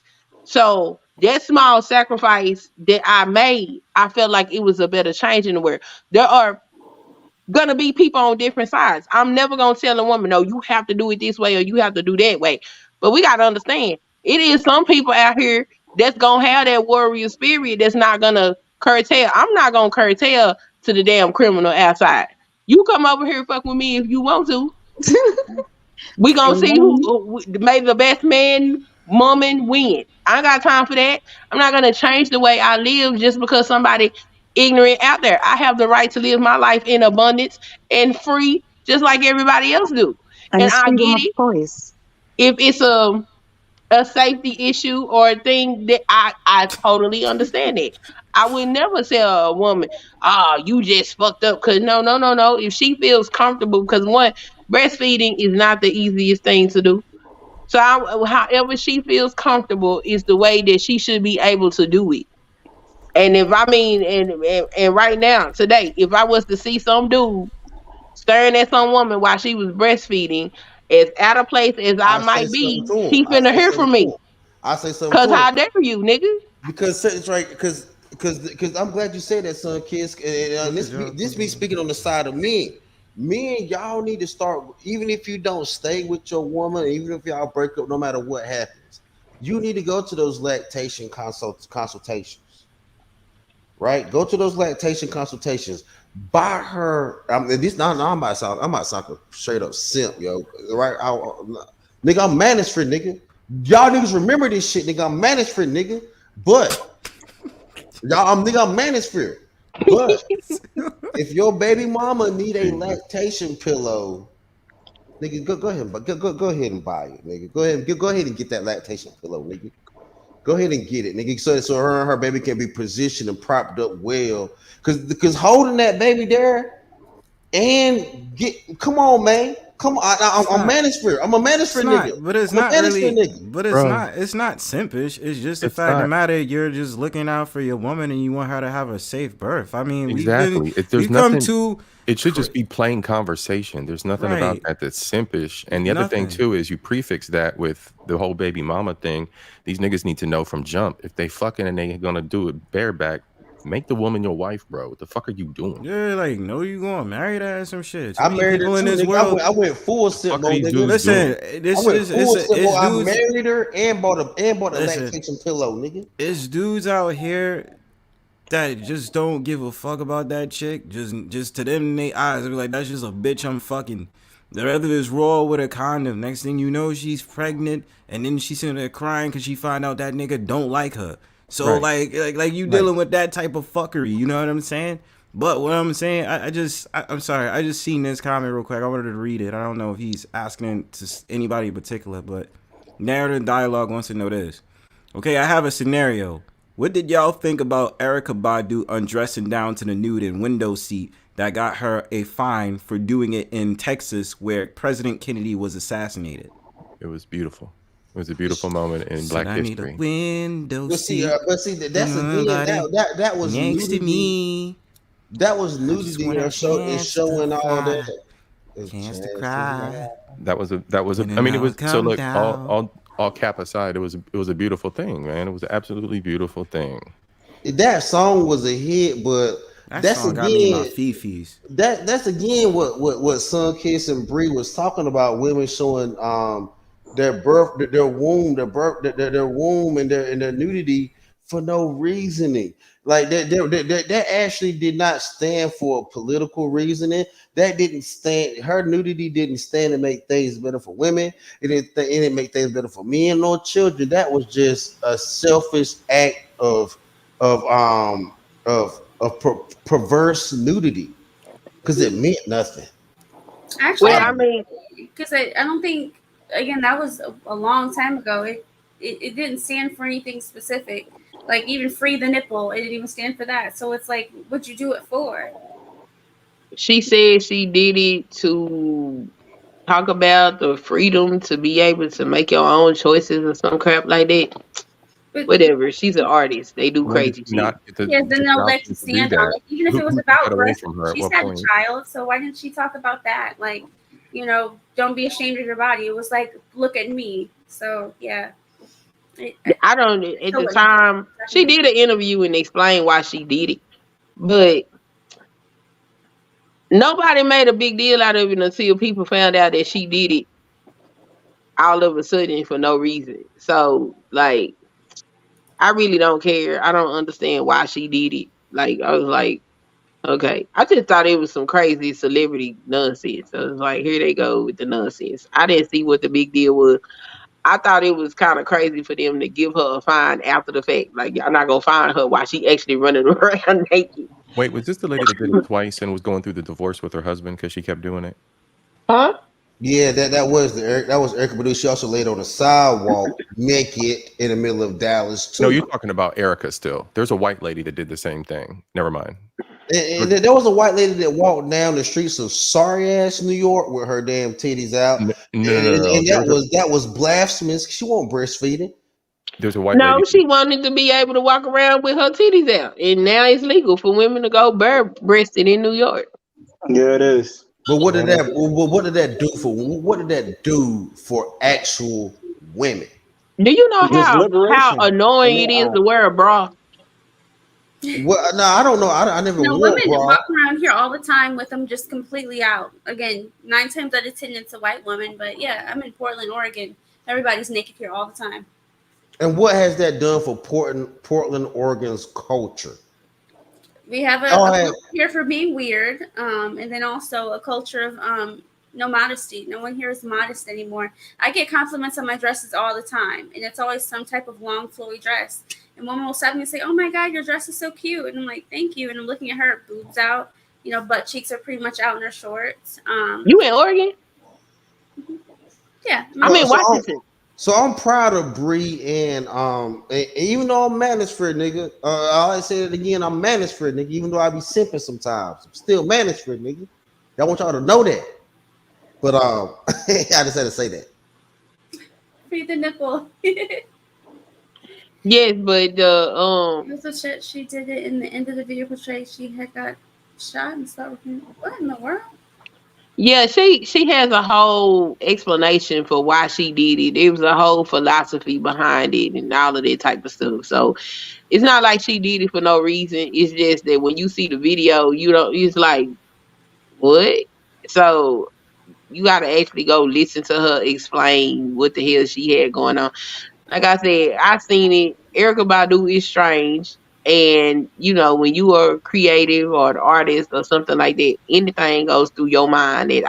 So they do strange shit. So I didn't really see the big deal about it. I was just like, okay, there she goes. She's naked again. All right. But cool.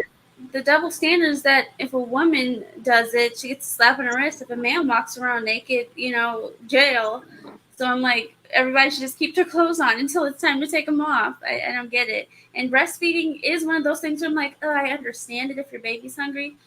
It's just, but I think there should be a way to make it more modest, or there should be very designated places to do it. We went to Comic-Con a few weeks ago. They had a breastfeeding cubicle you can go in. You tap your phone on it. You put all your information. You go in there. You lock the door. You breastfeed. There's a place to wash your hands, and then you leave. And it was right there in the middle of the Comic-Con with everybody walking around in costume. It was really nice. And it had insulated walls. So me and my husband and the baby just went in there, fed her, and then we left out. And again, if you want more women of all backgrounds to breastfeed, which, if you absolutely can, please do.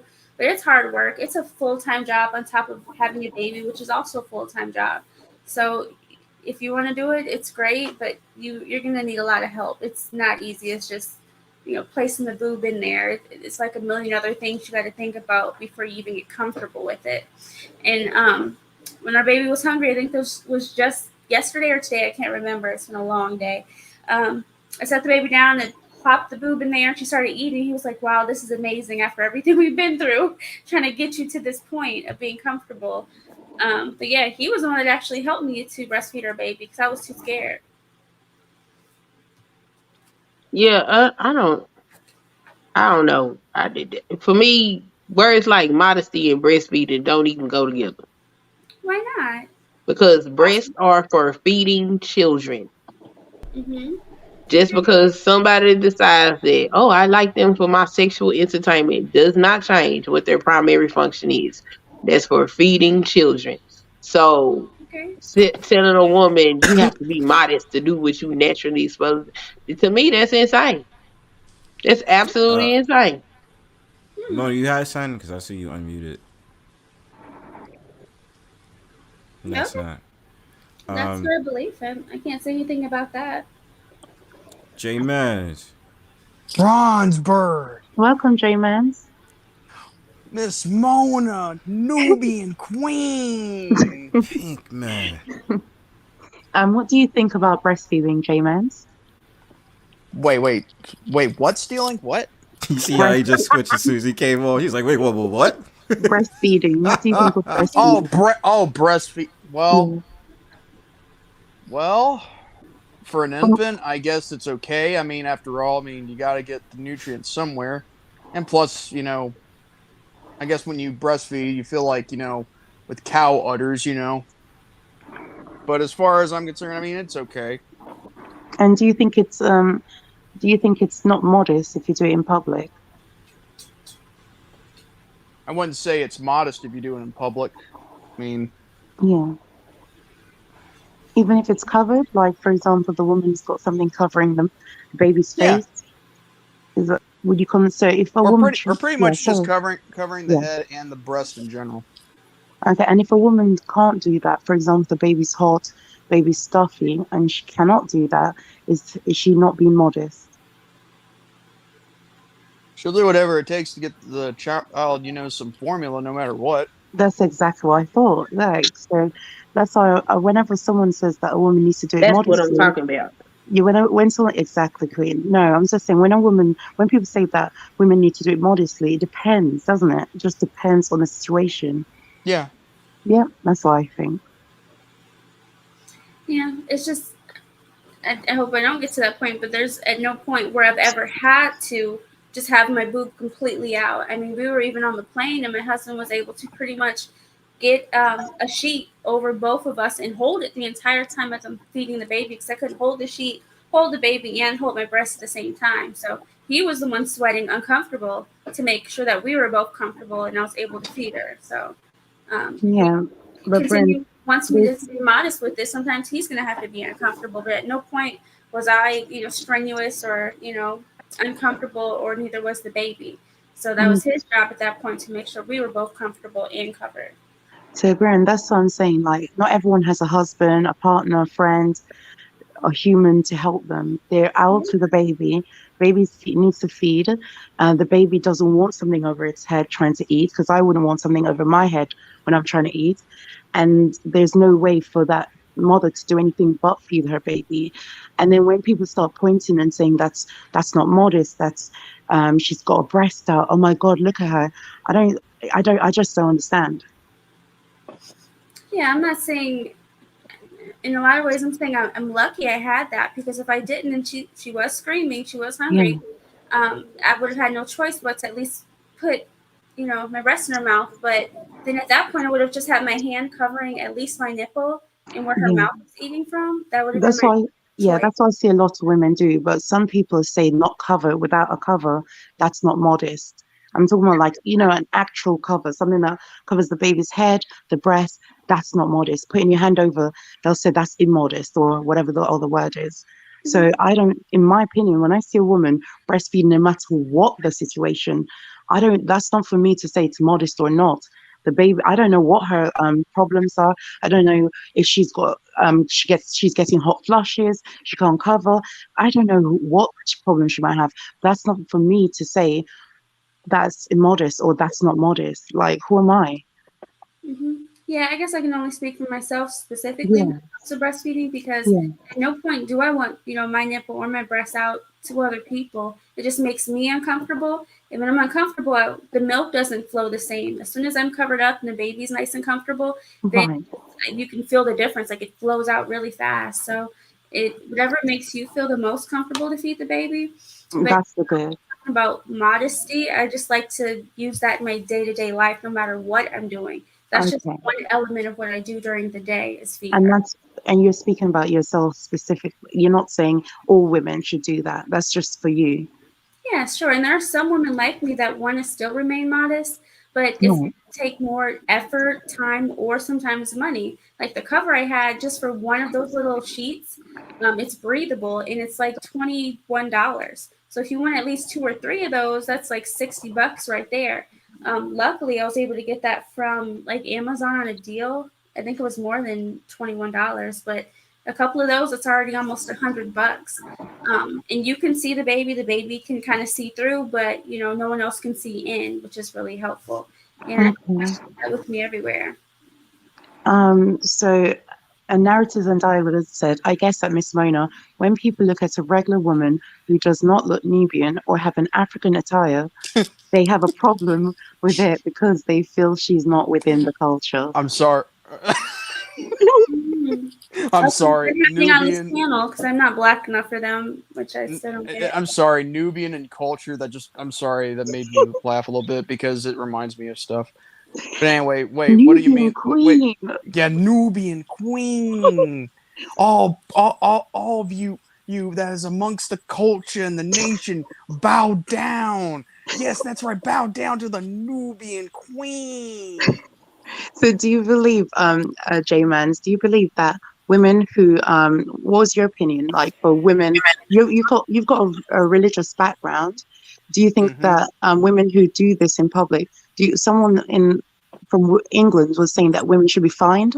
So if a woman is breastfeeding and it's not covered or it's not modest enough, no, I mean, like at the end of the day, I mean, if you're trying to nurture your child, like your infant child, I mean, you got to do whatever it takes to see that she gets formula, whether it's from a bottle or from your own breast. But I mean, should she get penalized, like get a fine? Like say, for example, $50 fined because she's not breastfeeding with a cover on.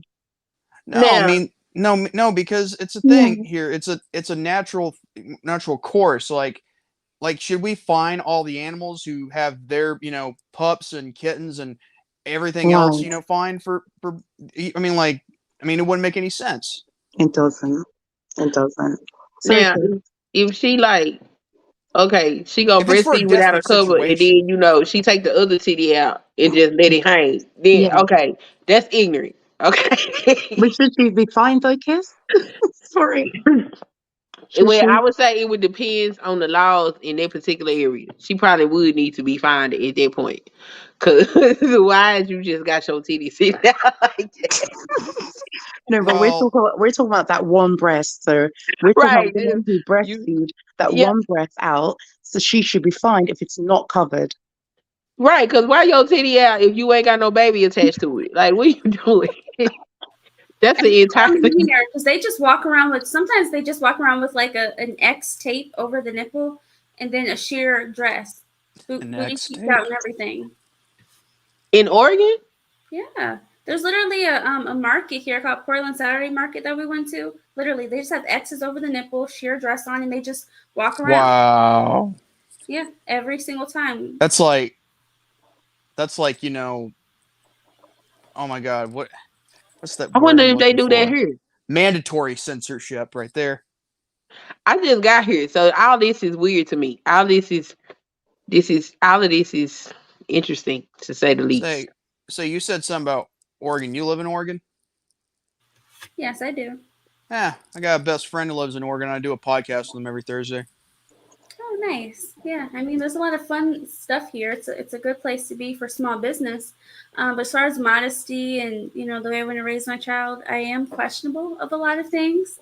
I'm going to have to answer a lot of questions very early on, I think. But, I mean, it'll be good for conversation. Is Oregon a red state or a blue state? Red. Well, I think my husband will be able to answer this one. I want to say red. It doesn't matter if it's a red state or blue state. I mean, it's a state. It's part of America. Well, you know, I'm from Texas, and it's red, and now I live in Washington, and it's blue, and it's very different than anything I have ever lived in my life. Mm-hmm. It's very odd. Wait, does blue mean Republican or Democrat? Blue is Democrat. Oh. This is my first time living in a blue state. And I'll tell you what, them damn taxes high as hell. Well, you're right about that, though. Them taxes don't make no sense, boy. I was like, damn. Damn, bitch. They sending notices out talking about raising taxes again. I'm like, bro. Raising taxes. Well, you could thank Joe for that.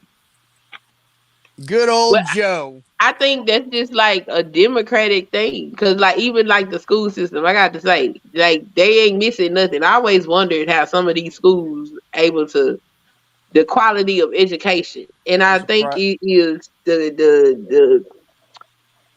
the community sharing thing that democratic states have going. It makes for everybody to be able to pretty much have a even shot at opportunity. You know, it's so bad is the fact that even the Democrats want Biden out of office that bad. Yeah, they do. They do. They do. I heard you say something about the best education was actually homeschooling. PASSDA $40. What up, J-Man? What up? What it do? So ain't nothing much. I haven't seen you in a long time, brother. You know, I've been around chilling, but the reason why the United States, I don't know about Mona and across the pond, but the reason why the United States has a 4th grade reading level is because of public schooling. Y'all women is supposed to be at home taking the education that y'all got from y'all husbands that had gone to these worlds, give to y'all kids, and therefore y'all kids will be significantly smarter. I mean, that's why I homeschool. When they first went to school, I was homeschooling. The only reason that they go to public school now is because I found out my son had autism.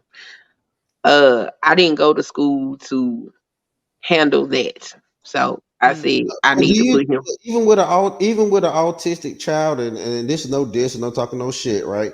This is I'm not going to troll at all now that we're having a now you brought that up. I'm not going to troll at all. Yeah, I still think that I'm still convinced that you are a better teacher for an autistic. I think especially special needs children. I'm gonna disagree with you. So I don't have a special needs child, but I feel kind of ignorant. But if I had a special needs child, I would still want it to be homeschooled. So the reason why I put him into public school is because it became increasingly difficult for me to get him to do his work. Couple that with he had a speech delay until he was like, I want to say 7, 8 years old. He spoke in broken sentences till he was like 8. and he didn't get a diagnosis until he was 9. But when he turned, he started babbling around 18 months or whatever, and then it stopped.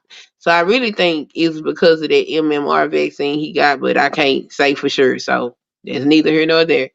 But when I noticed that he wasn't speaking words anymore, because he could read. Like if he wanted something, he could go find the word and bring it to me and tell me, "Yo, mom, I want this," but he wouldn't talk. So I told the pediatrician, I'm like, "Yo, something going on with his speech." Pediatrician tell me, "Oh, I think you overreacting, but I'll put a consult in for the speech therapist." So we go to the speech therapy and they do their diagnosis. They couldn't find a diagnosis, but they saw that something was going on. It's because they don't diagnose things like autism. They diagnose speech issues. That Autism is comes true. with the communication thing. So he was in speech therapy from the time he was 3. He didn't really get to communicating better until we got the autism diagnosis, notified the school that that's what it was, and then that's when they had the school pathologists come in and they put all these different programs in. So he couldn't, the stuff that they're giving him at the school, I wouldn't be able to give that to him. But you know what, Sunkissed, I'm a special need. I was a special needs child. Mm-hmm. I was in speech I didn't know class and that. shit. Yeah, I'm a special need. Nigga, listen to me now. I'm a special needs like a motherfucker. But I was It's a funny you special. call me. It's funny you call me the N word, and I'm the only white person here.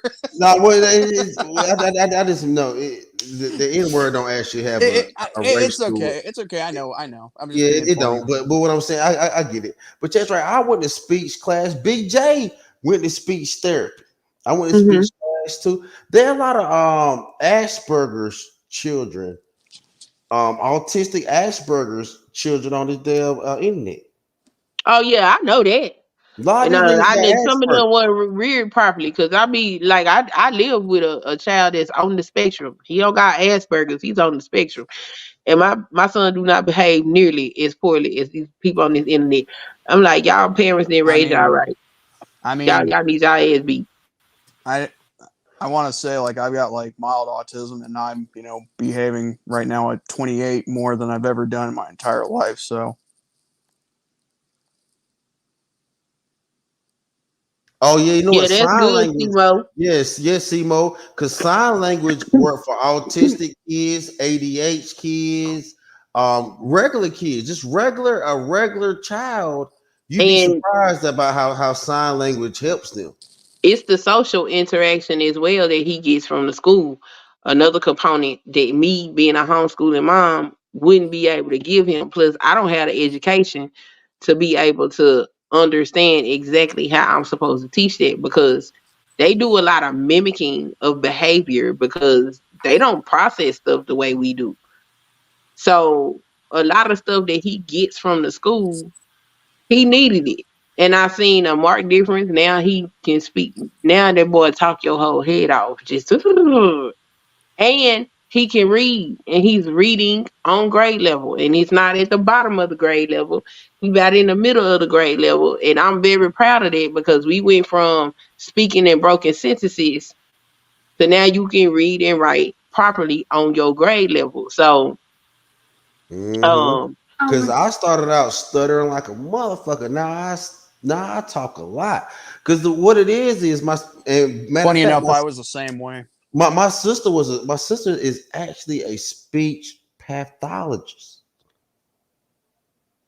She's a speech pathologist. There's a And pathology for that. yeah, no, yeah. There's some. They get paid very well. She has a master's degree. She is a speech pathologist, and she doesn't. Speech pathologists mainly work with kids, but she works with adults that have to learn how to speak after having a stroke because they go through something called aphasia, expressive aphasia, or not being able to speak or express the words that their mind is thinking of, and that happens a lot after people have strokes. And I'm not saying that young kids are having strokes, but what it is they're what I've learned from speech pathology is your mind works faster than your mouth. So it makes people think that we're dumb because our minds work faster than our mouths. So we end up stuttering. So they're not telling you to slow your mind down. They're telling you to speak your words. It's very difficult, but they do a very good job. And it's a hard job, but they do a very good. Shout out to all the speech pathologists and all the people that work with kids that have cleft tongue, or cleft palate, or speech pathology. You know what I'm saying? Because there's some special needs kids out here, and I was one of them. I was one of them. That's why it is. I don't feel like people should shit on public school. I mean, if your school is shitty, it's because of lack of parental involvement. Period. But Breann wanted to say something. It's the And next environment man to that's completely homeschool, so it's a pros and cons. Like if it works for you, that's great. You probably have a good school and people who actually love their jobs. I feel like I've only ever been in schools where people just hated their job and it was just a paycheck. If you're gonna work with kids, I mean, I don't know how to prove it, but you really gotta love that stuff. Like it was your passion since you were, old enough to talk. I would never want my children in a school, any of the schools I went to, and honestly, those schools are on the other side of the country, so it wouldn't work anyways. But yeah, I just plan to homeschool for many reasons. Well, something happened to H&M. I was wondering if he'd stay long to just say hi, but yeah, I think also that the reason why most people don't like public schools is because the environment, because of how toxic it can be from time to time. And I'm saying from time to time, not all the time, because there are some schools that they don't do their job right. The teachers can be like a little bit mean, and then there's the other people that could be biased, and it doesn't matter if it's just race. It could be anything. It could be like regards to autism, like we were just talking about, like bullying in that kind of way, against the people with autism, and then just etc. and so on. So, yeah. Well, I used to fight a lot because. Well, I don't blame you.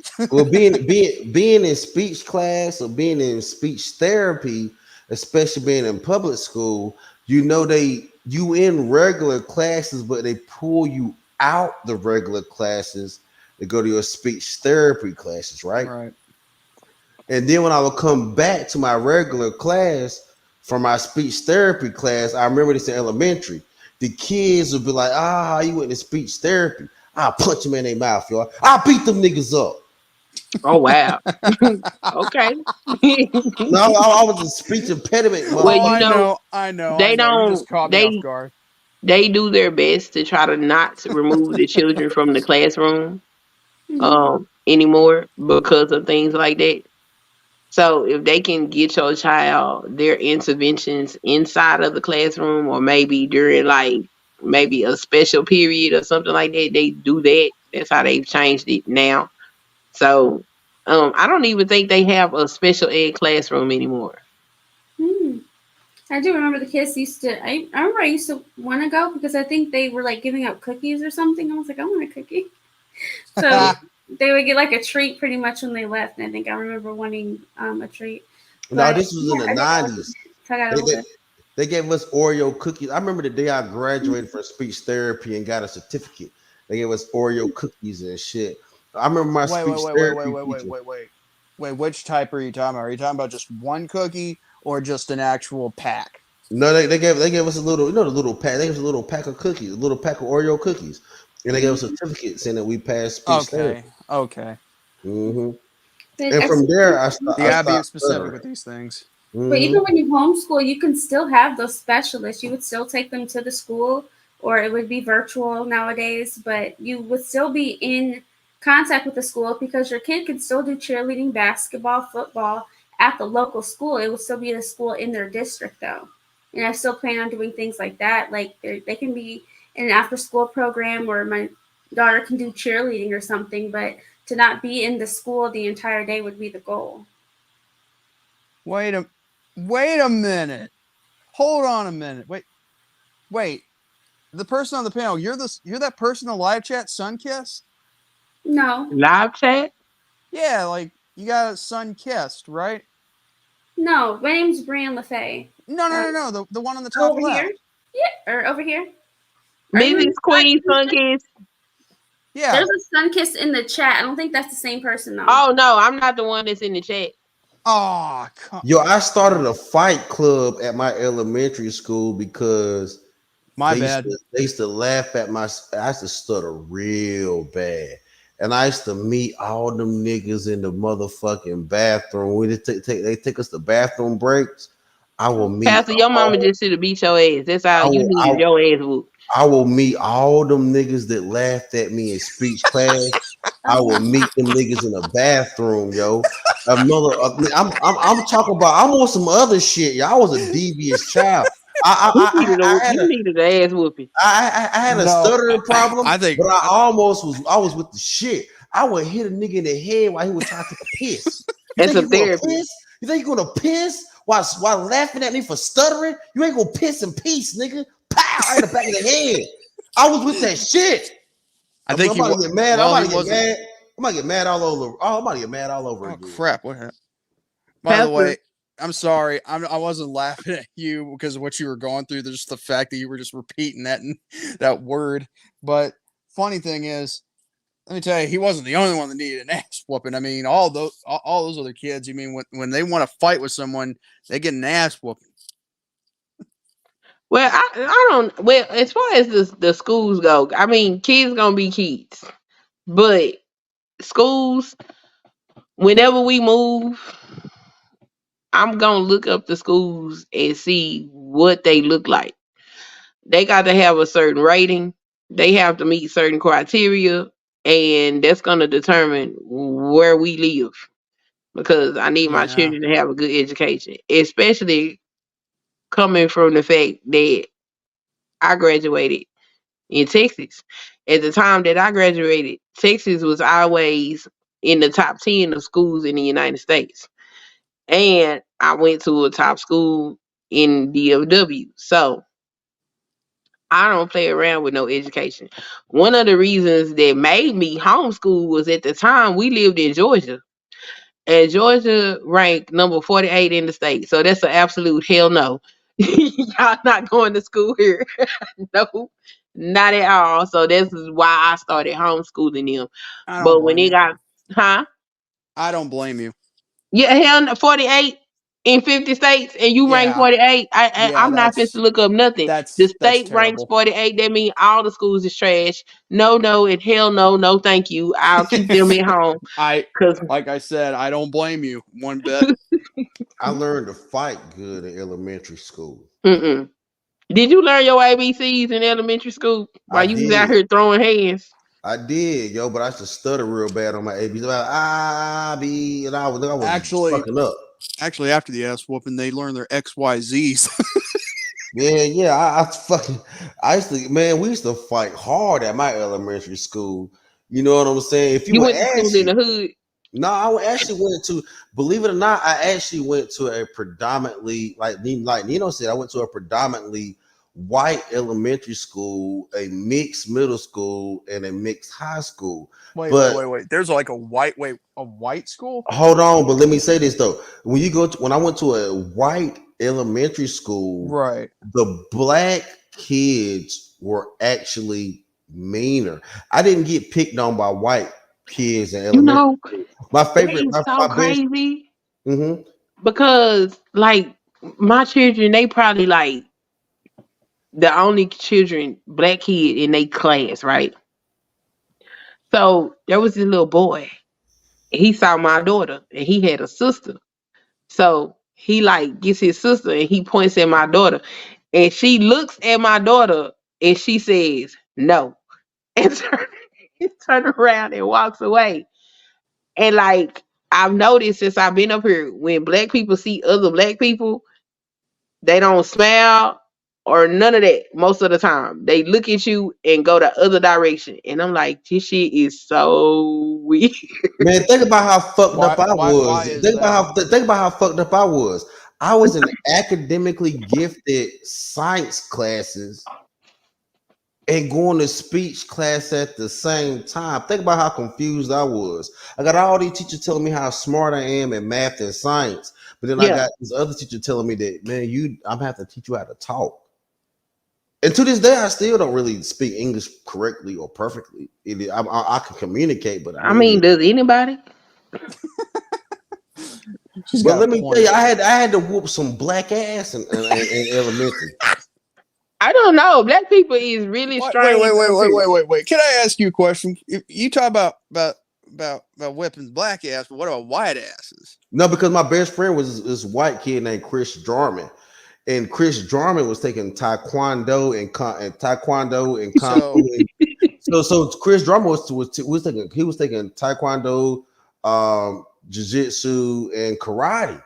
And me and him were real good friends, and he noticed that a lot of the black kids would pick on me because I would go to speech class. So I could naturally fight, but he actually taught me a lot of karate and kung fu and jiu-jitsu. So when I got in that bathroom and they take us on bathroom breaks, I was putting headlocks, side kicks, front kicks, all kinds of ass whooping on them black face ass black people. Black kids that were picking them. I didn't have to fight white kids because white kids, my best friends in elementary school were white kids. They ain't pick on me like that. They were cool. We spent $90,000 and everything. So basically, what you're telling us is most of the black kids that you fought, they were the bullies, right?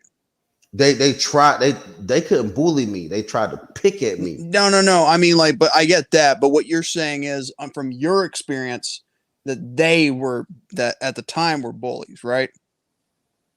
They were the antagonizers. They picked them. I didn't look at them as bullies. bullies. I didn't look at them as bullies because I was gonna fuck them up. I looked at myself as diabolical, nigga.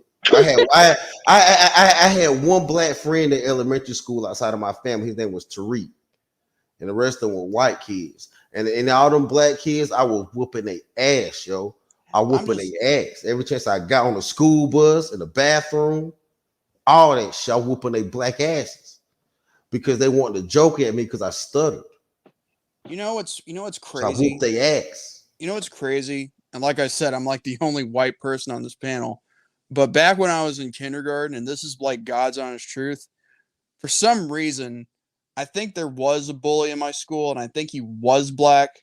But then I also had a friend who'd also report my mom, who was also black, and he got, and the person who was like a friend of me that, that reported my mom, he actually got, like shot up like a few years ago, and I think he was the brother of Denzel Good, who played for the Baltimore Ravens.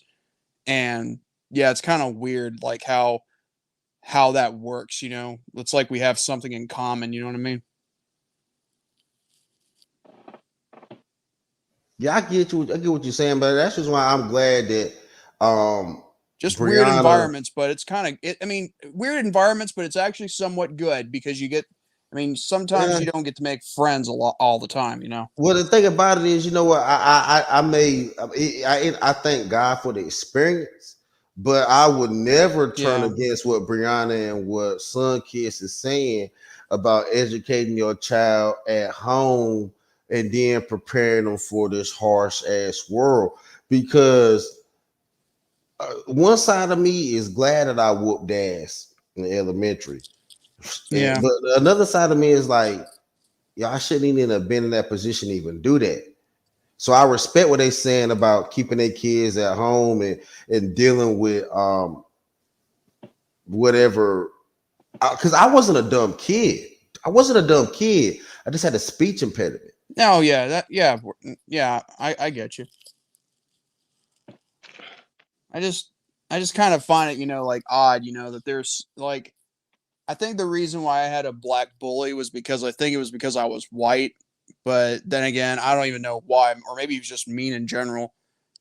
But then again, for the overweight, black kid who I just mentioned, who was the brother of Denzel Good, he himself like was very kind and genuine, and so at the end of the day, it's kind of weird, like how things play out in life, Well, a lot of black kids are not socialized correctly. This is where I think homeschooling again could help, because the main kids that that's picked why on I me, got the homeschooling. the main kids that were picking on me they weren't country kids that grew up picking yams and growing up with their mamas and granddaddies and daddies and all. There were these inner city kids that their mamas got Section 8. And where I'm from, if you get Section 8, you can pretty much use that Section 8 to buy housing throughout the area.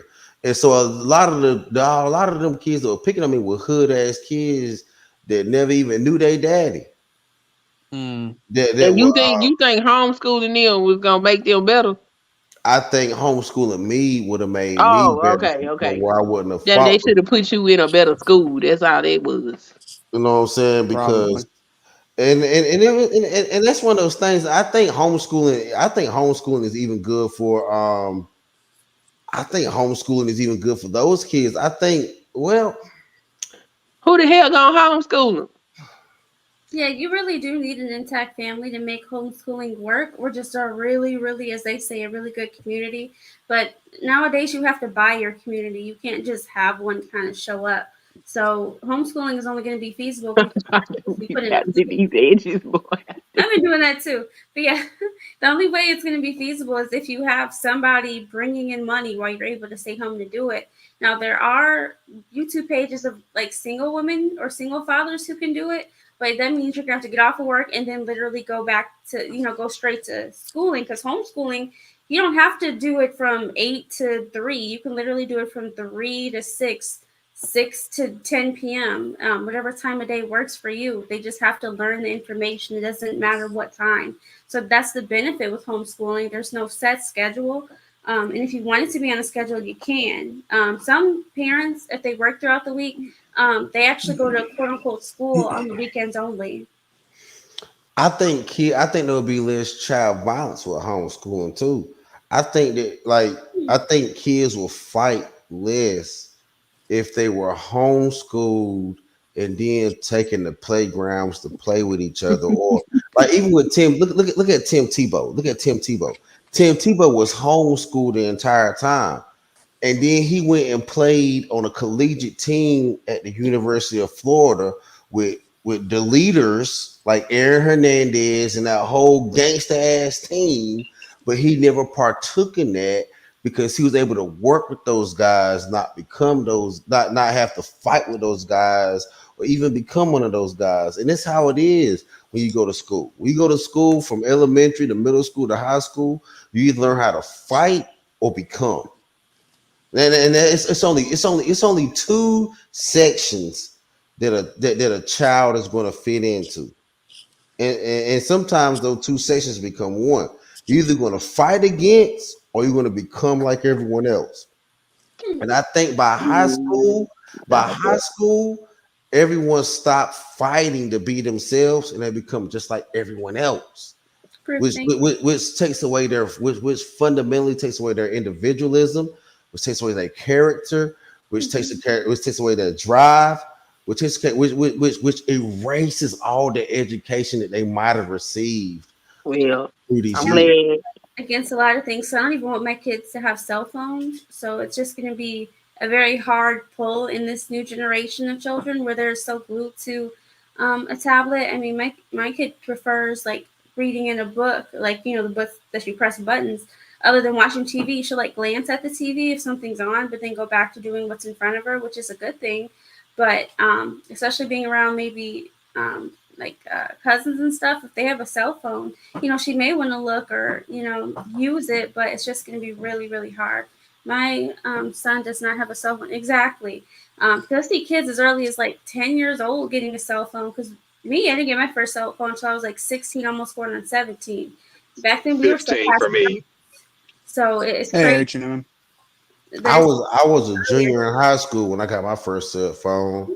Yeah, mine they have cell phones. The only app we had, we didn't even have the app. We had games. The only game we had was Snake and Tetris. And Solitaire. Tetris. We had Snake, which is another form of Tetris, and Solitaire. Yeah. But the fact that for those of y'all too young to remember, For those of y'all too young to remember, back in the day, cell phones did not have apps or internet access. We had to just make calls and text. That was it. And even that was a lot. The good old days. Yeah, I didn't have a camera on my first phone. I didn't have a camera on my phone until the second phone. So yeah. I didn't get a camera phone until 2010. Yeah. Yeah, they're like little computers now. So yeah. I wasn't gonna get them a phone. Y'all remember the dollar? Y'all remember the dollar ticks where you literally had to press 3, like two or three times to go through the alphabet, then wait. It took you about 10. It took you about 10. Yeah, it took you about 10 seconds to spell one word. Nigga, I hated but you know that. what? Oh, God. But you know what? That was part of the dumbing down of society. Because what did we do as people? We found shortcuts, LOL, LMAO, rather than actually truly spelling words out. Shaking my damn head. You don't need to spell words out because the computer will spell the words out for you. I don't necessarily think it dumbed down society. I think it just changed the way society moves. Yeah, I think it does spell check. I will say these that kids ain't pass the spelling bee right now. They don't need to pass the spelling bee. The computer is going to spell everything for them. They don't need that. They need to learn other things because they live in a totally different world than we do. And the thing about it is they didn't have phones, and I noticed that computer skills were lacking. And so they got the phone. Really? And at first they had an iPhone, and I don't like iPhone. I was But I don't either. my husband had got them iPhone, and I noticed that when I would put them on the computer to do stuff, they didn't know how to do simple things. And I told him, I said, this is why I told you to get them an Android, because they're not going to learn any computer skills using this iPhone. So he switched them out and got them Androids. Now they are able to use a computer properly. They're going to have to know how to they're going to have their skill because that's the world that they're going to be living in. So you say This is a world that's new to us. The iPhone doesn't teach kids how to use. So why do women always want to switch their family to the iPhone? I was on Android, but as soon as I got into a relationship, or every time I get in a relationship, the women want to. Oh, let's get iPhones after a while. They can Why y'all women like iPhones? I like Android. I like my Samsung. But I've heard women say this. It's easier to track, and also if you want to FaceTime or do like the location tracking, it's easier if you both have an iPhone. And women know how to use iPhone better, so that's why they always want to switch you to that. Hey, so you Facebook women been out here Messenger for that. scheming. Y'all don't want the family to be smarter. Y'all want the family to be dumber and trackable. Well, you can track on Google as well. They got a little thing. Yeah, but iPhone is easier. That's why women. It's called Family Link. Apps for that kind of stuff. That's another reason why my children got phones, so I can track their age. Because they old enough to start moving around and doing stuff when they start doing stuff like not coming their ass straight home from school, and I'm like, what's going on? So you women are the government. I stayed for tutoring. So the reason why call me first. The reason why the government got stellar wings and I wouldn't need a phone. I put a computer chip in their tooth. Then we see how to track them. That's I'm not putting no chips in nobody. So when women say no, that's a bit extreme. No, it's not. Because when women say stuff like she just said, men take it to the next level. Sunkissed said, "I want to know where my kids at and be able to keep in contact with them." You damn right. Men are gonna say, men are gonna agree with that. Why not know where our kids are at? Why not be able to track them? Men gonna be like, you know what? We're gonna chip these damn children. That's some shit we came up with. I'm not chipping nobody. I mean, times were different when we were coming up. Times have changed since we were coming up in the 80s, and it's more dangerous now than it was back then. I'm sorry, go ahead. I only said that for a joke. I did not know it was actually going to make a point for PASSDA, but okay. I mean, that is a point, because who's trying to do Neuralink? Who's trying to do Neuralink? Men. Me. Who? No. Who started chipping dogs, hunting dogs, racing dogs? Who started chipping animals, keep it with they hunting dogs and racing dogs and animals? Who did that first? Well, then they start doing that by chipping them damn cattle and shit. Yes. Who did it? No. Well, who did it first? It was us. So, but Sunkissed, you women are not innocent. Y'all put that idea in our mind. What the hell is we talking about? Because, no. I'm on y'all ass right now. I'm an Android now. Like everything is Android over here besides my computer. Like, yeah. Okay. My husband moved this over. It's cheaper. It's better. And it's more customizable. Okay, you're right. My screens and everything easily. Wait. Right. You got a husband? Yeah. Yeah, I have a husband. Damn, there goes my chance. No, wow. But you know what though? I don't be getting on these panels no more to holler at women because I do it in real life. I like having like actual conversations with women on the panel. Look at her, she's like shaking her Yeah. head. It's been an absolute pleasure. I'm gonna drop down. I gotta feed this baby modestly. So take care, everybody. Yeah. Bye. Get your feed on. Get your feed right, on. later. Get your feed on. Heck yeah. Get your feed on in the game. Yeah. She about to lash that baby to her. You Actual know what? conversations with women. That's funny. I used to get jealous of how my baby used to latch up on that titty. You know, these babies be taking over the titty. You could be the life of the party, but still. I'm like, what the fuck, man? Damn, baby, how you gonna take over the whole titty like that? Oh, look at her. You ain't leave no room for your daddy. That baby trying to eat. Took over the whole damn titty. Cause he trying to eat. You trying to freak. He trying to eat. Y'all on that bullshit. Stop it. You can wait. You'll be all right. Yeah, shit. Baby gotta eat. I'm looking at her and that baby like y'all know y'all wrong. I gotta breathe. Y'all done kick me out the damn. Y'all got fuck that. I gotta get in here. I gotta get in here. Fuck that. Some men really do be jealous of the baby Fuck when that. they Y'all first gotta meet get her. in here, yo. Y'all bullshit. That is a thing. That is a thing. Y'all bullshit. Let me get up in here. But see, that was back then. Nowadays, that's just why I don't date women with kids because I can't take that shit. For real. Like, wow. When I talk to my baby mama all the time. I talk to my baby mama all the time, and I be telling her, I'm sorry. You sorry broke my on laugh me, sounded like that. bitch. I've never laughed this hard in a while. Man, I'm glad I make you laugh, man. I'll keep it gangster with you. I'm like, you cheated on me with our son, bitch. Then she like, shut up. I be going in on her ass, yo. I be making her ass feel bad. More take old Biddy's voice. Bitch, you cheated on me with my son, bitch, you cheater. And then I be talking shit. That's what I do, yo. I talk a lot of shit.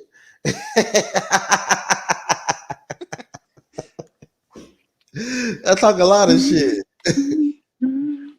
But yeah, somebody said that I finally graduated from No, it's all good. Yeah.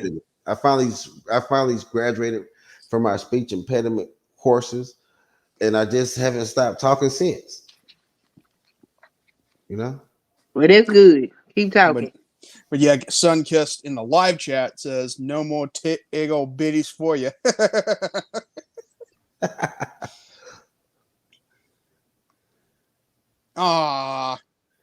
Bronzebird, he left. He left. Where he go? He just popped up and then he just left. Like, probably something wrong with his computer. You know what? Is he gonna come up here and kick us out now? He on that light skin shit. No, okay. Here's how it went down. Like, all right, come on up here, and then get your ass out of here, and then he's gone. nah. Brian's acting real light skin right now. Oh, now here he is. You know what's great about everything you're saying? It's just the fact of the matter. I can fly in, and then I can fly out.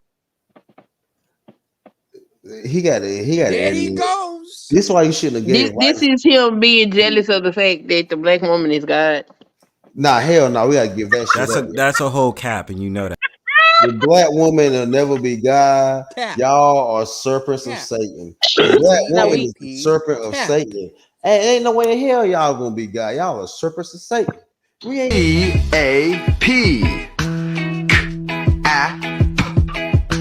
Cap. Cap. C-A-P. Cap. because I'm gonna talk about how I'm about to go full manosphere right now. If the black woman was God, her ass would need Section 8. Woo. If the black woman was God, she wouldn't need woman, infant, child. Wig. If the black woman was God, she wouldn't need Medicaid. Woo. If the black woman was God,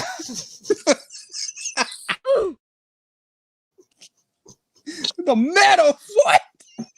well, Well, manosphere right now, right? I'm gonna go full manosphere. Considering that men decided to bastardize God's creation, that is why all of these things came into existence to make us whole, where y'all tried to incomplete us.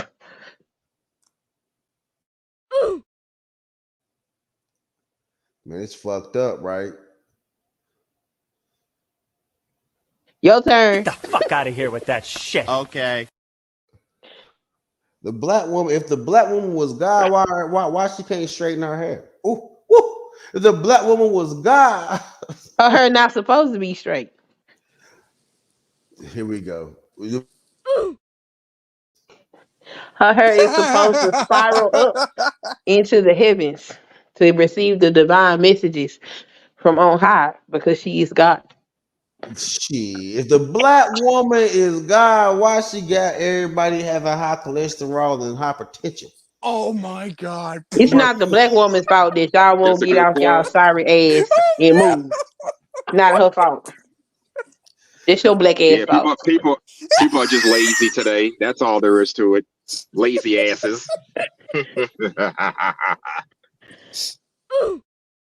The black woman did what she was supposed to do, provide sustenance. If the black woman is God, why does she need ski?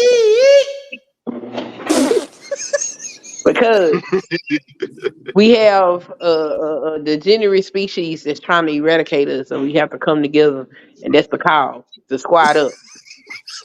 What degenerate species? The Y chromosome, of course. The degenerate. Stop it. Get some help. Please. It's a broken X, you know. So, you know, we got this bastardized species running around corrupting God's creation. So we just trying to fix what y'all out here Corrupting God's destroying. creation.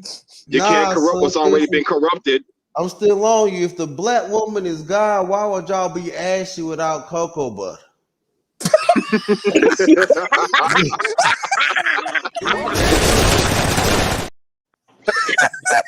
You're going in right now.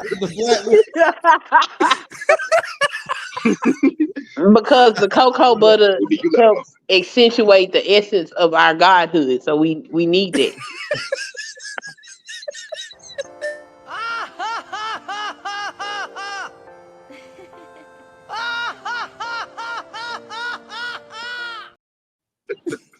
Let's go, Pastor. Let's go. No, so we gotta talk about this shit. Damn, the black woman being God. Y'all gotta stop this shit. Let's go. Let's go. I'm here for it. Let's do it. You know what is going on here? Wait a minute. A bunch of foolishness. You know what, Pastor? I got one for you. I'm gonna put it in the private chat. And I want you to read it out loud. No, I'm not gonna do the work for you, white man. If you want to say it, you gotta say it yourself. I cannot do your dirty work for you. Are you sure? I don't want to. Hell no. Don't be scared, white man. Go ahead. Will you in I good refuse company? to do your dirty work for you, white man. Go ahead. Go ahead, Mr. White Man. These are real things I have to say as a black man to the black woman. Now, if you got something to say to the black woman, you gonna have to say it for Let's go, Mr. White Man. I What ain't you gonna got? be the right. I ain't gonna be the right hand of white supremacy. What the? Let's go, Mr. White Man. What you got? Okay. Well, I wanted to do what he was doing right there. Like saying, okay, if the black woman is God, then why? Come is it on, black, man. Why is it that the black men pay child support, but have to do it from a construction site? Because he has to learn how to not be degenerate. So that is that's the training grounds. You know what I'm talking about? The training. Yeah, I guess. Come on, I'm here for it. Let's go. No, that's the only thing I got. I wanted to see if he could say it for me, but I guess not. I couldn't do it because I'm a Southern black man. I gotta do it for myself. You know what I'm saying? I am no longer into slavery.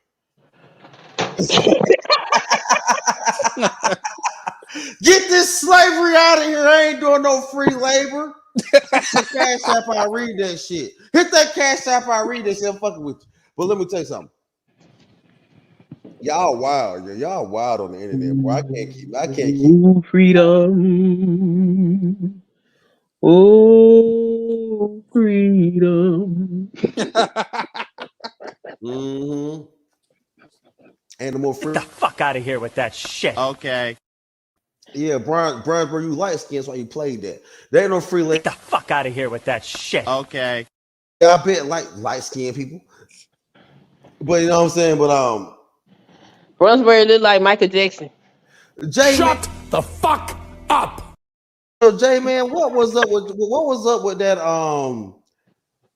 that black face voice you tried to do just then? No, I didn't do a black face voice. I was doing a black impression. There's a difference. Yeah. You would know. I believe for like 5 seconds, you really channeled, like, you know how actors channeled a character. I feel like for like 5 seconds, you channeled the essence of a black man. Did you try to? It was his inner black man. Yeah, was your inner? Because the black woman is God. We created all of them. Was you channeling your inner black man? Yeah, because we created all y'all. So he got a little black man in him because the black woman is God. The black woman ain't God. The white woman must be God, and she got white men. We created all y'all. Hold on. His white mama created him, and he out here channeling and her black great mama created her. Hold on, what in the ancient? Because the black woman is God. What in the ancient Kemet is you talking about? I'm talking about the black woman is God. I want to talk about how Jay the Man came up here and became a whole black man for 5 seconds just now. Because the black woman is God. The black woman ain't no God. And we created that white man, so he got a little black man in it. No, we got to talk about this for 5 seconds, Jay, man. You became a whole black man. How did you do it? What did you get? I was just trying to, think of your voice, like how you were just pronouncing it. I was thinking about your voice, and I was, channeling that so that way I could talk, But that ain't the first time I've let out my inner black voice before. I think Bronzebird knows this. Oh, so you have do black people have an inner white voice? Beats me. I don't know, because I think black women have an inner white voice. Because when black women answer the phone to talk about this money and paying their bills, they miraculously sound like white women. Come on, the black woman is God. Why you sounding like white women when you got to talk about money? The black woman is God. I sound just like I do all the time. No, there is no mistaking. Like, yes, sir. Yes. How may I help you? No, you ain't gonna never get that from me. Yeah, you do. No, I don't. Even in a professional setting, everybody knows that they probably talking to a black woman, because I cannot do that. I don't have that privilege. I sound just like this. Even if I try to sound white, it's just not right. It's not right.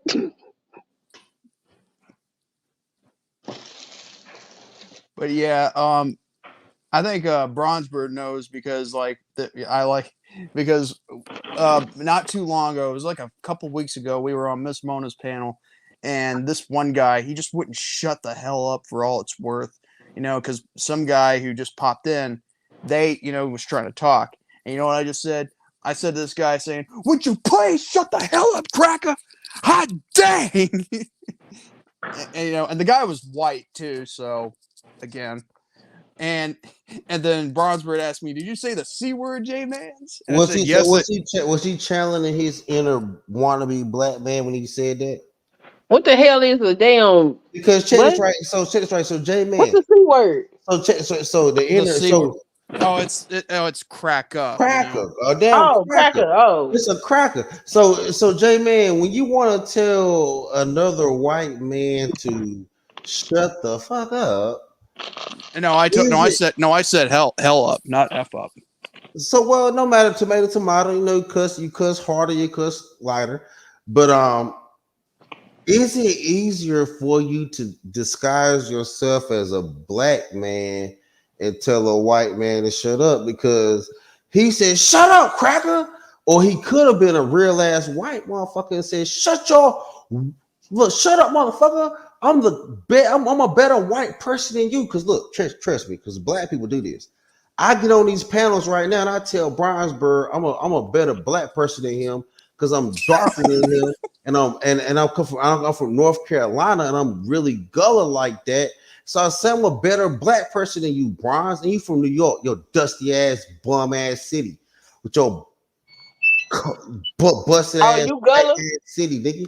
Yeah, I'm from North Carolina. I'm gullah. Get the fuck out of here with that shit. Okay. I'm from Eastern North Carolina. So bitch made Trick is your homeboy, huh? Nah, I'm from Gullah. I'm Gullah, yo. I'm all about that blood, right? And see, Brian's a nigga from New York, right? And he likes skin. If you don't get your little bum ass talking about me being from New York, I'm more blacker than your ass. You divested, boy. Right. Who you think you talking to, boy? I'm talking out of here. Ass nigga. Come on, man. I'll roast you, the man. A You train. ain't even Gullah Geechee, bro. You thought you was hyped up because you had your little African drums in your house, nigga. What are you talking about, boy? I'm from the land. Anyways, you can never be blacker than me, boy. The only thing you have is because you darker skin. But let's be honest here, son. I got the nice brown skin tone. Fuck you talking about? Nah, you a divestment looking nigga. But anyway, you divested. That's why you should have said. Nah, he's dark skin. I'm brown skin. Oh my god. Nah, y'all the same color. Nah, it's not the same though. You like the color of my son. My son is a divestment kid. I love him. But you know he's mixed, and I'm not mixed though. You are mixed. Nah, son. You are. You might be. How is it that I moved to the? How is it that I moved to the north? Everybody knows. How is it that I moved to the? How my family moved to the north, and I'm still all ADOS? What you talking about? His mama ain't black, and I tell everybody. Yo, my mom's is black, son. What you talking about? Mama Bronze, Mama Bird is black. Nah, your mama ain't. Father Bird is black. You understand? So-called black, because you hear me say that. You know what I'm saying? But guess what? Even my girl ain't even as black, bruh. Let me ask you a question. Do you have male pattern? Do you have male pattern baldness? Who is this girl you keep talking about? Wait, why would you ask me that? Do you have male pattern baldness? Do you have a fucked up? Who is this girl you keep talking about? Shh. No. So don't put that out there. But do you have male pattern baldness? He already put it out there. So therefore, if your edge are fucked up and you got male pattern baldness, that means your mama black. Because a lot of black women, male pattern baldness comes from. That's just mad because he ain't got no hair with his bald headed head. So a lot of you don't these get your little Steve Harvey hairline the fuck out of here being concerned about my male pattern baldness if I have one. Your mama was a what do you mean? Mexican. That's why you got. Why you keep sitting? Yo. That's why that's. That's just mad. He a bald headed hoe. Yeah, I got the Sherman Hensley. I got bald headed. I told my mama the male pattern baldness comes from the black woman. So we got to make biracial kids so our kids will have a hairline. Man, you just giving all excuses why you been lost and why you lost your black card. Because the fact of the matter, you just sat there and switched out BET for Telemundo. Now y'all sitting out. Now you sitting up there. Nah, son. You ain't telling me nothing, bro. You switched out for Telemundo, bro. You sitting up there doing so. They not accepting your ass, bro. You can do all the soap operas you want with your Mexican baby mom, but you can never, ever, ever. What you said is you needed to make a different class of black men for black women because the current class is inferior. That's what you're saying. That's what I'm saying because black women. Well, you inferior. No. Black women make bad hairlines. So I told them that, you know what, I gotta get you a one See, of this these. is what I mean. This is the low self-esteem these black men suffer from. But hold on a they second, try hold on a so second. hard because they want their child hair to be texturized and all that other stuff. You see how he was talking shit early about afros? But hold on a second. Hold on a second. You think you saw somebody, huh? Hey, Bronzebird, listen. You remember that thing, like that happened a couple weeks ago, and you were there when I said that, right? Yeah, I was there. Yeah, you were there, and you said, "Did you say the C word, JMANz?" I said, "Yes, I said the C word." And you said, "Well, underneath all that pink skin, there's some brown in you somewhere." No, we talking about this baldness right now, right? And Brian's got a Mexican baby mom. His mama Puerto Rican. Oh my god, and that, yo, here we go. He keeps sitting up there talking as Puerto Rican. And then, like, that just caught me off guard. So I got an edge up, nigga. I got an edge. Y'all see me on camera. I got an edge up, but I can also rock the ball. He's just talking shit because he's just talking shit because I won't cam out. This is what it's all you know about. what I'm saying? But like, cause you a whole mulatto, nigga. No, he's a Negro. He's Negro. Yeah, Mrs. Queen Sunkissed can co-sign, yo. If you have the only way you can be a full Negro, only Negroes have bad hairlines. I mean, Pastor, he look more Negro than you do. I'm just gonna go ahead. Because let me tell you, I'm gonna just throw it out there. Yeah, got that RGB flag all over your son. My hairline. Why you went to Cancun? But he do look like a New York nigga. That's the thing. My hairline. That look like a New York nigga. The only way he like a New York nigga, bro, is to have a hairline that need help. See, a lot of you niggas is Haitians and Africans and all that shit. Nigga, I'm a full Geechee nigga, so I'm full African. You're not even proud of being black, nigga. Yeah, I am, bro.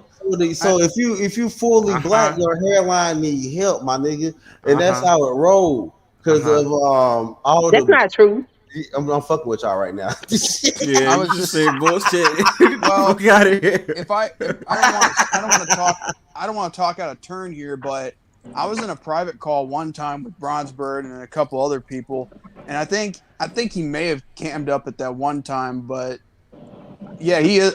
He is black. Mm-hmm. No, y'all perceive him as black. They some black. These are people who literally have saw Bronzebird behind cam. Bronze, you black, just mad because it ain't you. He's black, son. Nigga black. Seen me. Yo, Sunkissed, you see me. I cammed up, right?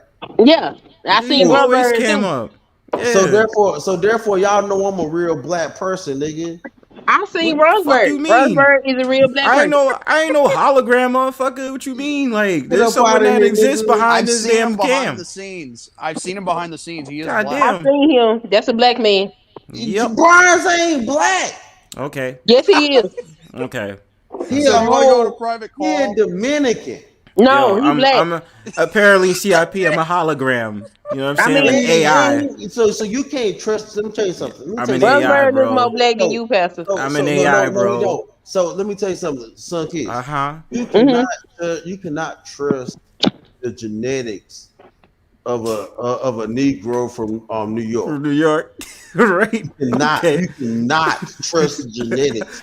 I wonder why. You cannot trust the genetics from a Negro from New York. You cannot. But he already explained about how his family. He's a liar. He's giving you a theory. He's a hypothesis giver. Again, this is JMANz as Mrs. Queen Sunkissed can co-sign and tell you that I definitely am a Negro. Telling you what they saw. I'm telling you. Yeah, they saw the real me. No, you lying, Bronze. You are a different genealogical type. What genealogical type am I then? You some black, some white. What state y'all from? Irish, Puerto Rican. You from New York, nigga. We don't know what you from New York. Huh? We don't know what state y'all from. Well, as in like where we come from before New York? Yeah. The Carolinas, Florida, okay. Georgia. He black. There you go, JMANz. There you go. He not black, man. I love how you said that. He black. That's that one drop rule. Nobody get on you, JMANz. No, the color he is, that ain't no one drop. Oh, yeah, it is because got family all over the boroughs too. JMANz, you Thomas Jefferson ass white boy. Yes, not Thomas Jefferson. I'm being in the clouds in case this motherfucker want to talk shit. I hear getting black women out here talking something. Yeah, if a white man got a black woman pregnant, that baby still black. No, that baby white boy, your Thomas Jefferson ass.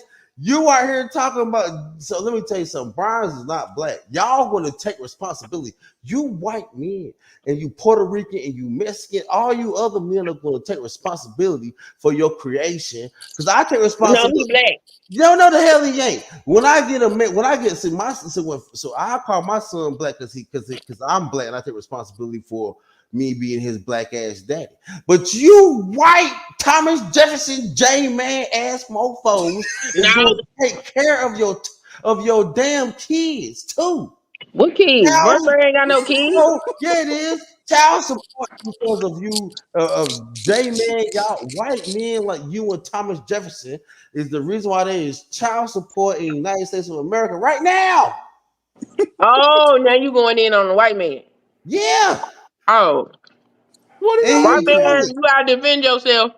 I was just simply speaking the truth. No, you weren't speaking on. Just talk about the fact that the white man is the reason why we got child support out here. Well, I can't help that. Yeah, you can. Well, that's because that was before my time, brother. You know, I don't give a damn about that before your time. The children suffer from the sins of their father. Children suffer from the sins of their father. And if y'all don't get your Thomas Jefferson asses out here and pay for the sins of y'all fatherhood, you better. Black Lives Matter, nigga. Fuck about it. Y'all better get your ass up out of here. I'm not hearing this shit. Oh my god. I'm not hearing this shit. Y'all playing games with me. You just I heard what this Thomas Jefferson looking like the white man is the original baby daddy out here. Fuck about it. Bronzebird, I'm gonna clip this shit. I'm clipping this. I'm clipping this. The white man is the original baby daddy. How about that? I mean, but them is facts though. Them is facts. Fuck about it. We're not playing with y'all no more. Y'all got us all on child support. Well, okay, since you're the one who's saying the white man's daddy, I gotta ask you, who's your daddy now, bitch? Oh wow! Ain't no fucking who's my daddy now? Y'all Thomas Jefferson ass motherfucker, but pay y'all reparations and child support, nigga. Let's talk about reparations and child support. If Thomas last kids that he didn't leave a goddamn thing to, we need to talk about child support reparations, nigga. Fuck up out of here. Y'all white men got some mulatto child support reparations y'all need to pay. It's some epic ass trolling here. I love it. Yeah, y'all got some white man child support reparations to pay. How about that? Child support reparations. Goddamn. Child support reparations. Let's bring that up. That's a new one, Bronze. Clip that. Let's talk about that. Child support reparations from the white man. You know, Thomas Jefferson asses. So it's not just reparations, it's child support. You know, that might actually work. What the fuck? Everybody can get DNA tests if you got any European blood, somebody daddy owes us.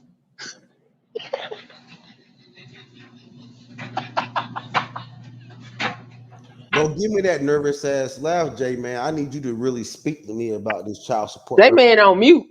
Listen, don't I was trying to listen to what thing you played, you know, like on the panel before. And it was like, what the, you know? No, don't get distracted by the ad libs. I need you to talk about the child support. I don't know anything about child support because I never had a child before. Your great granddaddy had some, and they happen to be biracials like Bree, and you need to pay Bree some. Bree deserves some child support reparations because y'all know y'all created that light skinned ass woman. You did it, white man. You did it. Not my ancestors. Must have been different white men. I think yes, your ancestors did do it. They tapped. It was different. It was different ancestors. Pink Panthering ass grandfather took his ass down there and got one of them black women pregnant and did not pay his child support. Oh yeah, I'm with you. I'm like, You need to talk to your great granddaddy. Ask him some questions.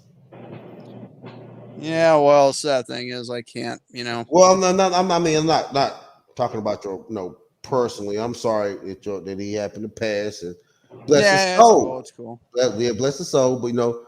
But for content strategy, y'all need to come up off this goddamn Thomas Jefferson child support money. All these light-skinned ass black people running around here like Bronzebird. Nigga, give Bronzebird some child support reparations. That nigga a light-skinned nigga. He need it. He not light-skinned though. Yes, he is. No, he not. Yes, he is. He a light-skinned nigga. Yes, he is. He not. Yes, he is. He a light-skinned nigga that need that Thomas Jefferson child support. He not light-skinned. Yes, he is. He not. Yes, he is. I'm trying to tell you, he really not. Yes, he is. And then he need a bronze. Yes, he is. Yes, he is. He like, yes, he is. He's not though. No. Oh, no, he not. Yes, he is. No, he not. Yes, he is. He got taco meat on his face. It's great. J-Man, that see, you back on that Thomas Jefferson shit. I mean, y'all like you ever seen the closest way to be a black man to get some black pussy that y'all ain't paying your child support for historically. Y'all you ever Thomas Jefferson money? What's up? Have you ever seen a light-skinned man with taco meat on his face? What the f? What the f? Huh? What's that? Huh, Pastor? You talking to Pastor? Why are you asking Pastor? Why you letting these lights? Hold on, like Mrs. Queen Sunkissed, like really taco meat on the face though? Like really? Ah! I knew that was gonna bring you up here. I knew it was. Man, screw y'all, yo. Like I'm still chilling in the back, yo. I don't care. Like taco meat on the face. I don't remember that. Oh, come on. At least you could have answered some questions. Damn it, Bronzebird. Either way, there's no way. Pastor, have you ever seen it? Well, half of the black manosphere ain't, that's half white and half black. That ain't my ancestors' fault. I mean, those were other ancestors of other white people. That's a damn lie. Well, take it for what you will, but I'm telling you. No, I'm telling you. I'm gonna tell you why you lying. Because you was up here flirting with Breann. You said, "Oh, I lost my shot." What? So why was you flirting with Breann? Dude, she's good looking. Okay, then. So that means that you white men was sitting here looking at light-skinned black women and liking them, and y'all was having sex with them, and y'all not paying this goddamn Thomas Jefferson child support reparations. I'm on your ass right now. I'm on you right now. So I'm on your ass right now, and I need you to talk to your people about. We know. Hold on. Yeah, we know Breann is married because now we know. We're not hiding behind the fact that she married. Don't hide behind her black husband, Nick. We're gonna hide behind the fact. No, Bronzebird mentioned in the chat. We're gonna hide. We're gonna speak the truth that you like that black woman, and if you had a chance, you try to impregnate her, and you wouldn't pay your Thomas Jefferson child support to her. Let's talk about that. Say that again. Say Thomas Jefferson again. Thomas Jefferson child support reparations. Thomas Jefferson. Oh my God. I'm finna take my black ass to bed because Pastor up here tripping. I love Pastor. That could be an interracial. In fact, I'm the reason why he's named you Pastor. full of shit. You what? I'm the reason why he's named PASSDA, like when he was known as PASSDA $40, Yeah, but that's what. Why was you PASSDA $40? So I was Irv Gotti, and then I was on Money AD stream, and then JMAN was up there, and I had already changed it to PASSDA $40, and like it was me, Money AD, JMAN was up there. It was like I think like Jinky, Drea, a whole bunch of people was up there. Like the way you be talking shit and preaching online, you should just say your name, Pastor. And I was like, you know what, J-Man? You know what? I know what? You're right. You own one. So I mean, it rocked out like that. It was pretty. So where did the $40 come from? The $40 came from me joking at tricks. Joking and tricks. Pass the $40. Get it? Pass the $40. Oh, There you go. pass the $40. See, you know where my mind was. This is What? why the first time I encountered you, I was like, this is a whole ass nigga right here. Cause when I Damn, seen that's harsh. Pastor $40, cause the first time I seen Pastor was over there in Good Mother Chat and he was trolling me and I didn't know who the fuck he was. And I just seen $40. And at that time I was just now learning that the market value for coochie was $40. So when I seen his name was Pastor $40, I was like, look at this nigga here. And then he was trolling me. I was like, yo, this Yeah, right here. I've been on some retarded shit since I've been online. Like I've been back in the learning disability classes since I've been online. Yeah, I've been up here wilding. I could speak more and more intellect, talk about greater topics, but I don't think that's what YouTube is actually for. We want to I think the vast majority of YouTube just wants to like get up here and talk shit. I mean, I might start another channel on Rumble to have more like intellectual conversations, but I'm gonna have intellectual conversations on this damn YouTube shit. I don't know how or when, but I'm gonna do it. No, I mean, I don't think YouTube. I think one thing, it's good to be optimistic about it, but YouTube only allows a certain amount of like constructive conversation. Like they only allow a certain amount of it. I generally have good conversations when I'm allowed to have good conversations. It's But only no when the one, niggas show up that the conversations turn into nigga shit. but no one cares about your good conversation. That's just why you got to. That's just like I make YouTube. You have to make lemonade out of lemons. You have to just make. You have to make content out of almost. And that's just why J-Man need to. You need to come talk to Thomas Jefferson ass white men about paying their house support. You know what I'm saying? Like you can have to make content out of like most ridiculous shit. And it can be true. And if you listen to white men need to start paying for y'all biracial ass kids. If black men are throwing some money in the pot, you white men need to throw some money in the pot. You know what? You white men need to throw some money in the pot, even if a white woman has a baby with a black man. Because you know what? Because for so long, we've had to take care of kids that have white fathers. So we had to take care of kids that have white fathers. So you white men gonna have to take care of white women babies that have black fathers. They are Oh, white men is carrying black women that got children by black men. Now, you They say what? already doing it. The Sunkissed, you take off your damn Wonder Woman cape. Ain't nobody fucking talking to you. Okay. Damn. I ain't talking to you right now.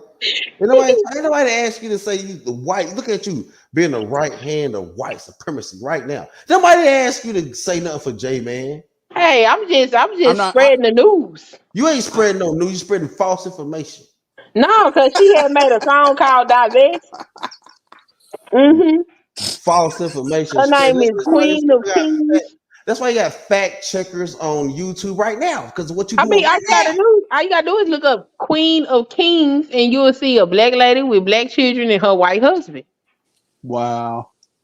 But that's one. You talking about an outlier, anecdotal. Overall, white men. No. When you overall white men. Look, the Ku Klux Klan had to run down white men to take care of their own white babies. That's now they taking care of black men babies. So hey, they take care of black men babies like that. Black men have taken care of way more of white men babies. All I'm saying is it's a new beginning. That's all I'm saying. Because black men have taken care of way more of white men's babies than white men have taken care of our babies. I will put that on record. I'm just saying that it's a new beginning starting. Yeah, that's all. I'm just goddamn new beginning. I want y'all to. I'm talking about y'all getting the child support reparations. Ain't no new beginning. But I'm telling you what's happening. We ain't trying to hear that.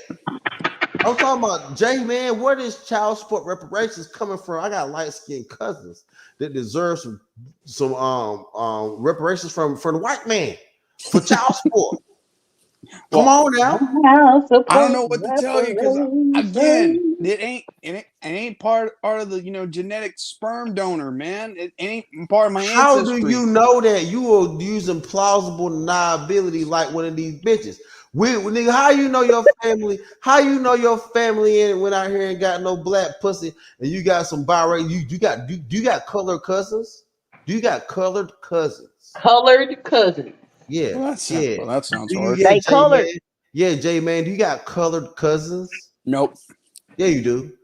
Well, actually, now that you mention it, I do remember my mom and dad taking one of those, DNA tests to figure out what kind of, nationality that you've got in you, like within like ancestry or descent, whatever it is.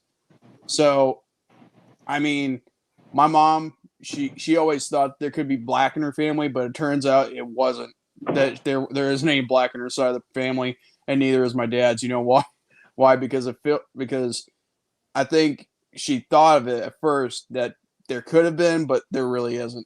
She just likes to talk, So what they Irish? Your family is Puritans. Y'all are so do you know that do you know Iranians are Aryan comes from Iran, and those are not actually blonde hair or blue eyed people. So this pure race people that you claim your family come from, what color's your hair? What color's my hair?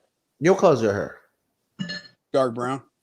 That means you a goddamn somebody. That means somebody in your family ain't paid the child support. Oh my Ain't no God. way in hell. Ain't no way in hell you as a white person should have brown hair unless somebody ain't paid no damn child support. Not if you're you ain't Jewish no descent. Aryan. You ain't no Aryan. Not if you're Jewish descent. What are you, J Man? He a white Jew. No, he ain't. I'm Jewish. I'm from Jewish descent. You white people love to say that you Ashkenazian. You were not even that. What are you really? You Polish? No. You German? No. Who ain't paid child support? What white people started not paying child support first? You got that's another white man. You got. This child support shit is international. So what international child support reparations we need to go after? I'm on the international. I'm into international child support now. White people. Then go after Biden. Passport. Wait, what? What comes? International reparations child support from the white man. That's one what I'm time saying. for the Pan African movement. Whoop whoop. So when you finally get all your money from the child support that y'all haven't paid to each other, then you can pay it to us. Just to get your money, white boy. You need to find out them white men did not pay their child support for creating your brown haired ass. You clearly not an Aryan. Pay your child support. You clearly ain't got blonde hair and blue eyes. You ain't full white or pure. You cut with something. You wouldn't have that brown hair. What color are your eyes? What color are your eyes? What color is your eyes? He got brown hair and brown eyes. Brown hair and brown eyes. Somebody better pay some goddamn child support. It ain't gonna be black people. He not Scandinavian? No, they got blonde hair and blue eyes. Is that proof enough for you? No, some white man ain't paid child support to your white mama, and then you come around here and not pay child support to the black woman. Creating all these white skin ass kids. Wait. Mella just says he's an Aztec reject. Wow. The hell we looking at? A goddamn mattress? Well, damn, Mella, that's just cruel. No. You know what? I'll take that because I think that's funny right there to me. Take that. Like P. Diddy. We trying to find out where you come from, J Man. How do you know? Are you Italian? You Mexican? You Tongan?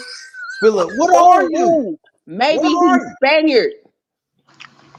There you go. Whoa. We know a lot of Germans fled to Spain and pretended to be Spaniard after they committed war crimes. We ain't gonna talk about that, white man. Y'all gonna pay this child support. Y'all going to pay this child support, white man. God damn, y'all gonna pay this child support.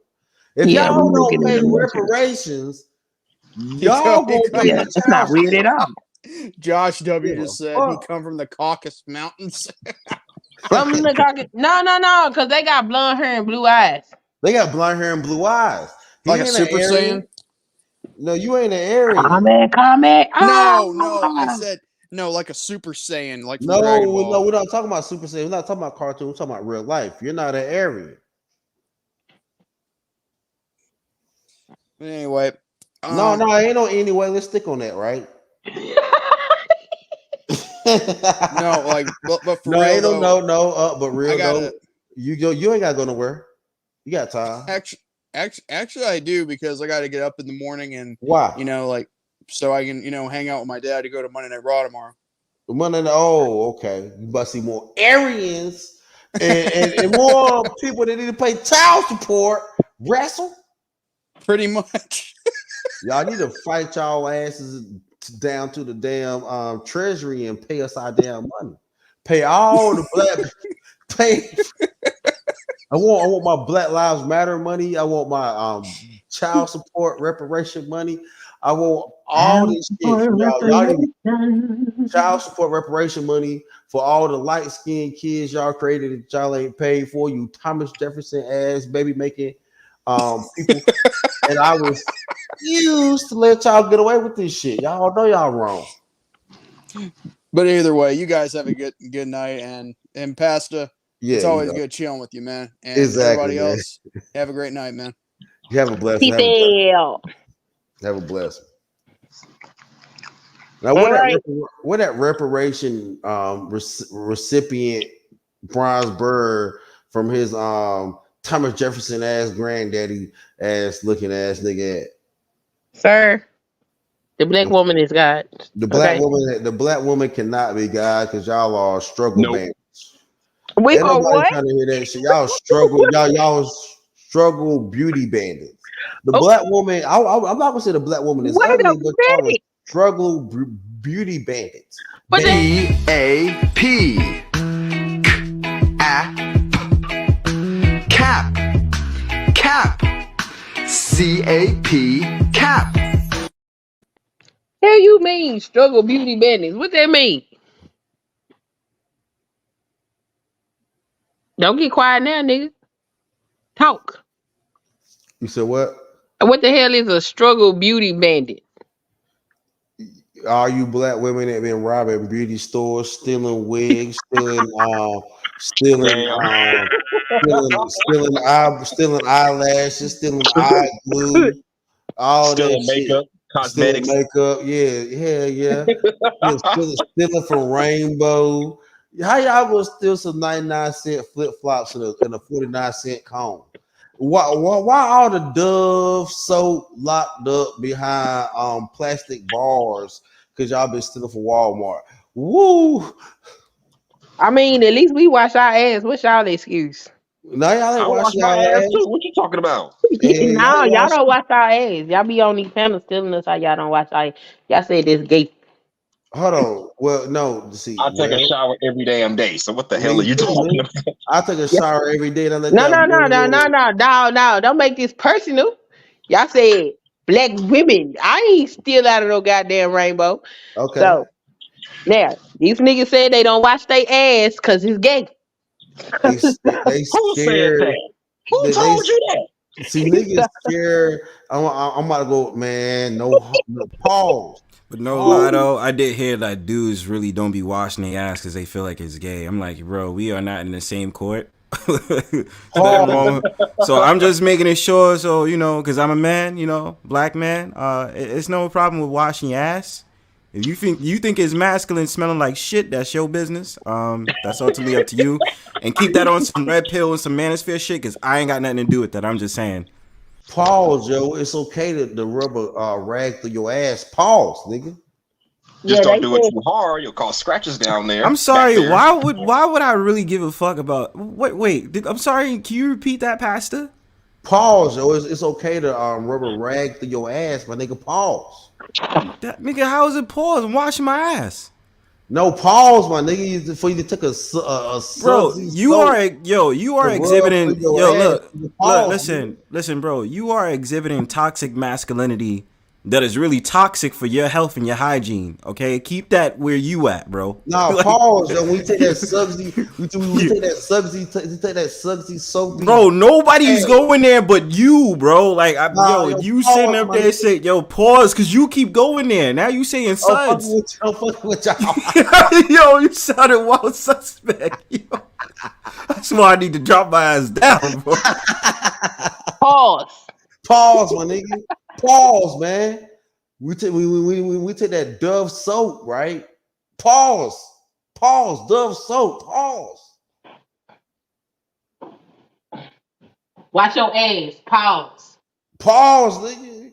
Right? I mean, we got the whole stealing eyelashes. Y'all got the whole not watching y'all. Put the toothbrush in your mouth when you use toothpaste. Pause, nigga. Pause, nigga. Nigga, wash your tongue and actually go nigga, like, wash your tongue, nigga. Pause. Yo, son, you put the rag on your face. Pause. Nigga. For real. All right, hold on. I got somebody in the back. I just want to make sure it's them.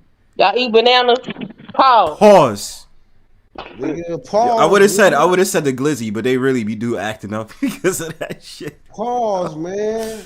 Pause. Yo, Mella, you on? Is this really you? Yeah, it's me. It's just that I can't turn my cam off for some strange reason. Yeah. Am I echoing? Nah, you're not echoing. You good. Okay. Yeah, I know you. I see your voice. You good. Yeah, it happened last night on another panel. I can turn it off eventually. But anyway, cool. I heard somebody debating about whether or not men know how to wash themselves. I never had that issue. Yeah, that's strange. Like, so before the connection interrupted what you all were talking about, I last heard that men think it's gay for them to touch themselves back there. So when they shower, they don't wash their butt. Is that true? Because, Samuel KS, God rest his soul, he went out of his way to emphasize how important it is to really get in there and clean yourself out. So ain't gotta get in there. You can, like, just, you know what I'm saying? Wash your, you know what I'm saying? Just get a little soap down there. You know what I mean? Get a little soap down there and let it run. You ain't gotta do all that. Kevin Samuels, he was doing a little much when he said, stick your finger in there and wipe your ass. Come on, man. But so I think you ain't gotta stick your finger in there, but you can wipe that. You can wipe the ass. Come on, man. Okay. Maybe. Pause. Pause.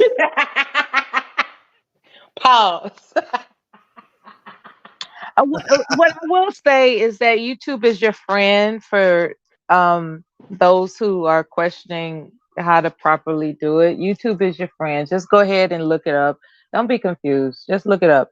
Like, it didn't occur to me that that's a thing, that men, because of their homophobic essence going on, that anything about the booty they just not trying to deal with. And another thing, now maybe you guys can answer this for me, is it true that it's disturbing that your penis has to lay a certain way when you have to defecate on the toilet? Like what? Like when a man has to defecate, what do they do with their penis? I let my motherfucking dick drip, nigga. I let that motherfucker drop. Fuck, I don't give a fuck. And I then, put tissue paper I take tissue paper, roll it up, and put it in between the toilet stool and my penis so it doesn't touch that. That's just nasty. Get the fuck out here, man. You really let your dick drop, nigga, when that motherfucking water. Oh, and there it is, people. All men have proclivities as to how they conduct their hygiene. So why would you not let your dick drop when you take so ladies be it does, but I got tissue paper in between. When you're going on a date with shit. Now, what ladies, for you all listening out there, when you all are, dare I say, interrogating a man as to whether or not he qualifies to be in your life, make sure you cover that hygiene protocol, because there are some things that he doesn't want you to see. You got to know what the hell he doing. You got to know. It don't matter. See, you heard two different accounts up here. You heard a guy that's just gonna let it drop in that toilet water or whatever, and then you got another guy that's gonna, protect the barrier. So, Man, ladies, he lying. interrogate these niggas before No, you I'm not. That nigga get with lying. them. He don't wrap his dick in Charmin toilet tissue for he shit. He lying. Oh yes, I do. How you gonna tell me?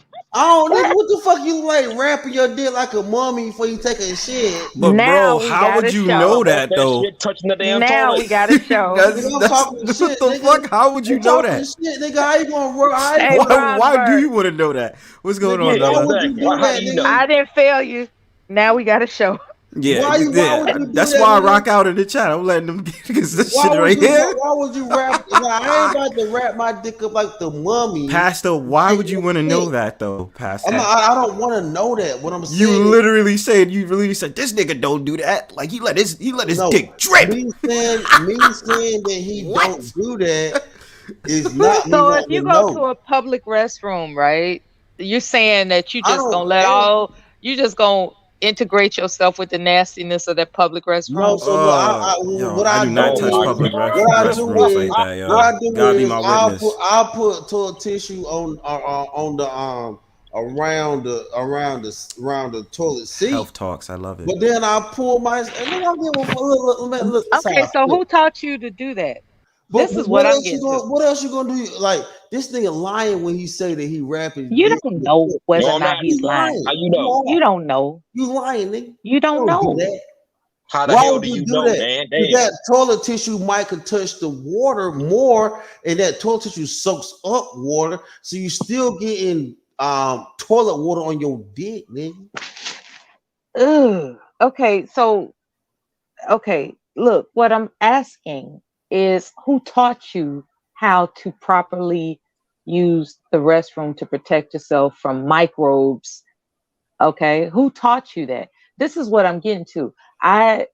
So while you shitting, you might piss, so you gotta have your dick down there. I'm disturbed that people don't put a layer of tissue in the toilet to prevent the splash. Like I'm disturbed that people don't line the toilet seat. I'm disturbed that men don't wrap up their penis like a mummy. I'm disturbed that nobody taught some of you Negroes how to properly use the bathroom. So now the black man gotta wear a condom to have a shit in public. God damn. You didn't say a damn condom. We didn't say nothing about he gotta put a condom. He gotta poke a hole in the top of a condom and put a condom on the top of a hole in the top. It's unbelievable. Shit. Oh, you God. bullshit. No, y'all playing games. Ain't I don't nobody play games about that, damn it. Ain't nobody wrapping their dick in no Charmin tissue to take no shit. Ain't nobody putting no condom on. They pop the top on. So are you disputing the length of his penis to the point where he has to protect it? Is that what we're doing? I'm not disputing nothing about his. Okay, that doesn't sound right. I don't care. Mella. Mella. I'm not disputing his. I'm just being controversial. But what I'm saying, Mella, is he's lying. Leave it to your nasty ass. Ugh. Nigga, you ain't so nigga, you out here using But Pastor, you always burn. accuse people of lying. I do, but you nigga out here, nigga, you got because niggas to be lying. You out here using that nigga, that toilet tissue that toilet tissue ain't sanitary, nigga. That shit done had hands and hands and hands on it. and you go wrap it around your dick, nigga, and you think you clean, and then It's a new roll. When you pull the paper down, a new roll comes out. Oh, stop, a new roll now. So we go to a public bathroom, they got a new roll ready for just you. Okay, let me ask you this: Oh, how many men wash their hands before they urinate? I don't do that. I wash my hands after, not So before. everything that you've been touching all day, you gonna wrap it around your shaft. Niggas do that shit. I don't touch my shaft when I'm pissing. Let me tell you, my dick, has a high. I'm just trying to understand. My dick has a pretty much a great immune system. What the fuck? But like I'm telling you, Mella, my dick Okay. has a great immune. So when you guys urinate, do the balls react? Huh? Hell no, my balls don't be dancing and clapping and shit while I be pissing. No, But what like I'm saying is there a tension like no, I ain't got no tension in my balls when I piss. Oh, okay. Okay. But I'm saying, I'm talking, I got a high immunity dick.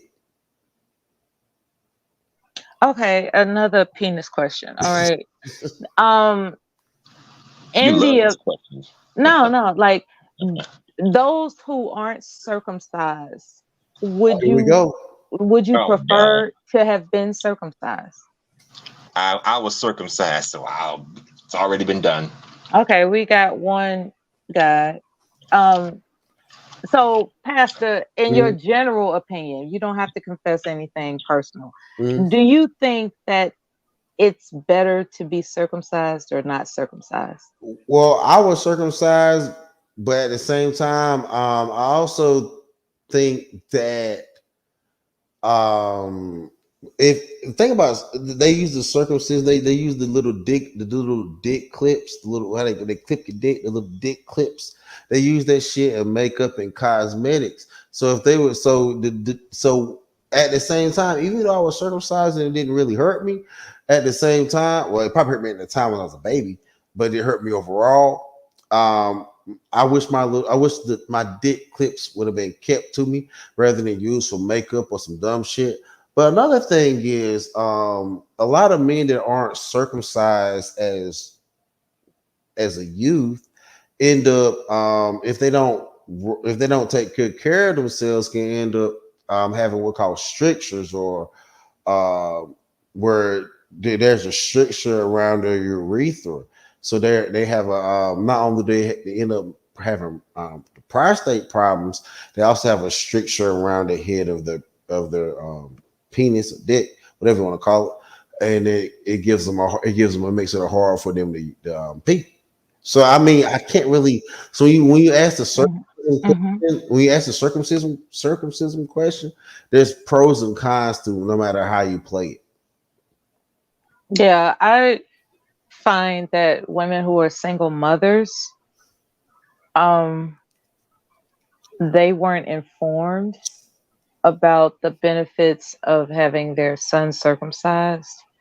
My husband told me straight out that our son is getting circumcised, and I didn't question it. So I was wondering why this isn't a thing that women are doing for their sons. And I've come to the conclusion they don't know what it's like to have a penis, right?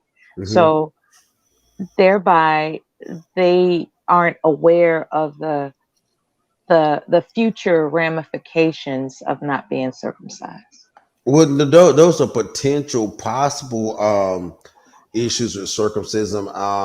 I think before circumcision was a thing, I do think that men rolled back their foreskin and probably took better care of their dicks and probably didn't have as much cheese and peach fuzz and shit that causes that infection and that swelling, which aids in them having that stricture of foreskin around the head of their penis, which is causing the inability to urinate. So I do think that I do think that there, since talking about hygiene, I do think there was a better hygienic. I think that I would say that if It's easy. We have a circumcised. I'm circumcised. I can just throw some soap, water on his dick, and it's good. Let's go. But when I would think that a person that's uncircumcised would have to clean a little bit better or take more time. But Right? because a single mother is not aware of what it is to have a penis, would she be able to assist? Like how do single mothers take care of their sons when they don't know what it's like to have a penis? They don't know what it's like. Well, my son was uncircumcised for a little bit, and his mama didn't mind rolling his foreskin back and cleaning. And that's my problem with it. I think that like a whole lot of excessive assisting at that age, because really, in my humble opinion, you put the child in the bath, you wash him up, but all that, extra that you have to do to assist the boy while he's bathing, I think that has an impact on them. That I think does that. So you're saying that adds to that Oedipus complex where you want to be with your mama kind of shit? No, it just gives them a weird from like I hate, how black people refer to movies, right? Sometimes the mama gotta roll that foreskin back. Well, there's a lot of things that mothers have to do that their male child resents in the future. And my husband was teaching me how to make sure that our son feels independent, as opposed to me assisting him, and so, I made sure he ate proper foods. He was circumcised, as I've just announced, but he ate proper food so he wouldn't be constipated and all this other kind of stuff. Like a lot of men who are in prison, like why would I go to prison for?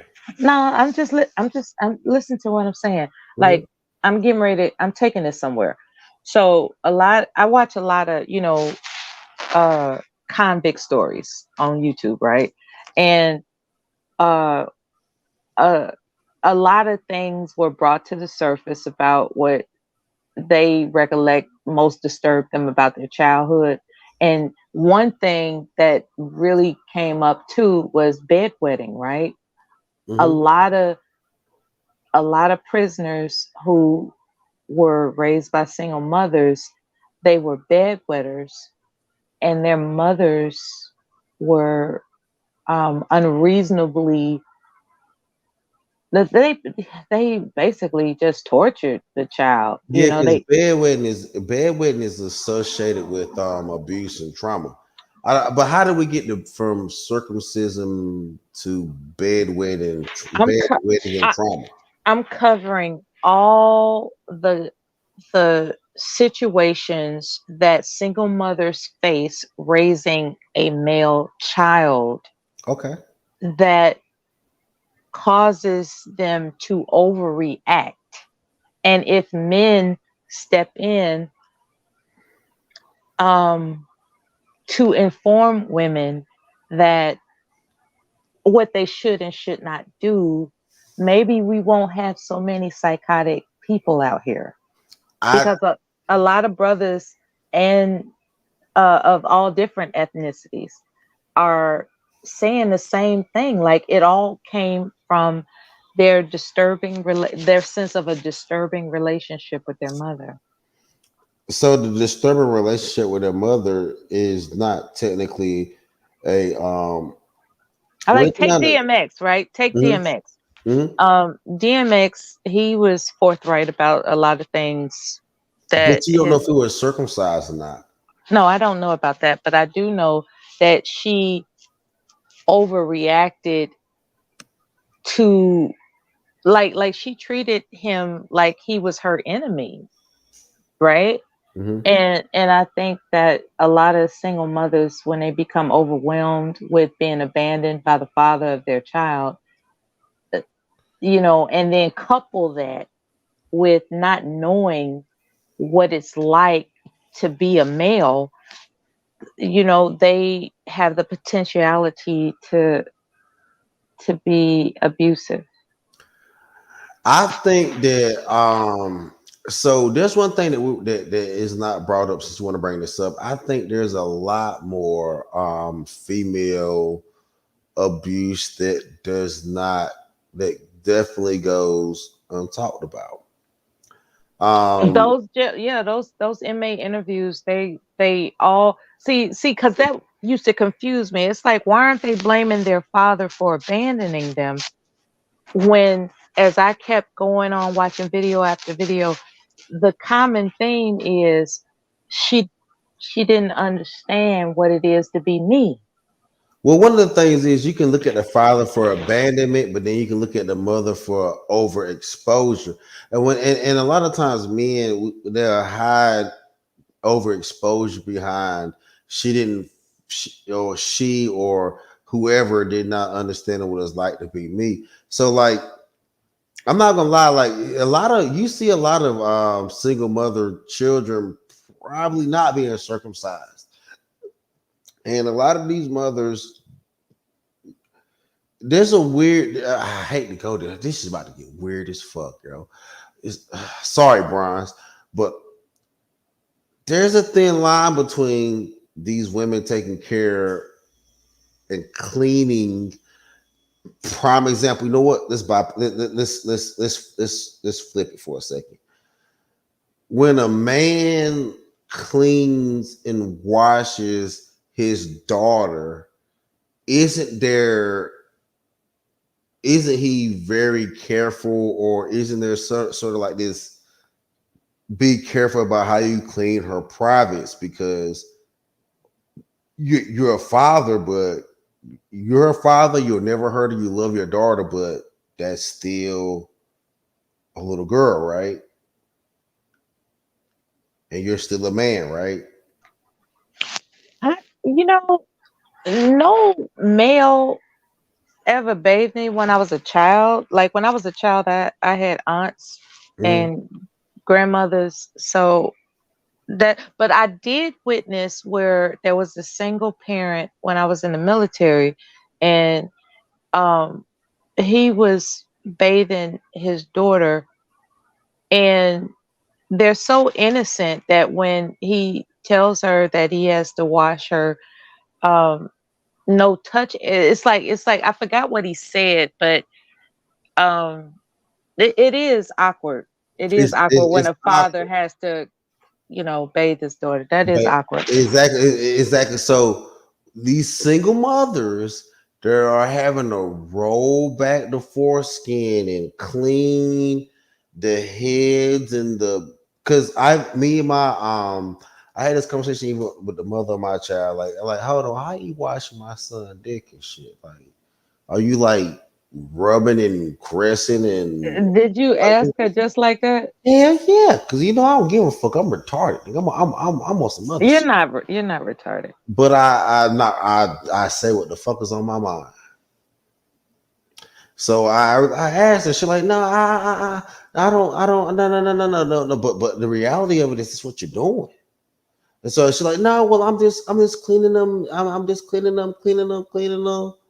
And I believed her. You're right. You're just cleaning them, right? Because I don't think she ain't no predator. She ain't no bad person. She ain't gonna hurt him, right?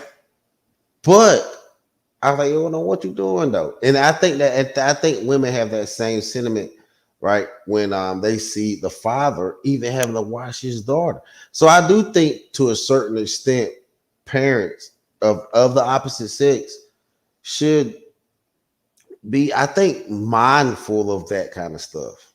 I mean, because it at the end of the day, it does get weird. It does get a little bit. I'm not saying it does get weird, but society can make anything weird. Like Sunkissed talked about how she was breastfeeding and how they made that weird. We talk about how women twerking and having babies has been made to a weird culture. So anything can be made weird. So like, you gotta be legit and 100 and like at least have a conversation up front. Yeah, communication is important. I love communication, even if people just agree to disagree. You know, I was watching Farrakhan pretty much all day today while I was doing some things, you know, straightening out files and stuff. And Farrakhan is an eloquent speaker, man. Eloquent. Mm-hmm. And I'm starting to be convinced of what he's saying about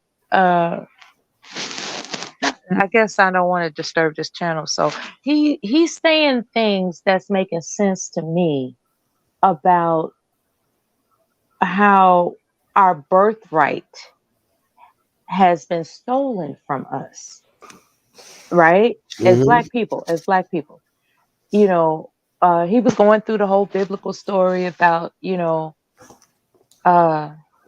the twins that were fighting in the womb and they came out and one of them stole the birthright and this, that, and the other.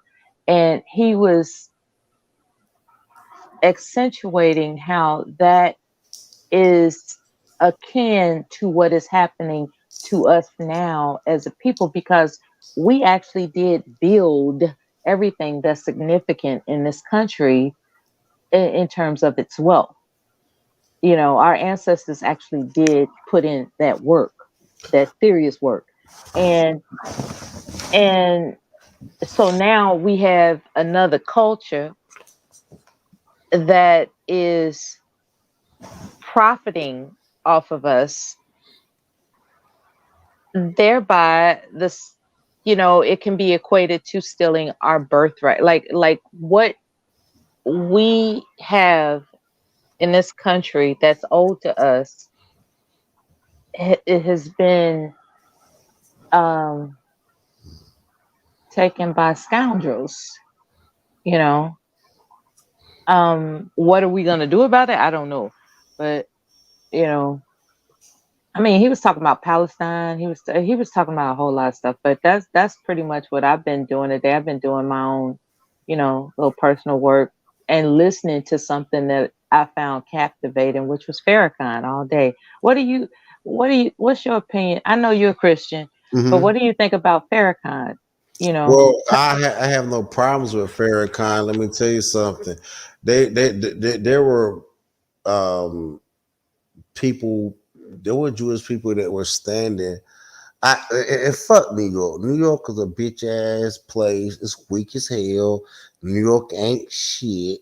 But there were Palestinian and Jewish people in the streets of New York together, and Christian people together. See, let me tell you something.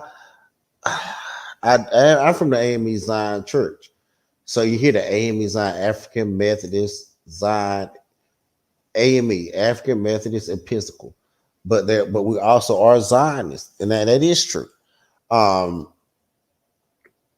But I won't stand for what's being done to those people. I don't care how much of the Zionist belief I'm not turning against my belief, not one bit.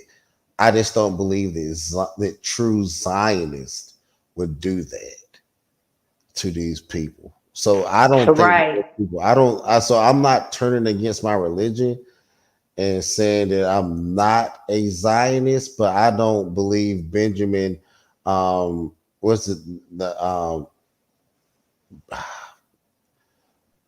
Neheb dude or Neheb dude or Benjamin the Heap dude or whatever the hell his name is. I don't believe Nana Monday, whatever the Mood Day, whatever the hell his name is.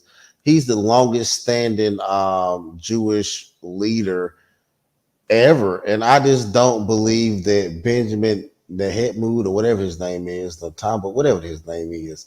I just don't believe that he's a true Zionist. I don't believe he's a true good man. I think he's an imposter. I think he's a liar. I think he's a warmongerer. And I won't turn on the fact of being an AME Zionist from the Black African Methodist Episcopal Zion Church. I won't turn on that belief based off the actions of one man's evil leadership. Therefore I will stand with the Palestinians in this in particular conflict. And it has nothing to do with me being against Jews or Zionists. It has everything to do with me being against an individual man and an individual regimen, military regimen. It's not against a religion or a people. It's against an individual man and an individual military regimen. That's it. Do you think these are the sign of end times? I think this is a sign of trying times. I don't even know if man knows what end times is because time doesn't stop. Even if you look, people from Noah, people from the Book of Revelation, they talk about.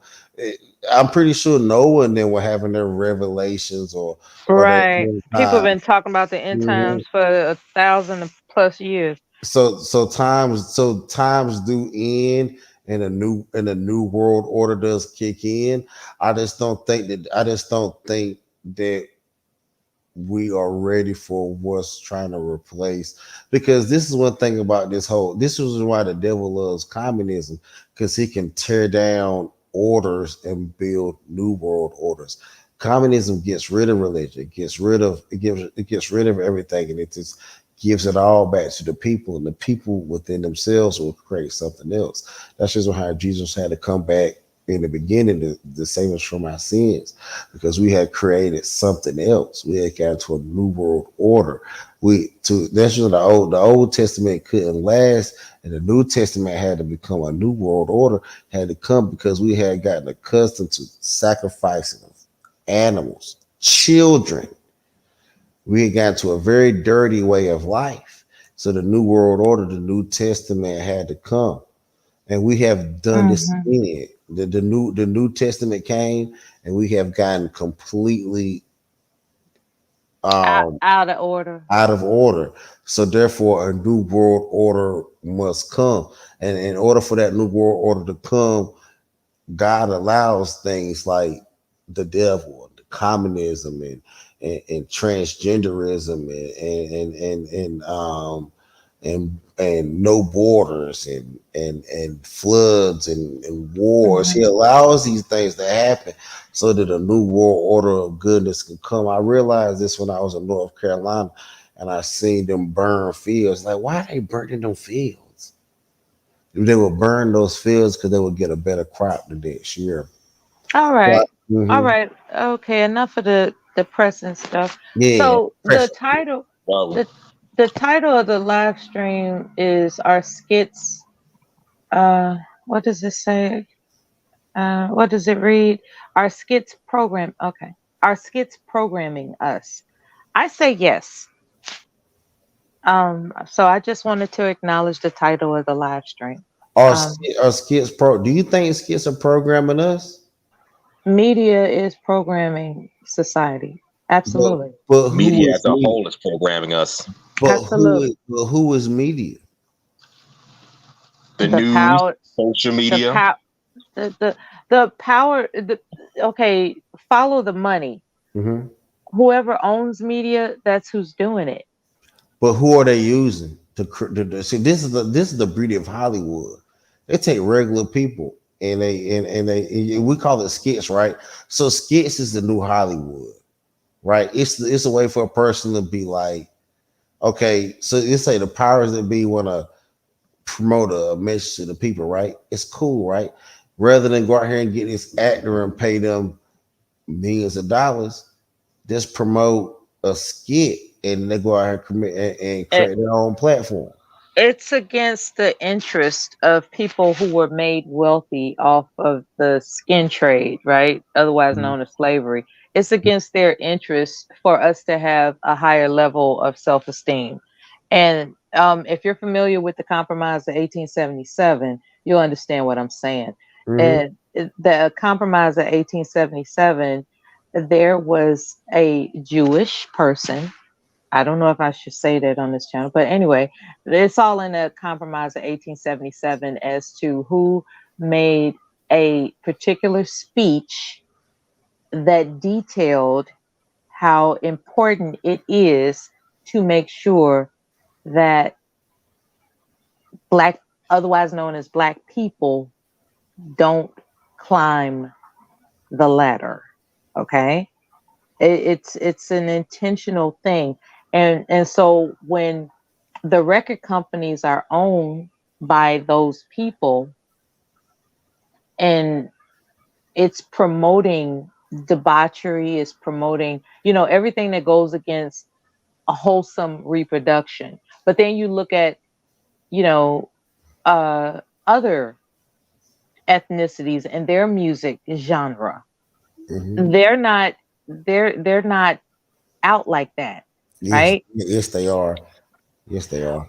It's but see, like, remember when Girls Gone Wild was a thing, and all of a sudden you're not seeing it anymore. You're seeing Black women that are being bombastic out there. And remember, By personal choice. I'm not saying that.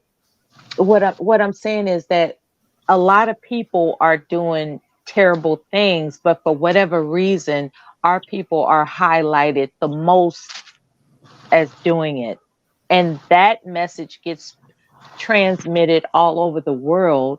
Thereby, it is assumed that we, by default, are the ones that are prone to do it, as opposed to understanding that America as a whole is on some Babylonian shit. Yeah, You know, that's the magic of it all, right? So that's the magic trick of it. That's the delusion of it all. So the reality of it is, man, if y'all, so if they keep showing stuff, if they keep showing, remember when afros was a thing? All of a sudden Black people wanted afros. So that was a media influence as well. But that's true. that's what I'm saying. But what So I'm the saying more is, images that they keep promoting that we are we by have nature, we have yeah, to stop the woe is we me. got to think for ourselves. That's Exactly, what we got to do. because that's right. Black people are lying to themselves if they don't. If Black people think that rap music did more damage to the Black community than rock and roll did to the white community, we are lying to ourselves. We are, we are lying to ourselves if we believe that. I feel you on that, because it did change an entire generation to become defiant and rebellious against the against conforming. What rock and roll music did to white America is I think it just brought out who they flavor. are. I no. So that's like saying that rap music brought out who we are. Is that true? Did it not? It didn't. It influenced who you wanted to be. The same thing. No. It brings Not out. really. It brings No. out. It brings out who a person wants to be. Right? No, that's not who they want. It influence who you want to be. It doesn't bring out who it doesn't. It doesn't. It influences who you want to be. It doesn't. It doesn't bring out who you want to be. So if rap music turning Black men into hustlers didn't bring out the fact that Black men want to be business owners, or pharmacists, or doctors, or teachers. Like Nas would have been a better teacher or professor than rapper. He didn't bring out who you wanted to be. Okay. Okay. Another instance. Let's take the Bill Cosby show. Right? The Cosby Show. For whatever reason, there was increasing numbers of Black students attending HBCUs after the Cosby Show. Like, so Actually, it was something called the Black Ice Days, where Black kids were going to HBCUs naturally. See, this is the upside down. This is the magic. This is the evil magic of it all. Art imitates life. Now that art imitates real life, we've switched art the art imitates life. We switched life to imitating art. That's a magic trick. Because at one point, all art, even movies, script, everything was better when it tried to imitate real life. Now that real life is imitating art, life and art is not as good. This art was way better when people painted pictures or wrote poetry or wrote songs or played music or all art all art was better when it imitated life. The other way around is not working out well for us. Well, it's hard to get around freedom of speech, so you know, more things to come. You know, freedom of speech is a hell of a thing. It's a good thing. Would you ever give it up? I think it can be managed to protect the children. I think there are certain aspects of media that children shouldn't have access to, but they do. But whose fault? Whose fault would that be? The people that don't know how to set restrictions, boundaries, borders. Yeah. Everything that they want to tear down, right? Yeah. And that's how this game works. And this where and the art that they playing is starting to imitate on our lives. People don't have, I mean, so y'all got me having a conspiracy serious conversation right now. I want to troll all night, but y'all got me out here having a conversation. Y'all wrong. Y'all are wrong. What do you think about artificial intelligence and where we'll be in, like the year 2050? Artificial intelligence is a new war that they can wage. The Afghanistan war lasted 22 years. This war that they're raging right now will probably take us from 2024 probably up to about 2045. And then from there, they have a cool off period, and then they'll have the artificial war. If you look at the first artificial war was actually fought in 2016. I don't think Bronzebird is here, but I can tell you the artificial war has already been fought. I can show it to you. But I don't think Bronzebird is. You can describe it. I would rather show it to you so you wouldn't think I was lying to you. I don't think you're lying. Just say what you gotta say. So in 2016, Israel went against against the Palestinians, and the guys are stripping. They use what they call artificial intelligence to do it. And they also use something called the Xavier 1000, and they can see through walls. It's a machine that they have that can see through walls. And it was when they were using advanced artificial intelligence. Israel is a big arms dealer. They're a huge arms dealer across the world. And Intel information is one of the biggest arms you can have in war. They got that Iron Dome over them, right? Well, the Iron Dome, yes, the Iron Dome is more like it can see, it can heat, seek, and pick up missiles, projectiles, right? Projectiles, yeah. So allegedly they're protected, but as it turns out, the Palestinians found a way to infiltrate them. No, they didn't find a way to infiltrate them. It was they.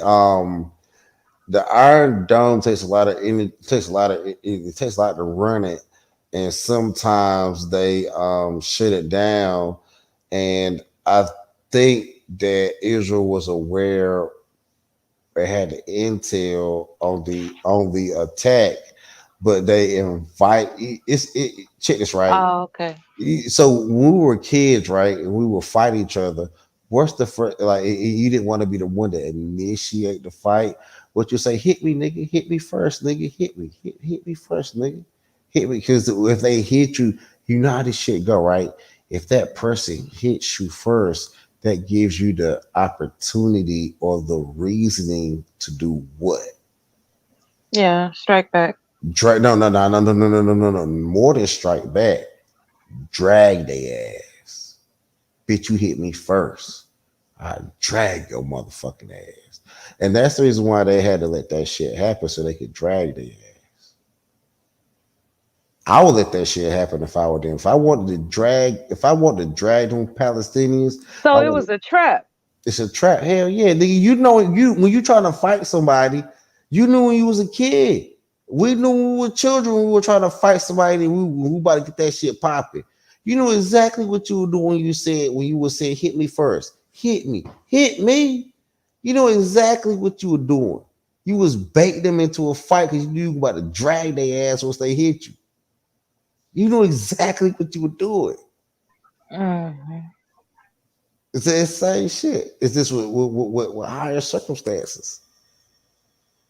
Hell yeah, man. They knew exactly what they were doing. Hit me, motherfucker, so I can go ahead and drag your bitch ass. You ain't gonna hurt me. You ain't gonna hurt me. I'm about to fuck you up and be justified doing it. It's how the game go. Right. You know what I mean? It's fucked up. It's fucked up. Mm-hmm. So therefore, like I said, again, I still with Palestine, because considering knowing myself and knowing the shit that I've done and knowing how the shit and just knowing how human behavior is and shit we do, I was like, man, I can't sit here and sign on with what's happening to these people. I can't sign on to that shit. Like, come on, man. Y'all baited these motherfuckers or something. You know, so when something was happening to the what are those people called? The conflict prior to this escapade, the Ukraine, how this particular conflict with Palestine and Israel, it's overshadowing Ukraine. They're all connected. That's why I was gonna ask, like, how would you say they're all, like, how could you frame, can you paint the picture, connect the dots as to how it's all connected? So China is giving Iran all the money and all the money, bullets, and projectiles that they need, and Iran is giving it to the Hamas and Hezbollah, and that's how China is funding that war. And then China is also backing Russia as well. America is fighting a bunch of by proxy wars. We're fighting a war in Ukraine by proxy, not wanting to go heads up with Russia. And we're helping Israel fight a war against Hamas and Hezbollah, because we're by proxy not trying to fight against Iran and China. And then we're also fighting with China over Taiwan and even the Philippines at this point. So these are all proxy war where we're using other countries that we have control over to fight proxy wars. You know what I mean? For us, right? Yeah. Geopolitics is very, very, very complicated. In the meantime, there's these immigrants that are being welcomed over here, migrants or whatever you call them. Because we'll need them. I'm gonna tell you why.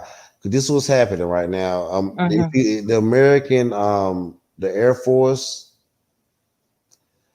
the Army, the Navy, and the Marines, and the Special Forces are having a horrible time right now with recruitment.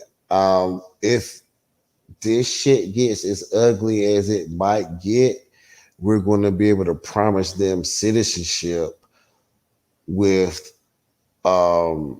giving them we're going to be able to promise them citizenship and give them the military experience to fight for this country. Ain't that something? Yeah. Mhm. I heard that so many Americans are fat and out of shape and not equipped to serve in the military. Mhm. I've been hearing this. Like young people from 18 to 25, they're just too fat to serve in the military. Like all these young people in America are getting sick. Yeah, and And well, the military age man in America is too gay to I'm not funny fuck up say the military age man in America right now is too gay, too soy boy, too soft, too emotionally evolved to be. they're not equipped to fight. They're not equipped to fight. So therefore, you have to bring in a third world country male to be able to substitute the fact that because during the revolution, Ain't that something? during the Revolutionary War, only 3% of Americans fought, and that 3% was rounded off by using slaves to fight for their freedom, right? Ain't that something? Do you remember black men fought for their freedom during the Revolutionary War? A lot. The British and America will both try to offer black men freedom, citizenship, right? Freedom is another word for citizenship in my statehood, or in my country or whatever. But that's the reason why they were doing it. And the same thing is happening right now. It's the same thing is happening right now with third world people. They're going to come to America and this conflict is going to happen. They're going to be able to push America to having a fighting force based off their freedom, or their ability to become a citizen or a statehood of this country. Pastor, it's my comment that at some point in the future, you'll become enlightened and less interested in being a troll in these YouTube streets. In the event that occurs, let's say hypothetically, you just say, you know what, I'm tired of this dumb shit. I'm gone. I'm not even interested. I'm not gonna check in with nobody. I'm done with this black YouTube bullshit. In the event that occurs, what do you want people to know about you that they don't already know? I don't know. I think it's easier for me to troll. What legacy of reputation do you want to leave behind if you decide to take a hiatus for an extended period of time from YouTube? Oh, well, I don't think there's much I don't know, because my body at work on YouTube hasn't been very productive. I've been up here just clowning, cutting a fool.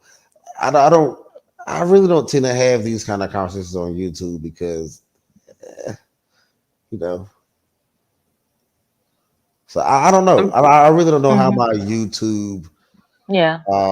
It's my hypothesis that none of us really take each other seriously, and we're just having fun.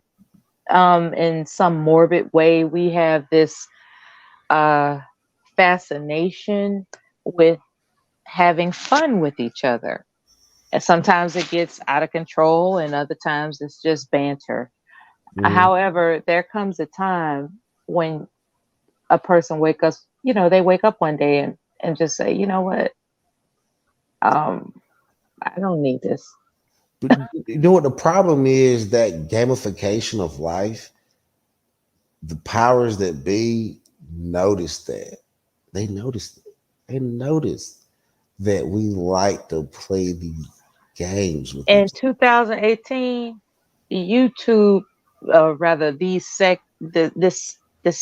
section of panel participations in Black YouTube was on and popping continuously. It was crazy. It was like keeping up with a damn soap opera, and it's like if you miss one day, you missed everything. It's like you just continuously tuned in from 2018 up until I would say 2021, maybe 22, early 22.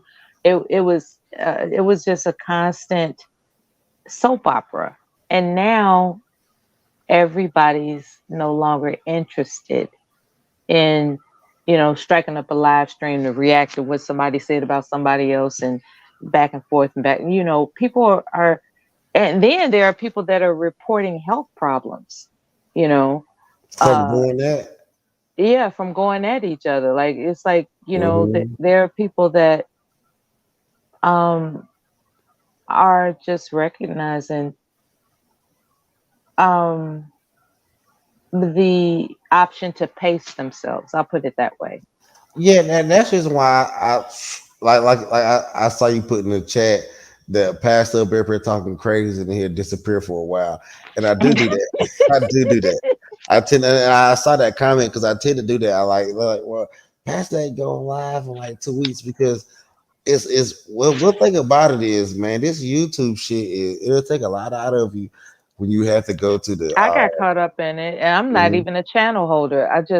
I was just really riding the wave of the challenge, right? Like, when somebody is cutting up about you, there was this compulsion to react to it. And one day I just realized, I said, I don't have to react to everybody that says something about me. I just don't have to do that. yeah, and YouTube is very, like I say, compulsion. It's But very there was a time between 2018 about 21, 22. That was everybody's thing. Reaction. They were it's a reactionary. thing right now. That's the majority of if you want to be real about it, the majority of YouTube comment is nothing but reaction videos. I think it ties, I think it really taps into the impulsiveness of us as human beings, like they have a react. Is it a disorder? Are we all suffering from some type of impulsive disorders? I Like, think that I think that we all have. because for to not be able to let just something, to not be able to let something just pass you by, Mhm. it's like, okay, so you just into being impulsive. It's very impulsive. Um I think it's if you get a diabolical mind and you start looking at ways to exploit people, why would you not start it? Why would you not start at impulsive behavior or what we call triggering? This whole thing about you're triggered. What is triggered? What is that? Well, Is that just that's a yeah? bait. That's bait talk. BAIT. That's bait talk. That when someone makes that uh accusatory statement, Mhm. it's bait talk because they know that you're impulsive and you're going to react to that. So, when you don't fall for the bait, then you really got something. So It's important not to fall for people who are practicing tactics. so It's very so important. so being triggered or triggering, whether the person being triggered or the person doing the triggering, you understand that this is an impulse based behavior at the end of the day, right? Hmm. And then when you step above the impulsive behavior, you start to control compulsive behavior, and that turns you into a troll. That's why a lot of niggas troll. I troll. It is there's no way of going around it. YouTube is a wild place psychologically and how it makes you It was wild, right? It was it's so wild. wild. It still is, but it's not it died down some, and I that's a remember the good thing. first time I overreacted, and it had nothing to do with me. I was listening to this woman attack another woman because she's light skinned. She was calling her mulatto the B word, and and just like you mulattoes think this, and she was just being really vicious about that. And all of a sudden, it reminded me of an encounter I had with a woman who was trying to demean me when in actuality she wanted to have sex with me. And so when I heard her going at her so hard, so ferociously, I said, wait a minute, you want to fuck her. That was the first time I became antagonistic on a panel, because it was just so obvious that if you're putting, like, what's the nature of why you're putting this much energy into humiliating somebody if you're not sexually curious about them? Do you think that a lot of the so I'm gonna ask you a question. Do you think that the brothers that call out other brothers on YouTube, you think that same theory applies? I've never been a man, so I don't know how the mechanics of that works. I think that you as men, I think you all operate in a different way because you have testosterone. So you're prone to be aggressive anyway. Exactly. I'm about to say that same theory don't apply, because it would mean that would be more or less seen as just basic competition. So I get your theory, but I don't because think men are territorial. It doesn't apply across the board. Yeah, it doesn't apply to men in my thought because of the territorial aspect. I think that you all being men, I am confident that by nature you're territorial. And so that factors into why you all, argue amongst one another. But women is different for us. We there's an underlining reason. So are men behind the wrong? aggression. Are men wrong for being turned on by a girl fight? Yeah, I'm glad you brought that up. I'm glad you brought that up because I remember being really disturbed at hearing somebody confess that he loves to hear, women fight on panels. He loves it. Like, it makes his day.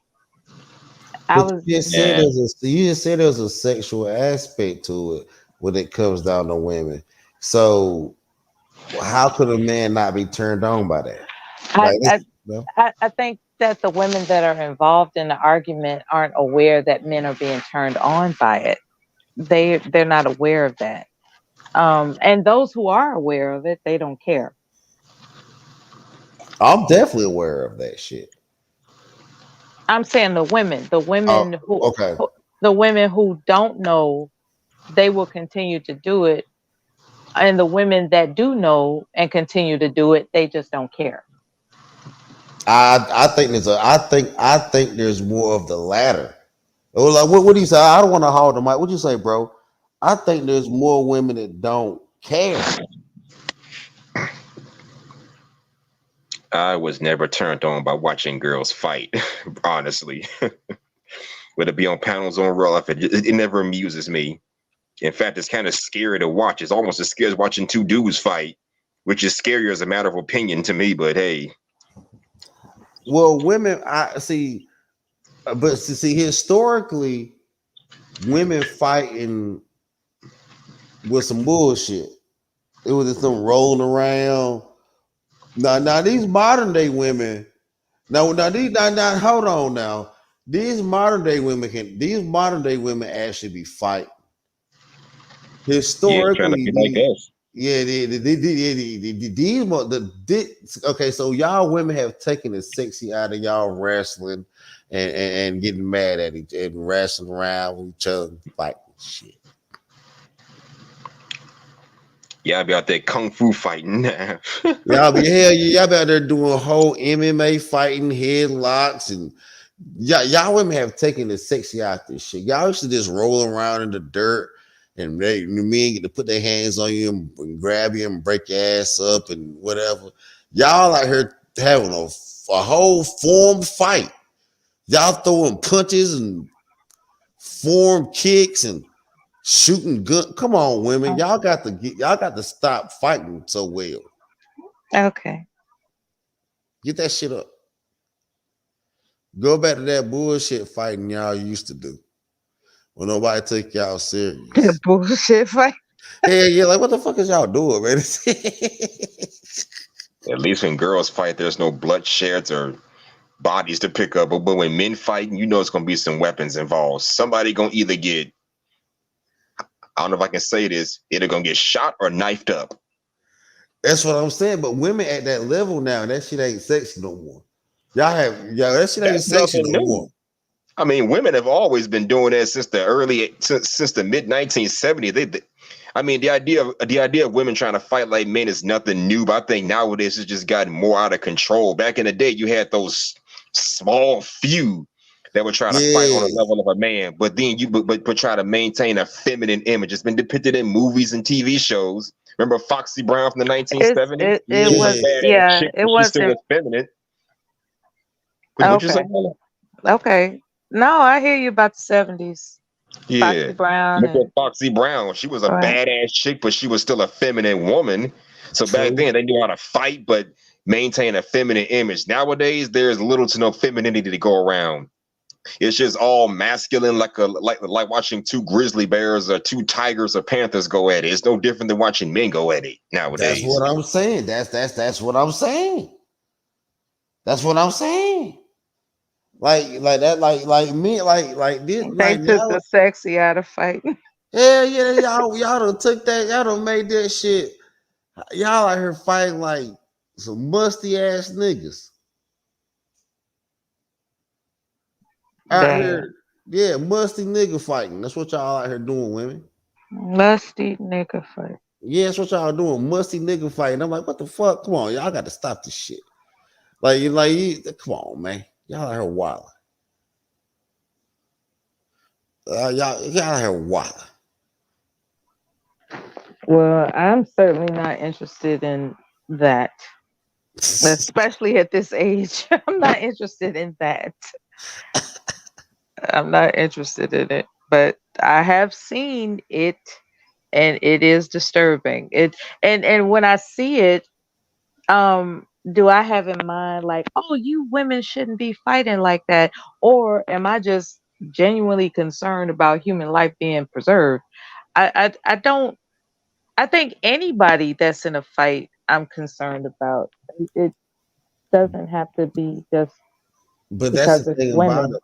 When women used to fight, won't nobody really concerned about bodily harm. It was more or less the image of look. We don't want our pretty nice cool women out here fighting. They adding up. We break this shit up. Originally when women fought, it was not about bodily harm. That's the whole reasoning why we say women can't hurt men or women can't hurt nobody. That's what that whole even though we know that y'all violent asses can, that whole notion came from historically y'all were viewed softer. So therefore the threat of y'all causing bodily harm was not the first thought. It was the image of you being, it was the image of a woman that they didn't want women to look violent or aggressive or bad. It was what y'all fighting was more of an image thing than a bodily harm thing. With men, it was straight up a bodily harm thing. And no one really even cared about image because you got a good image if you were able to cause bodily harm or shut somebody down as a man. It was fundamental. That's all I'm saying. I think these movies, they're promoting that type of thought. They're they're showing women in action scenes that usually a man was in. There was a time men were in certain action scenes that women are now performing. And so women are, you know, accustomed to the idea that I got to throw hands. It's all a conspiracy to push strong, so-called strong women to the forefront and men to the back. Exactly. These are great. Listen, I'm gonna let y'all go ahead and finish cooking on this topic. And I might go to sleep. How long before there's a woman president though? We don't need that shit. Like, we already got a vice president, so hey. So are you all really intimidated by the thought of a woman being president? No. I'm not intimidated. I'm not intimidated by it. I know how other countries will see it. Like if Hillary Clinton would have been the president, what you're seeing other countries do to America right now under Biden, it would already be 3 times as worse. But Margaret Thatcher was the prime minister in England, and that wasn't a problem. Margaret Thatcher also waged a war in order to get reelected, and a lot of men died up under her regimen. But men are dying under the regiment of men as well. Margaret Thatcher sent them men to die just for her reelection. You can argue that men did to do that too. So your whole deal with Hillary, your whole deal with missing out on Hillary being president is that she's a woman and it's not gonna work. No,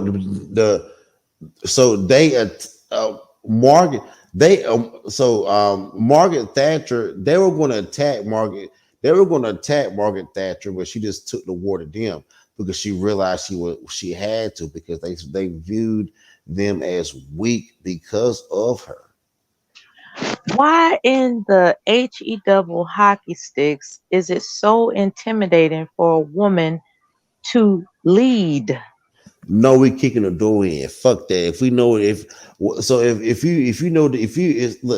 society knew there was a bunch of women just at home, sitting at home alone, society's kicking that door in. They're not it's not about women leading. Do they have the capacity to lead? Because when people gonna keep that. People will kick a door in with a man being in charge and in leadership. What the hell you think they're gonna do if they know a woman's in charge and running that shit? They will kick a door in there and come in there with full out. Man, nah, hell nah. Forget these female presidents. That shit's lame as fuck. We need to cut their ass up out of here. Maybe Speaker of the House.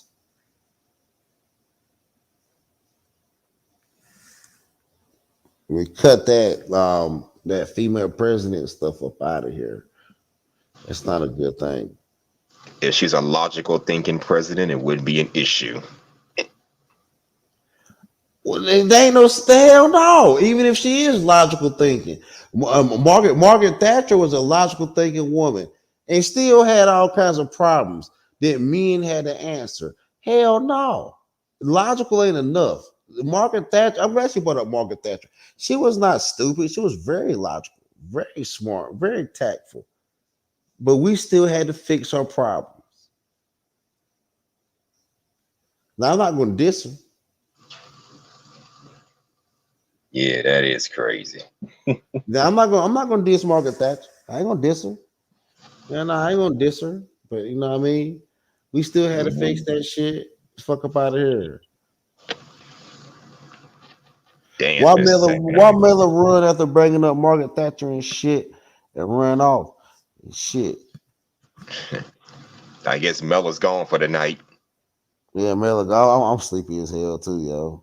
Yeah, leave it to her to make the conversation interesting and sexual. That's why I like talking to her. Yeah, Mella cool. I like getting on YouTube, trolling and wilding with people. But we had a good conversation. It was political, social, a lot of shit tonight, yo. But I'll get up out of here. Y'all stay blessed. Yeah, get your ass out of here, you little divester talking shit on my panel, motherfucker. You know what I'm saying? Rapping for New Yorker. Get up out of here. Man, New York smell like pissy ass hot dog water, man. Y'all gotta get that shit. Nah, don't take this L for the South, yo. I don't want to hear you The speak, South bro. will never take an L. We'll rise again. God, I hear. We ain't trying to hear your bullshit, man. We will rise again. The South will You's a rise hater. again. You's a hater, man. I'll I'll see you later, little divester. We're gonna bring the Confederate flag to New York. Y'all have a blessing. Yeah, you can go ahead and do that and watch your ass get torn up with these Tim boots, fam. We're gonna bring that Confederate flag to the Bronx. Son, we will stomp you out in the Bronx, son. You's not saying nothing. We're bringing the Confederate flag. Bro, you haven't even been past the Mason-Dixon line and you sitting here talking about, oh, we come to the Bronx. You ain't going nowhere. Nah, I sent my cousin up there. I ain't going up there with you. Yeah, exactly. Go stay your ass below the Mason-Dixon line. That's all I'm gonna tell you, son. Where God is good. Nah, son. You up there with the Statue of Liberty. And that's a sign of man wanting liberty away from you God. You act as if I don't know what that entails and what that means. But we still here, you know what I'm saying? Yeah, y'all after 9/11 and still going ahead and strong, you understand? No, you think I don't live in Babylon for what it is? Y'all live in a constant downfall. Y'all live in a city of man. Yeah, whatever. Y'all, you need to get up out of there for apocalypto happen and a great flood of the. I already have plans to. Well, we're not going to talk about that. Yeah, but it doesn't mean that I'm not going to be a native New York at heart, because I am, and always will be. Don't bring that shit with you when you leave. The Hudson River gonna overflow that sorry, dirty city. We gotta watch that city. We gotta let's baptize. Where you at now? You in Texas? Yeah, you damn right. Let's baptize. Let's swim in North Carolina, yo. Yeah, let's baptize. When was the last time they had an artist come out of Carolina? Petey Pablo and J. Cole.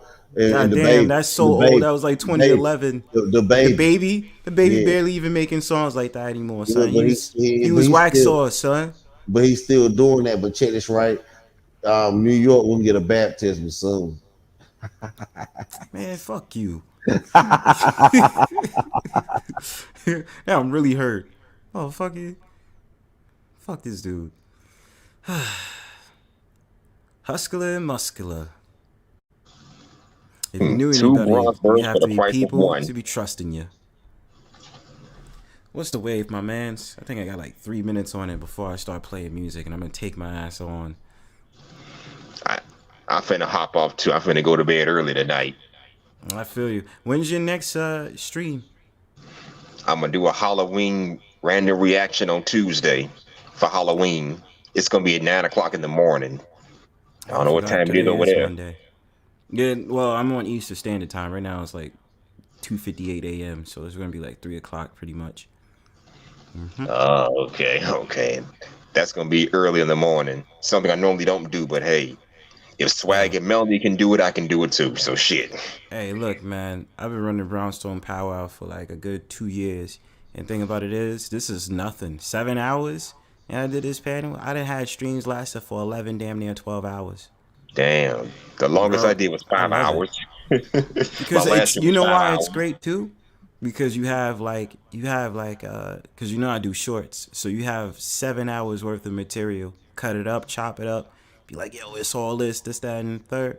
As long as you don't start wilding out and said that I have a copyright notice, because, you know, they be sitting there. That already happened on my last.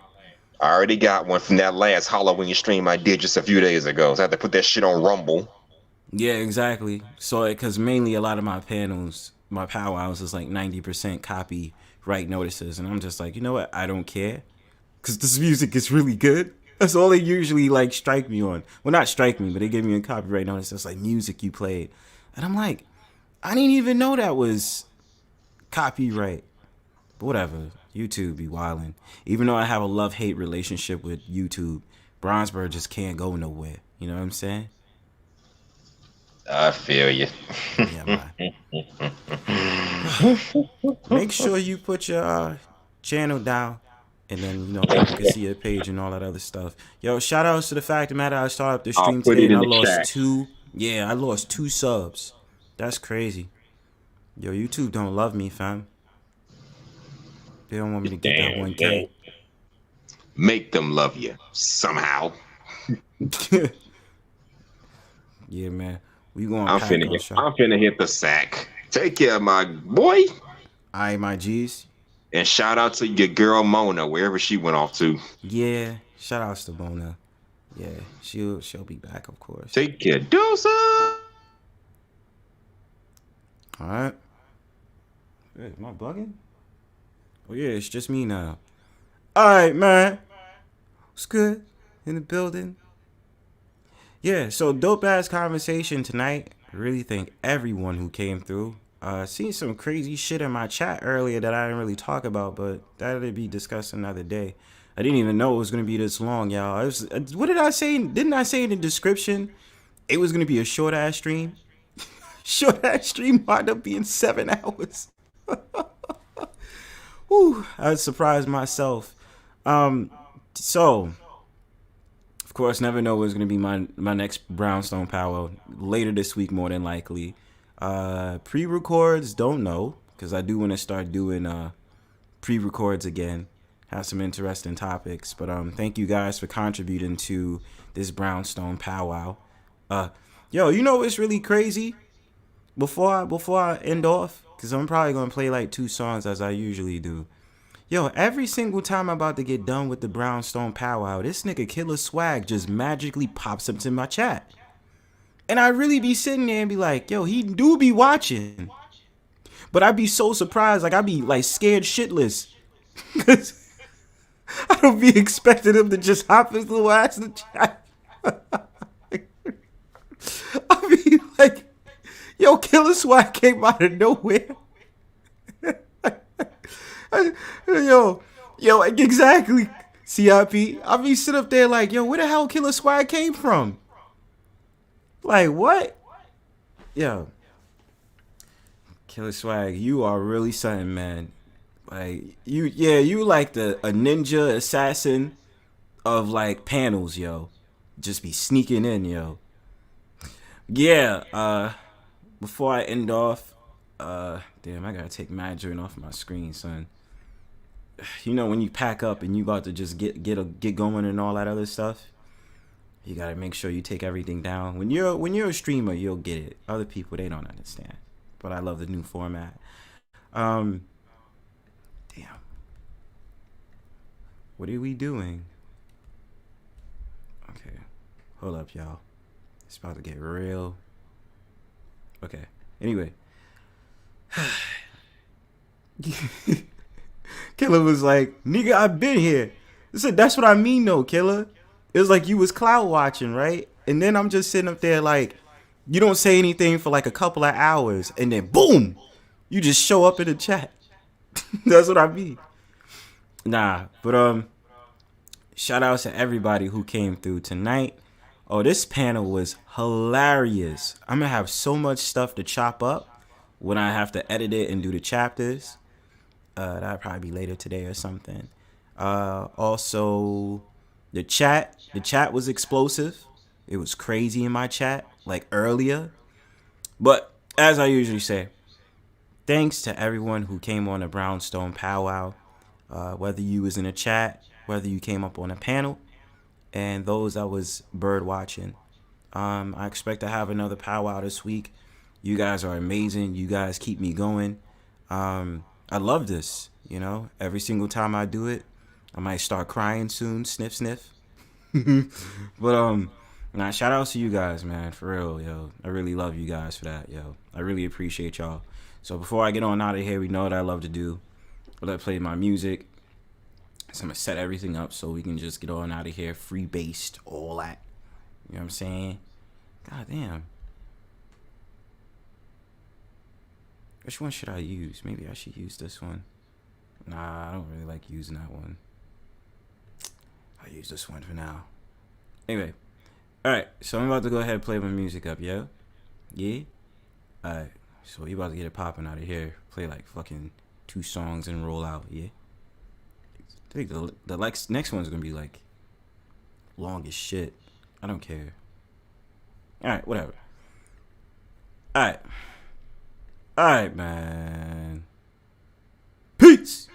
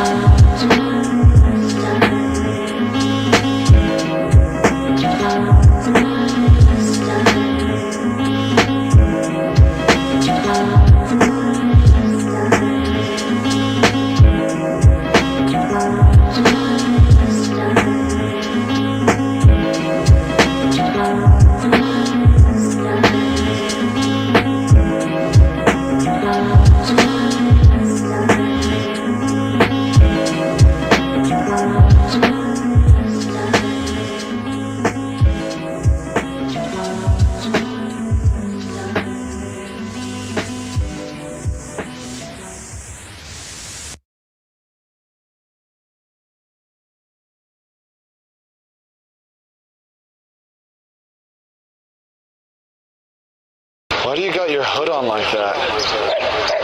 Well, when I came home from school, my head started to get really hot. So I drank some cold water. But it didn't do nothing. So I laid in the bathtub for a while. But then I realized that it was my hair that was making my head so hot.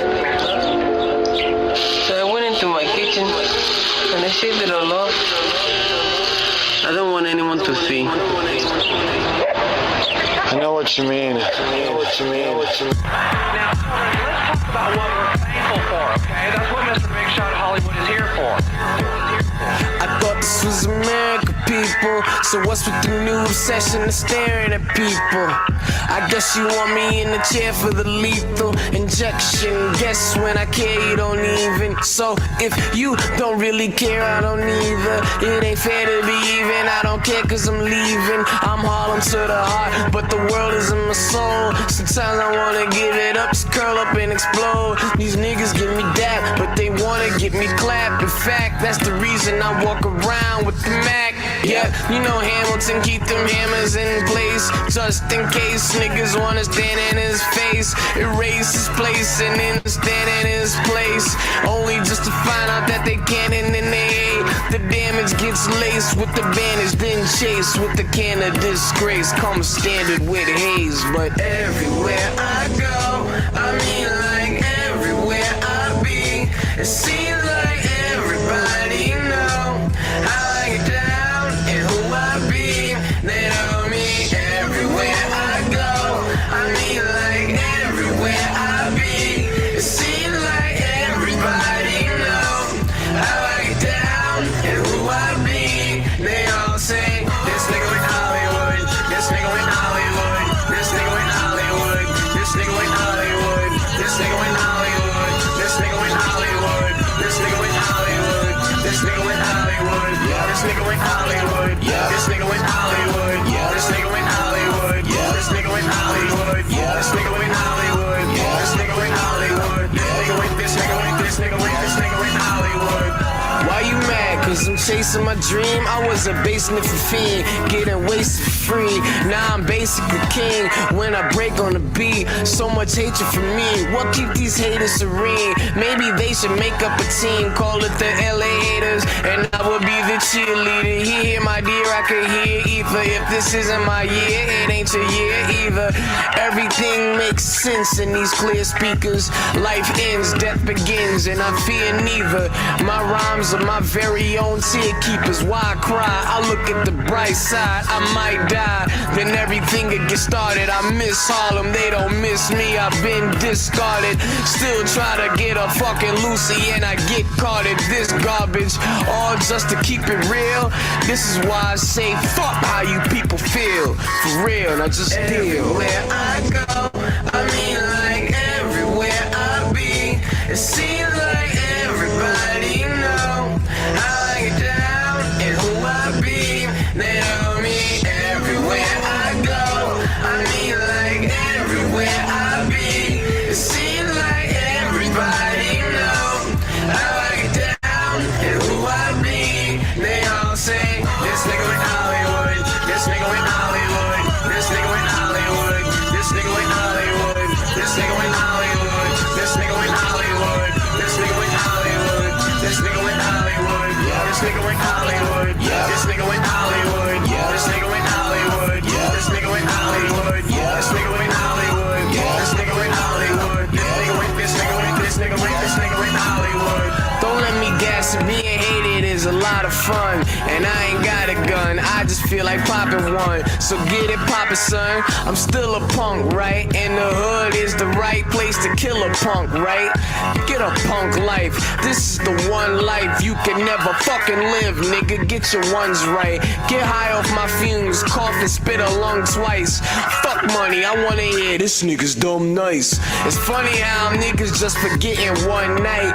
You're always doing wrong, even if you're done right. I know how Mace feel, I'm sure he would never admit it, but Harlem is full of hate and Georgia is better. But I can't escape home, that's why I stay home. Just making sick beats that can make the bass moan. Take away the zone and I'll die on the surface, but at least I could die with a purpose. So fuck you, one. Now that's Hollywood for you. Out this fucking booth.